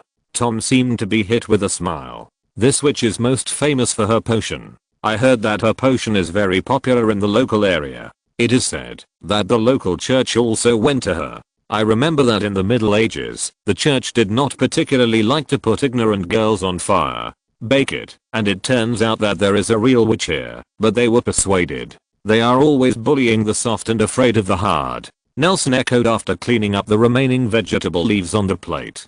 She said she fell from the sky and was looking for someone with magic to find her way home. If you're listening to this novel on a channel other than Fanfic World, it means they downloaded and uploaded it without effort. We cordially invite you to visit our channel, Mundo Fanfic Novelos. There you'll find the original version of this story and you can explore many other novels of various genres. We're waiting for you to immerse yourself in a world of incredible novels. Chapter 22 Mrs. Cole. After dinner, Nelson and Tom were walking down the street, having changed out of their travel attire and into their wardrobe regulars: the same beige cardigan, the same jeans, the same sneakers. The afterglow of the setting sun sprinkled on the two of them, adding a touch of gold to their faces. The two stopped in front of the alley where their things had been stolen before. Around the winter solstice, when the altitude angle of the sun in London is the smallest, the sun was about to fall, and the shadows of the two were drawn very long. Nelson was standing in the middle of the long street, and Tom was standing. Alley. Nelson stood on the empty golden street with a golden shadow, while Tom's shadow disappeared into the deep alley. Have we done this move? With a stack of photos in his hand, Tom looked down at a piece of paper as he walked, and he pulled one out and handed it to Nelson. Nelson took the photo. In the black and white photo, he and Tom were sitting on a small sofa in formal suits with their arms around their shoulders. Jonas leaned over the edge of the sofa with both hands, and the three of them grinned at the camera. A dangling slender palm on the edge of the lens showed a victory gesture, and after a while, Jonas straightened up and walked out of the edge of the photo. Bella ran briskly into the frame and stood in Jonas' original position. This is a photo taken by Bella. Point in the black and white photo. The hair color of the two of them is not real. Nelson's hair color seems to be darker, Tom's hair color seems to be lighter, and the two look like a pair of real brothers. They were played with by Bella for a long time, just like a little girl got a new favorite toy. Bella couldn't put it down with the camera that Nelson brought back. Compared with the popular cameras on the market, this magic gadget can shoot instantly. See, it is very convenient to avoid the process of waiting for the film to be turned into a photo, and what is more convenient is that it does not need to replenish the film, as if there is a steady stream of photographic paper in that point. But I have to say that, although fast and portable are the eternal trends in the development of various products, the experience of walking into the photo studio with your lover and posing for a photo, holding each other's hand in a burst of flash, and then waiting for the film at home is even more a rare romance. Probably, my aunt took so many pictures, I can't remember. Nelson had the camera hanging around his neck. Before leaving, Bella asked them to take more pictures with their former good friends. But Nelson only had part of the time. In the orphanage, where's Tom? When did he make any good friends in such a place? But it's pretty good. Go back to Diagon Alley and let me copy a few. Seeing Tom ignoring him, he turned his head and saw that Tom was flipping through the pile of photos again, so he had to whistle to catch up and threw up the cloth bag he was carrying. "You don't shake." Tom turned around and raised his eyebrows at Nelson. I know after all that it contains Tom's brother's chocolate." Nelson didn't give him a chance to interrupt this time, but finished the speech like an underground rapper that would make Tom look ashamed, and that's exactly what the reaction was. He turned and walked away quickly, without saying a word, his ears and whole neck turning red. The two of them walked and chased each other, and soon came to the door of this dilapidated orphanage in the west side of London. Looking at the peeling paint, revealing the rusted iron door, Nelson and Tom stopped, and through the gap in the iron door, he was the first time to look at the place where he grew up so carefully compared with the happy stack that Tom was holding in his hand. The scene in this small courtyard was more like a black and white photo. Standing alone in the yard was a small grey building. At the inconspicuous entrance of the small building stood two sickly looking pine trees with a few faded color strips hanging from the trees. Nelson been running across them at Christmas for several years now. The yard was bare. Only a few swings made of wooden planks squeaked and swayed in the wind under the rusted iron frame. The orphanage had neither enough funds to repair the ground nor enough manpower to what plants are planted and tended here. There were no children in the yard, and it was supposed to be their supper time. Nelson saw a small face in the corner of the window of his room on the third floor, and after meeting his eyes, he quickly retracted. "Found him." Nelson smiled and nudged Tom in the ribs. Tom followed his gaze and looked up. His eyes stopped by the window, and the little face stuck out again. This time he was a little more cautious, only revealing the newsboy cap and a pair of black eyes under the brim. "It's actually your room," Tom said as he raised the corners of his mouth and gave the boy a standard throat cut. He quickly retreated and then never showed up again. "Sir." Seeing the two of them, a dry old man ran out of the concierge and looked at the small door that was open on the big iron gate. "The door is unlocked. What are you?" He looked at the faces of Nelson and Tom, and the word suddenly stopped. "Who are you?" "Nelson." He looked at Nelson with some doubts, then moved his eyes to Tom's face and asked in an uncertain tone, "Tom?" "Yes, Mr. Barton." Nelson raised his hand, and Tom nodded beside him. The old man's face instantly burst into complex emotions including, but not limited to surprise, joy, disbelief, relief, etc. "Come in. Come in." He pushed open the small iron door, grabbed the hands of the two, and pushed them inside pulling. When they faced the iron gate, they let go of their hands again, and trotted towards the small building, turning back and shouting at them, "Come in. Come in." Mr. Patton is a respectable old man. He lives alone in an old tube building in the block next to the orphanage. It is said that he was originally an officer of the Allied powers, and his son who had just married in the First World War was with him. There was a stray bullet in front of my eyes, and my pregnant daughter-in-law couldn't bear the blow. There was no sound on a foggy night. After the war, he donated all his property to the orphanage next to his home, and he came here to work as a concierge. Although he is short-tempered and full of foul-mouthed words, he treats every child like his own grandson, and he spends almost all his money to help these lost children as much as he can. Sometimes the busy Mrs. Cole would entrust him to take care of the children, but he never told everyone about the war. If anyone pressed him, he would say, "You have to be good people and don't be interested in a butcher like me." This is a poor old man who has been devastated by war, but as he said, every stray bullet on the battlefield may create a broken family. Why didn't Lee Enfield, who once accompanied him, take other people's lives? The soul who died under the bullet without long eyes may be a father, son, or husband. There may be right and wrong in war, and soldiers may also commit crimes, but children are innocent. One day Nelson was sitting on the roof reading a book about World War I in the moonlight, and Mr. Smoking next to him. He rubbed Nelson's hair with a smile. "Before I was an officer, I was a sharpshooter. Later, I thought it would be better to be a doctor than being a soldier."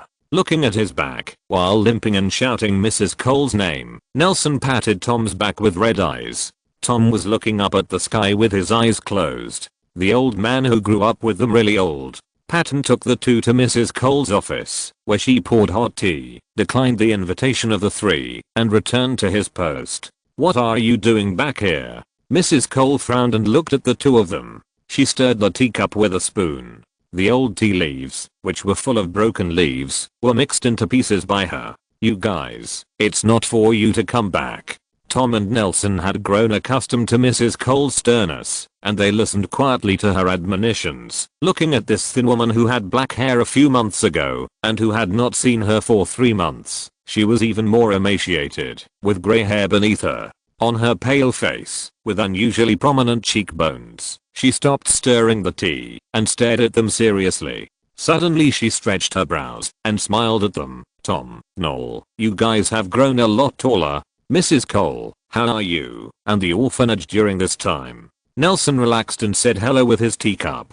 "I'm still the same." Mrs. Cole laughed at herself. "The orphanage has been busier than the first half of the year, and there have been more and more homeless children in the past 2 years. As soon as you leave, the police station will send you a group of children came, and your room was vacant for 2 days before someone lived in, and there were even older children who needed 2 people to squeeze into 1 room. It is really possible to have vacant rooms anywhere, only the orphanage is impossible empty room." "So nervous?"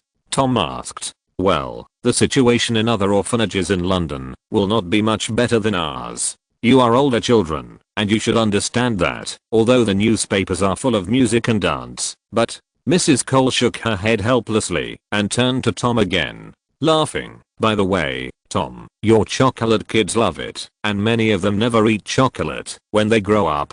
She choked up suddenly, lowered her head, took out a handkerchief from her skirt, and wiped her eyes. "Sorry, I understand, Mrs. Cole." Tom rarely remained cold, nor blushed because of the chocolate, but stood up and patted Mrs. Cole's shoulder, comforting softly. "You are all good children." Mrs. Cole calmed down and raised her teacup with red eyes. "Although I love every child here like my own, I hope they can be like you.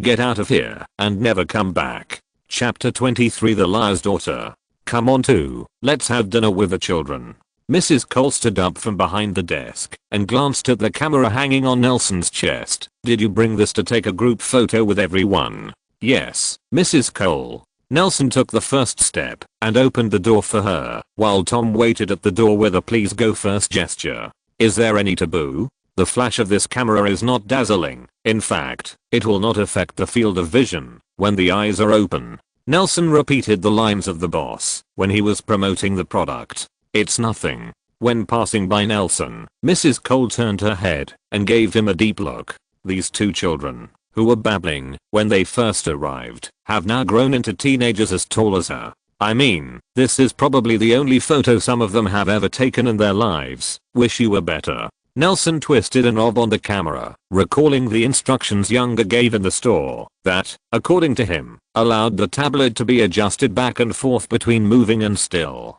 This magic camera uses advanced alchemy, and the pictures it takes often have magic power that ordinary cameras don't have. Younger demonstrated the simple buttons on the camera for him. "This is a shutter, this is, anyway, this button doesn't matter. This knob can determine the shape of the photo, motion, or stillness, and these knobs are used to adjust the aperture. You may not be able to do this. I will lock it for you. You just need to stand shooting here." He took a few steps forward, standing 2 or 3 steps away from the opposite shelf. "It's enough to shoot such a distant scene. The moving photo is the result of the magic potion, but isn't the immobile photo an ordinary photo?" Nelson turned the knob to the quiet side, pressed the shutter, and took a photo of Younger. A burst of white light and white light. After the smoke, the top of the camera spits out an ordinary photo. "It's just an ordinary photo." He frowned and looked suspiciously at the embarrassed shopkeeper. If it weren't for the fact that the Polaroid was decades ahead of its time and the price was so cheap, he might have turned around and left. "I'm just a seller, not a manufacturer. Production, circulation, and consumption are different links that are difficult to intersect with each other. You know." The shop owner began to mess around. "But it has magic power. I promise. I will open a shop. It's definitely not about making money." Nelson rolled his eyes, picked up the camera, and prepared to pack up and leave. He didn't open the store to make money. He heard this too much. Just like Professor Sykes had obviously used the flying curse to attract Alfred's empty parchment, he would still say stubbornly, "I wrote it, but I didn't bring it." It was like going for a walk to the fruit store in the evening to buy oranges and asking the owner whether it was sweet or not. The owner peeled one and stuffed it into his mouth. When he got up, he still gave a thumbs up and shouted while drooling, "Sweet. It's so sweet." At this time, customers are often willing to pay because it doesn't matter whether the oranges are sweet or not, and the shopkeeper's chest is like a broken boulder. A stunning performance was the key to winning the deal. "Don't worry, I will take care of it." Mrs. Cole said nothing, gave him another deep look, turned to lead the way, walked through the corridor, and pushed open a wooden door with a rusty and creaking hinge, behind which it was vaguely inaudible. The noise was suddenly released, causing Nelson's head to boom. As Mrs. Cole stepped in, the hall instantly fell silent. It is said to be a hall, but it is actually just a slightly larger room next to the staircase on the second floor. There are more than a dozen tables of different appearances in the hall. Some are tall round tables, some are short square tables, and some are swaying wooden tables. Yo-yo, some iron tables are peeling off, and the surrounding walls are covered with wallpaper with golden olive branches on a white background. This is a relatively expensive decoration decades ago, but in this winter of 1938, only black and green mold. The spots slowly ooze out from under the wallpaper. Around the tables, tall and short, there were children of all sizes, boys and girls, fat and thin, children of all colors, disabled and healthy, sitting there. To be honest, such a scene can only be seen in an orphanage decades later.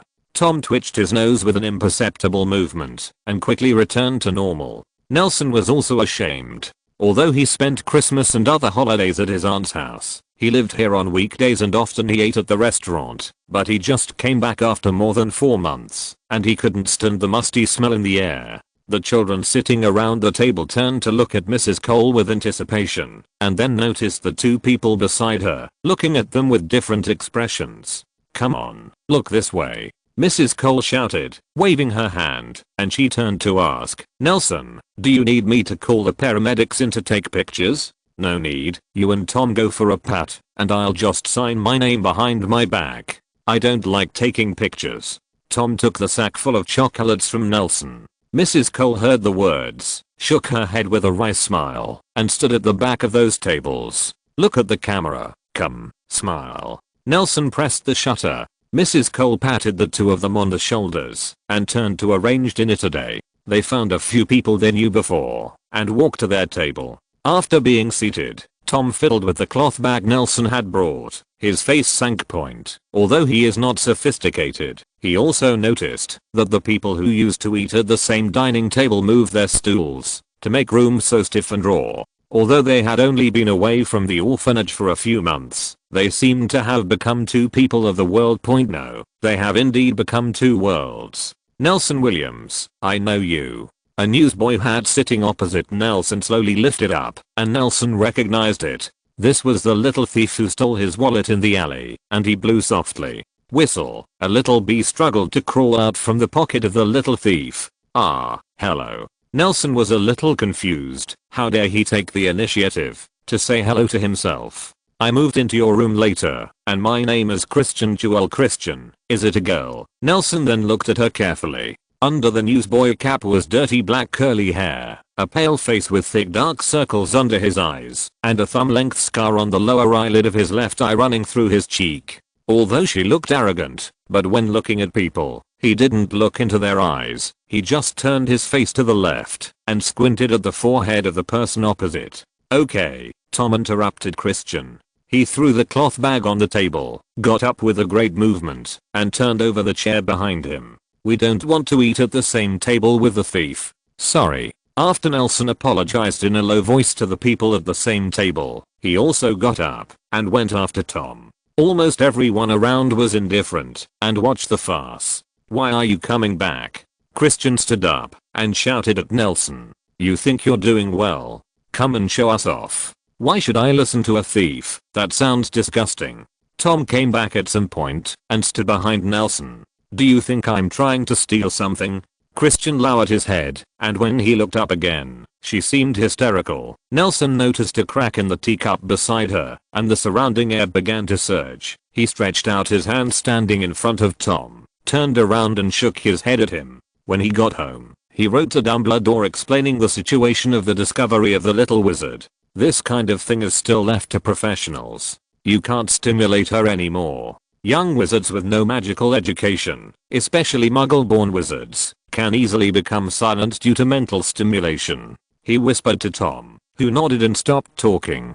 Stealing is bad. Nelson stepped forward and looked Christian in the eye. I know stealing is bad, but I'm a liar's daughter, and I'm born to steal, right? Her tone softened, but her words became more intense. A blonde girl next to her tugged at her sleeve, as if trying to stop her, and Nelson remembered the girl, Martha, who lived next door to him. You know, here, people like you are freaks. Christian ignored Martha's dissuasion. She lowered her head and said such a sentence in an unwavering voice. You're sleepy. I'll come find you tomorrow, and we'll talk tomorrow. Nelson suddenly said something strange to her, but she really sat down and lay on the table.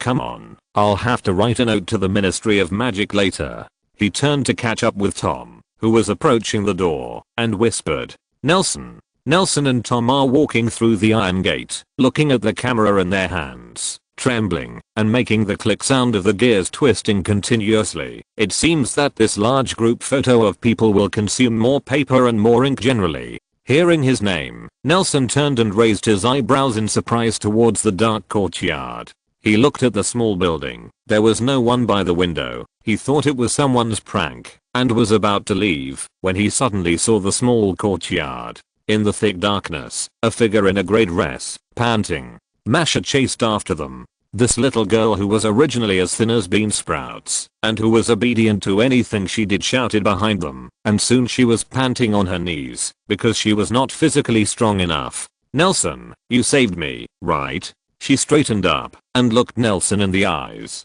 Although her face and hair looked thin and yellow due to malnutrition, it made her eyes extraordinarily special. Big, this is a pair of black eyes that are more transparent than the midnight sky, as if to reflect everything in front of him. She took another 2 steps forward, still looking straight at Nelson, but Nelson was a little too afraid to look her in the eye. He avoided his gaze and even took 2 steps back. They say you're a freak. Martha pressed hard, but I know you're a good guy. I don't know what you're talking about, Nelson muttered, walking through the iron gate and fleeing the orphanage. After walking a distance, he turned to look in the direction of the orphanage. A slender girl stood in the weak light under the door and window. She seemed to be shouting something, but the words were torn in the wind before they flew herein. Chapter 24 Christmas Presents. Cuckoo. The faint sunlight hit Nelson's face through the clouds, the morning mist and the curtains, and he struggled to sit up, the quilt sliding from his belly to the ground with his movements. He looked up at the windowsill. The window was opened a crack, the heavy curtains swayed occasionally, the sunlight in the fog was never so direct, and people couldn't tell the morning and the night.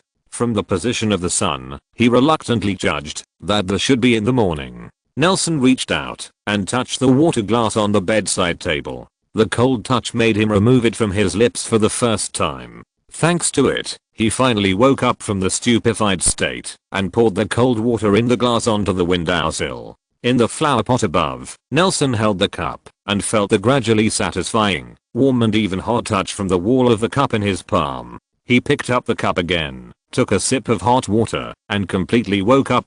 He suddenly felt a heavy head and a burning pain on his face. So he turned his head to look at the mirror on the closet door, and there were a few small red paw prints on his left cheek. Nelson made a quick shot and grabbed Tom's unhappy spotted owl from overhead. Holding the grumpy little owl aloft, enduring its frantic pecking at the forearm, Nelson took a roll of parchment from its ankle. Nelson, judging by your 2 letters in a row, the event is urgent enough that wizards who can learn to use magic before education are rare in such a long history, let alone use it to get things out of a wizard's pocket. All of them were brilliant people, or people who died young because of a magical insurrection. In fact, you don't have to worry too much. The occasional restlessness of magic power is something that every little wizard will encounter, and it is too common to shatter a cup. After all, special experiences may make some children's minds too delicate and sensitive. Nelson, although it is a little out of place, to ask you to do things on the holiday. Please go to her as soon as possible. Explain the situation to her, and I will come to bring you something at breakfast, which is specially made by me. Smeared out can effectively curb the potential to become silent. You give it to the girl. Point. Although this is against the rules, life is bigger than these boring programs.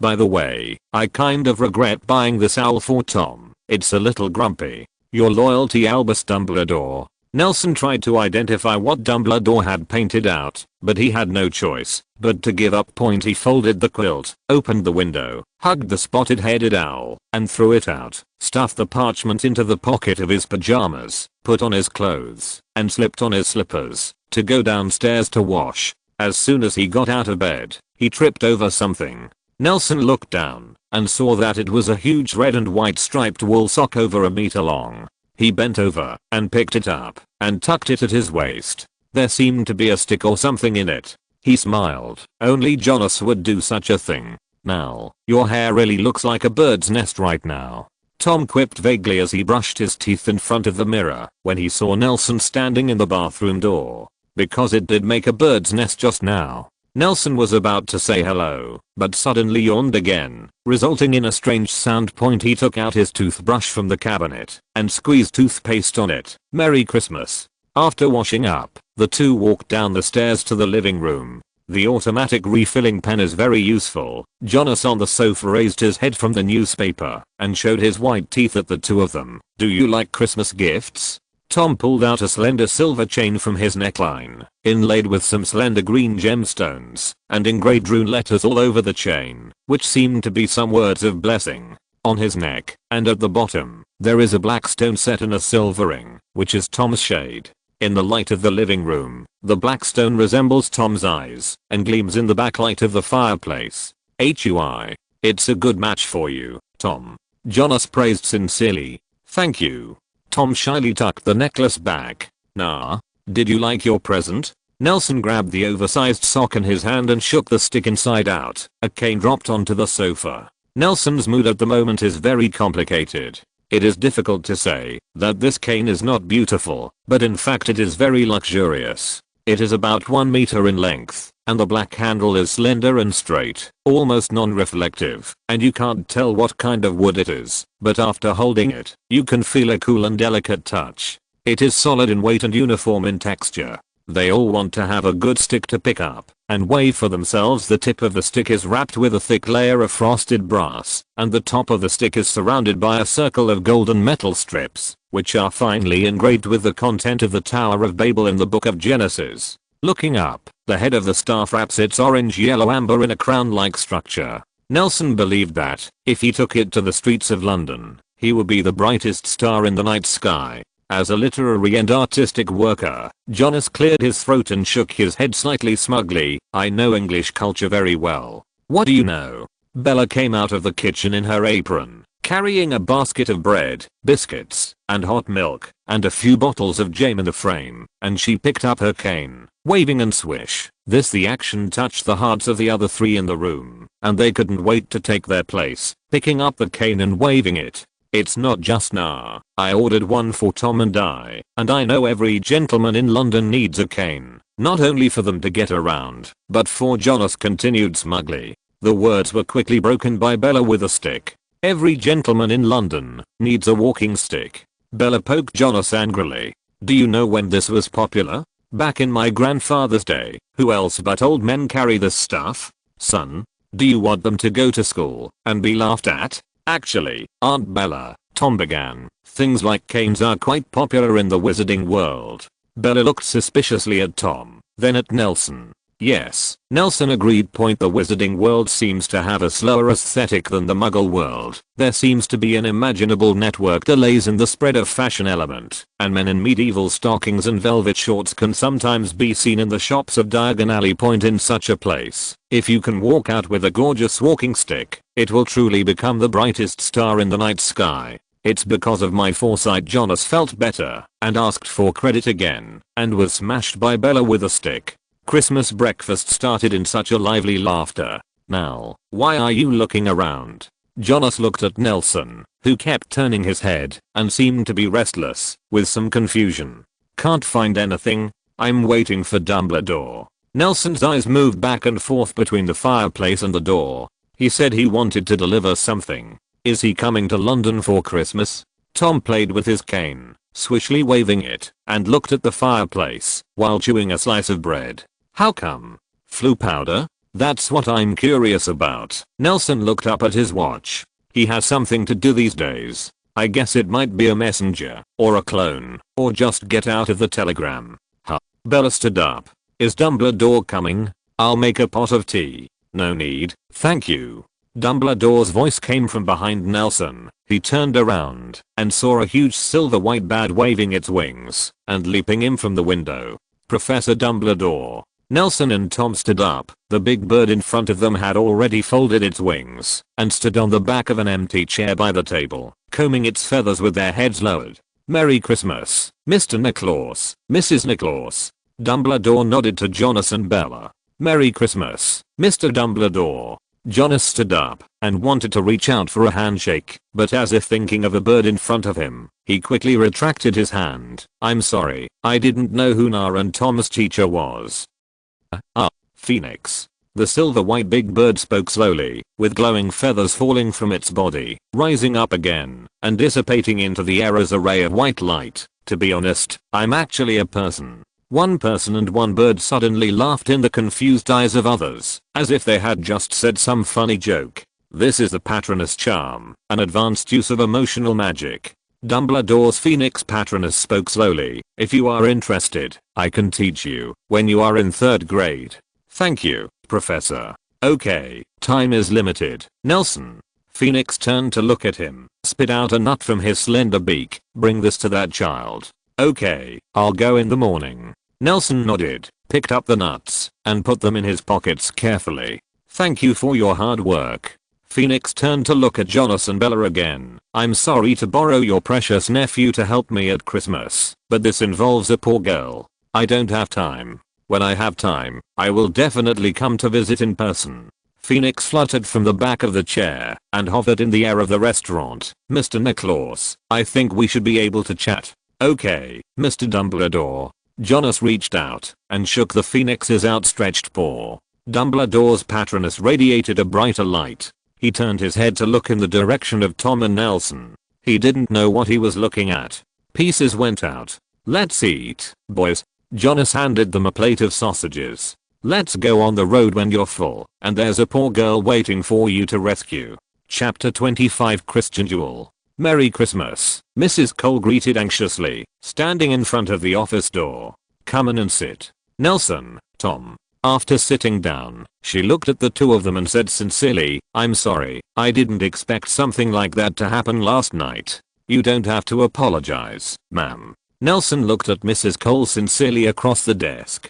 It doesn't matter, we didn't take everyone's thoughts into consideration. It's us who should have come to apologize to you earlier. Mrs. Cole didn't say anything, just looked Nelson in the eyes. She saw the sunlight coming in from the narrow window hitting his face, and her smile became even warmer. She was in a trance for a moment, and saw that Nelson's face-lighted hair was golden like sunshine, and the side of the backlight was silver that shimmered in the shadows, as if this was his original hair color.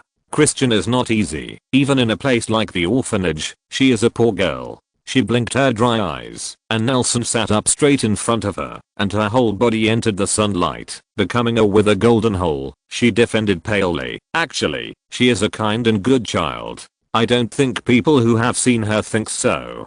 Tom said quietly, leaning on the backrest, hiding in the shadow of the sun, unable to see the expression on his face. Kindness your child can't steal. That's what you taught us, didn't you? I'm going to ask her to return the stolen things and apologize to you. She's just a child. She leaned back and closed her eyes, burying her head in the back of the chair, feeling that the weather was a little cold. He wrapped his coat tightly and said no more. Mrs. Cole, we are here to help her. Nelson said sincerely.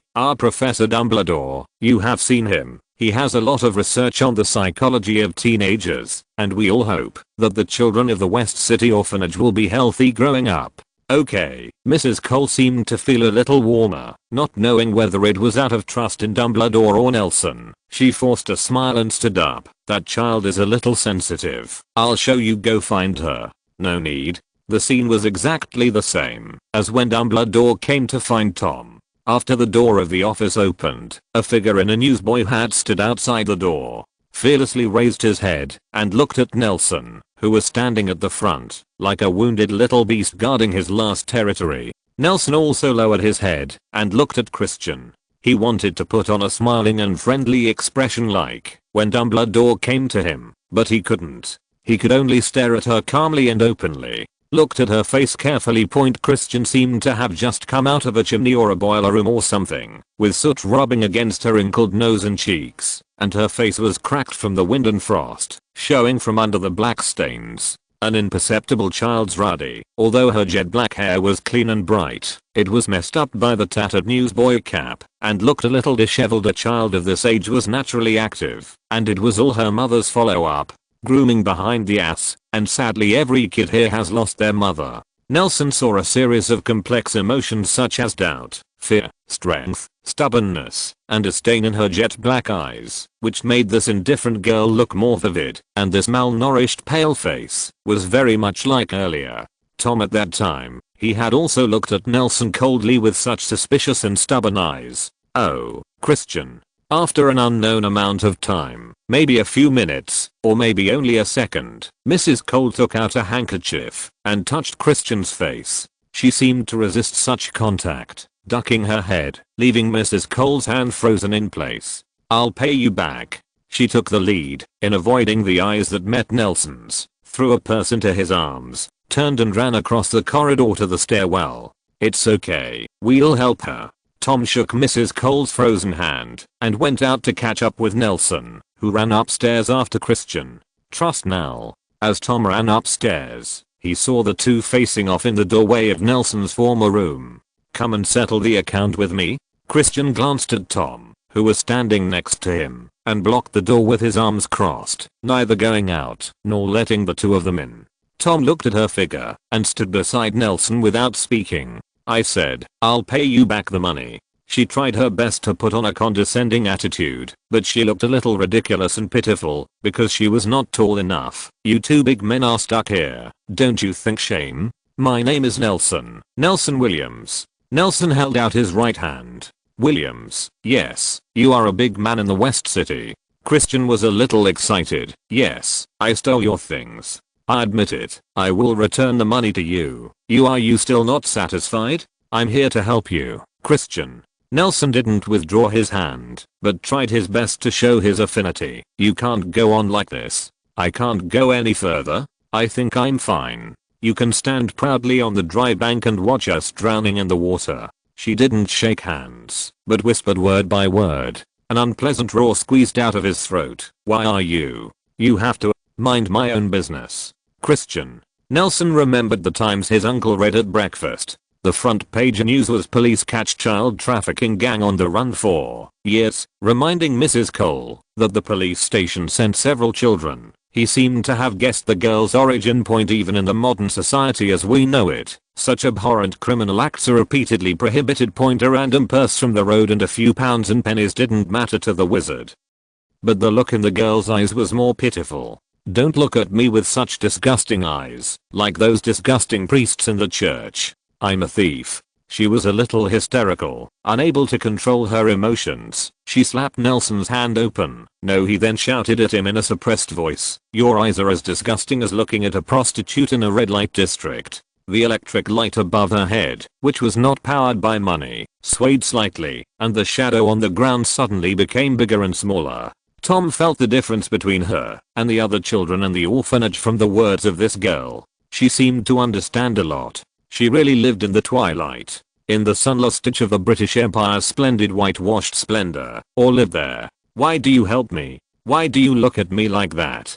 How can you sit by the stove in clean clothes and read? Why can you help me when you say you can help me? She cried mournfully and silently. Her tears poured down like a river that burst its banks and instantly covered her entire face. I don't know how long these tears lasted. Maybe one morning, maybe years.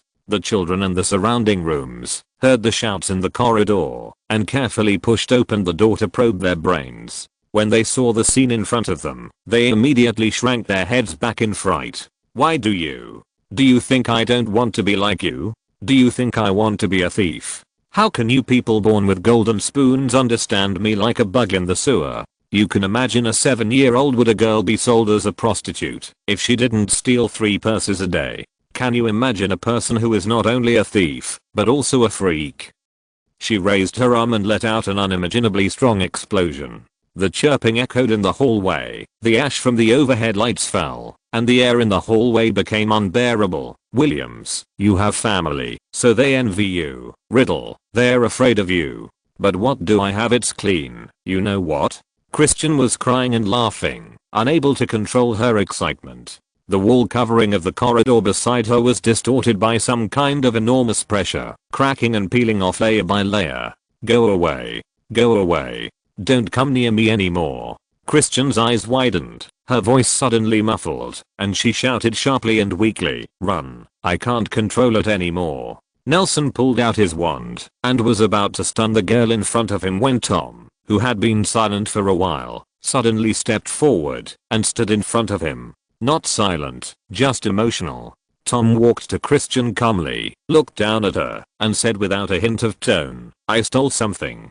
Christian glanced at him, lowered his head with red eyes, and took a step back. The pressure in the hallway lessened, and Nelson put his wand back in his pocket and stepped back, leaving room for the two of them. "You're not a freak either." Tom shook his arm. The U-wand was neatly held in his hand, and he took another step forward, and Christian took another step back. "We didn't come to you for some ragged purse. You and I are the same kind of people."